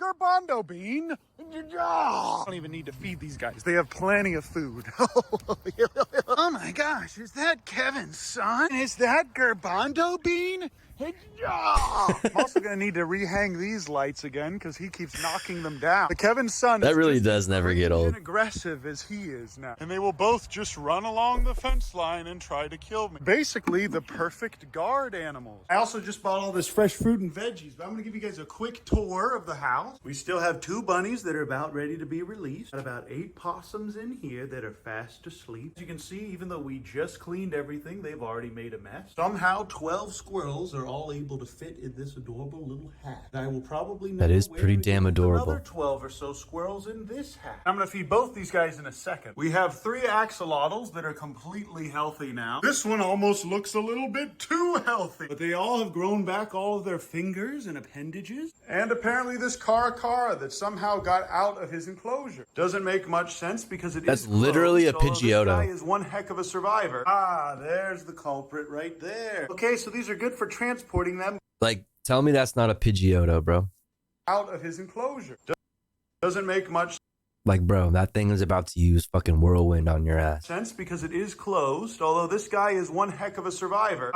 There's the culprit right there. Okay, so these are good for transporting them, but that's about it. Clearly, if this guy's healthy enough to survive for the last 6 weeks with his broken appendage, he'll be fine in our flight pen for tonight. And we also have like 40 possums in here. But as you guys can see, this guy has the same injury as that goose. And because this guy's gonna have to be an educational ambassador anyways, it doesn't matter that I'm talking. Got the haircut and Because everything. I've given all of my kennels away, I'm just gonna put this poor fellow in here for the time being. He already got out. Got the haircut and everything. Doesn't make much sense. Literally got the haircut and everything. Oh, god damn This it. guy is one heck of a survivor. Whatever, you get it. There's the culprit right there. Okay, so these are good for transporting them, but that's about it. Clearly, if this guy's healthy enough to survive for the last 6 weeks with his broken appendage, he'll be fine in our flight pen for tonight. And we also have like 40 possums in here. But as you guys can see, this guy has the same injury as that goose. And because this guy's gonna have to be an educational ambassador anyways, it doesn't matter that I'm talking to him right now. And because I've given all of my kennels away, I'm just gonna put this poor fellow in here for the time being. He already ate that whole little rabbit that we gave him. And he's shown us that he's very good at drinking and eating on his own. And he's going to be just fine in here until we can take him to All Things Wild. And it looks like he's already found the water. Oh, good morning, everybody. Look who's sitting there waiting for me. But all right, everybody, the grass is cut, and I need to get that Cara so we can take it to All Things Wild. Because he ripped that other cage. This is the last one I have left that isn't ripped or broken. And even this one's cracked. All the chores are done in here, at least for the time being. And the security cameras are running, so I don't have to worry too much. But this is day 2 of Okay, real shit. fellas and feeding them. I need them. He alluded to it before in previous videos, but I need them to get a fucking 24-hour live stream, like on YouTube or some shit, up and running. That would be fire. I would watch that shit. Okay. Cameras are running, so I don't have to worry too much. But this is Like I would just pop in to check and make sure that everything's going well. All right. 2 of having these. Yeah, Maya does it right. Them every 45 yeah, minutes Alveus. sure is a big pain in the butt. Come on, buddy. I want this one to eat extra because he's small. Gee, these little creatures are hungry. Where's that other one hiding in the back? I like to just shove these little worms in their gullet. Still have to feed this precious little fella. And look how precious this little creature is. I'm just going to go ahead and open up his mouth and give him one more syringe of this. Just like pigeons. There you go. And then I'll wipe off his adorable little beak. Oh. Kiss him on the head. And I'll put him Don't right do back this. I am cringe. Hey, and don't forget to like this video or I'll kiss you on the head and put you in an incubator. Good morning, everybody. It's a beautiful day Promise? today at the Urban Rescue Branch. And every day I'm socially and culturally obliged to sustain the lives of these animals. As you guys can see, everyone's a little bit more active now that it's warmer. Bingo Bop is trying to attack me per usual, even if it means that I accidentally step on him. My arms are covered in scars. And Cardi Bibgis with her adorable little big bounce baby are both doing very well, and they get along with Post it up. capybars swimmingly. Also, the ducks and this Canada goose that we rescued are getting along very well. And even though we got 3 big stinkies now pooping in this pond, the water is still very clear. And geese do poop a lot. If any of you guys are from the north or anywhere where Canada geese reside, they poop a lot. But look at these gar, you guys. I have 2 long-nosed gar and 1 spotted gar in here. But in you go. Wait, they just like sit there? And look at these 2. They love each other. I've also seen fuck? it They don't grazing swim? right next to the Rhea. Oh boy, here he comes again. Okay, you know what?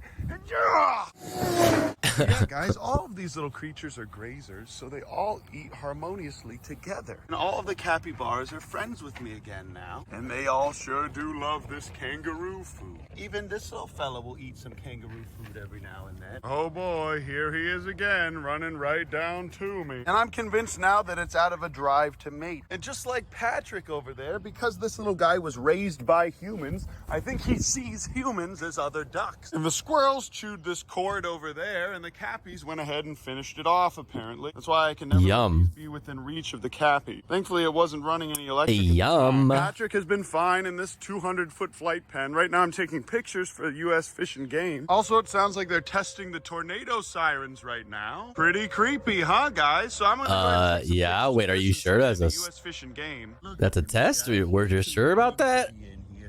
This precious baby is too big to be in this pouch. But good morning, soldier boy. Look at this precious little Soldier You can tell boy. he really enjoys walking around and grazing. But it would be best if he went to a place with other geese, of course. Oh my goodness! And after that, someone dropped off 5 raccoons that were left in a bucket in a field. Oh my goodness. And somebody left them in this bucket in the woods. No, Ian, What? Stop, you're hurting it. Let me do it. No, you're doing it wrong. Let me get it. As you guys can see, this is me giving this little guy Pedialyte. This is me doing this by myself. I got a new watch, and this is how I feed these guys Pedialyte. Look at this beautiful creature. This little guy was hanging out right on this tree. Look how he just blends right in there. Where'd he I'm just go? gonna go ahead and leave this rat here for him. Oh my Should God. Hold him over till tomorrow when we take him to All Things Here you Wild. go, But this is what our Pidgeotto. interns do every day. I have them come out here and spend 40 minutes with Patrick. Get his ass, Patrick. Get his ass. Even though he has this whole place to run around in, he needs to have a little bit of enrichment every now and then. Thank you, sir. That's $3 for today. You just earned $3. 2 more hours of this and you'll get another $3. Patrick will hit everyone and try and defend me. And I'm the only Patrick person woke that you up won't try and fucking headbutt chose like that. all the He does, violence. You guys, he'll just attack everyone but me. It's me, Patrick. It's me. This is perfect for the little kids, like a petting zoo, like 3-year-olds. Yeah, he would be perfect for a little church petting zoo. This goose is very comfortable here with these little creatures. That's just Cupcake. She don't bite. Let her smell your hand. See? That's Let it just smell your cupcake. hands. It's No, also fuck enriching that. for Kevin. Oh my God, go run, run! He's gonna kill No, you. don't bite. Just let him smell your He's hand. gonna Let him kill smell you, your bro. hand. No, you don't listen to him. You gotta run. That thing is gonna kill you. He says, stay away from my woman. It's just like that. Our new intern, Gishing Ferret, was the first person to ever Also, what's up with his Kevin. glasses, bro? He's got the puka shell necklace. Okay, my guy's got the puka shells, the cargo shorts, the fucking red glasses.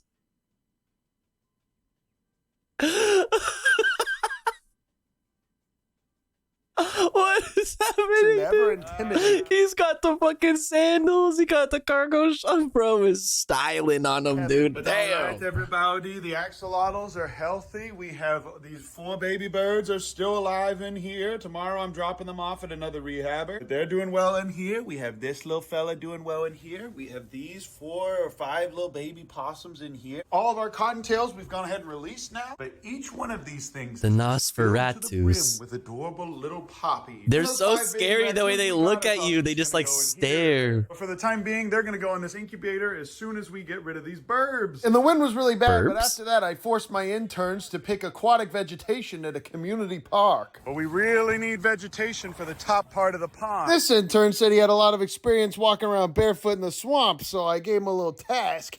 But all of this stuff is perfect for our wetland filter. We have 3 different species here that I really need to put up there so they can filter everything. Especially if we have the cappies and the goose and the ducks pooping in it. First day on the job. The cappies and the blabbies. Make Uncle Ben proud. I'll do whatever it takes. Stop it, Garbanzo Beans. He won't let me walk. Why is he like this? All right, everybody. Right now we're cleaning out all this nasty gloop glop so we can replace it with the good vegetation. This is how I know Garbanzo Beans is trying to mate with me, you guys. Look at this. Just try and bite onto me. And Oh, what's that green shit? everybody, this is what we're doing. I'm grabbing all this sweet gloop glop. And Garbanzo Beans is helping me right now. This is our new intern named Bro, Garbanzo Beans, go away for 1 second. Put a link in the description, but he's helping us clean out this pond. Ew, dude. In here somewhere. He's walking around barefoot. There's a box cutter in here somewhere. This is why Garbanzo Beans tries to attack me all the time. He's trying to have sex with him, dude. That's insane. I believe. Oh, here you go. Stop it, I dude. believe this is called filamentous green algae, also known as pond scum. Dude, it's like a blanket of it. That's insane. Friendly fella. Oh, is that it? Oh, you got it. No, wait, there was actually... I thought he was joking.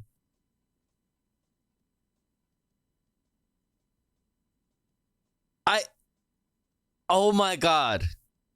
Waco, dude. OSHA, like, holy... He's just being a cute little friendly fella. Oh, is that it? Oh, you got it. Okay. Got it. Oh, perfect. Thank you. I've been looking for this little fella. It's like we're Dude, almost it's done. rusty, Make sure you get all dude, it's rusty. Oh, perfect. I thought I was gonna make a TikTok. That's actually insane. It's like a big ass blanket. Very nice. Sadly, our intern passed away later that evening, and he never got to make his TikTok. Rest in peace. Wait, that's just how the video ends?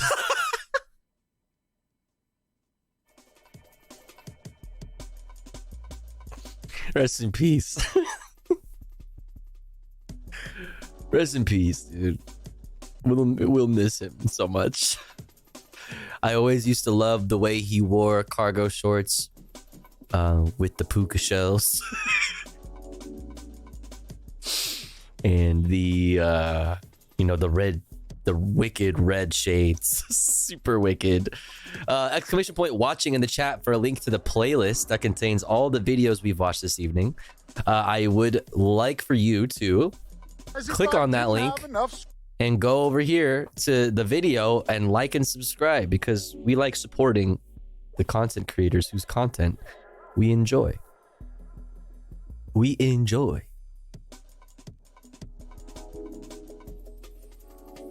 Boom, boom, boom, boom. But all right, chat. Listen, I know it's a little bit early. We didn't get to do any gaming or anything like that, but I'm super tired. I'm super, super tired. I'm not feeling very 100%, very 100 emoji, fire emoji right at this very moment. But I appreciate you for hanging out with me. I hope you enjoyed the stream, because I enjoyed your company. I hope to see you again tomorrow.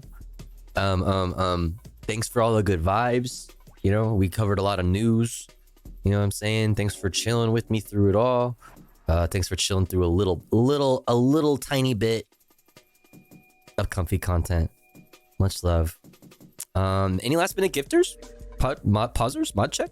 If you enjoyed the stream, please do consider supporting. We're at a 4 out of 25 for the daily sub goal. Not quite there, but thank you so much for all the support we did get today. Who are we gonna raid? Who are we gonna raid? Let's raid. We're trying to juice up Celtic, okay? We're gonna raid. We're gonna hate raid our mod. Okay. Hate raid. Yo, Corinna, thank you so much for the 2 gifties. I really appreciate it. Thank you so much for the 2 gifties. Thank you. Very, very kind of you. If you got a giftie from Corinna, make sure to thank them. That's very generous. Thank you. Spam some emotes, all right? Yeah, we're gonna get this little Irish fuck. That's right. Spam some emotes, spam some good vibes. Hope to see you guys again tomorrow for more news, more politics, more comfy reacts. You know the things that we do. Remember to take your meds. Remember to drink some water. Stay hydrated. Spam some emotes. Spam some good vibes. See you guys tomorrow. Follow my socials. Join the Discord. See you guys tomorrow. Bye, everyone. Much love. Oh, be nice to yourself, okay? Be kind to yourself. Be kind to others. Don't be a dick, but also don't be a pussy, okay? Night, night.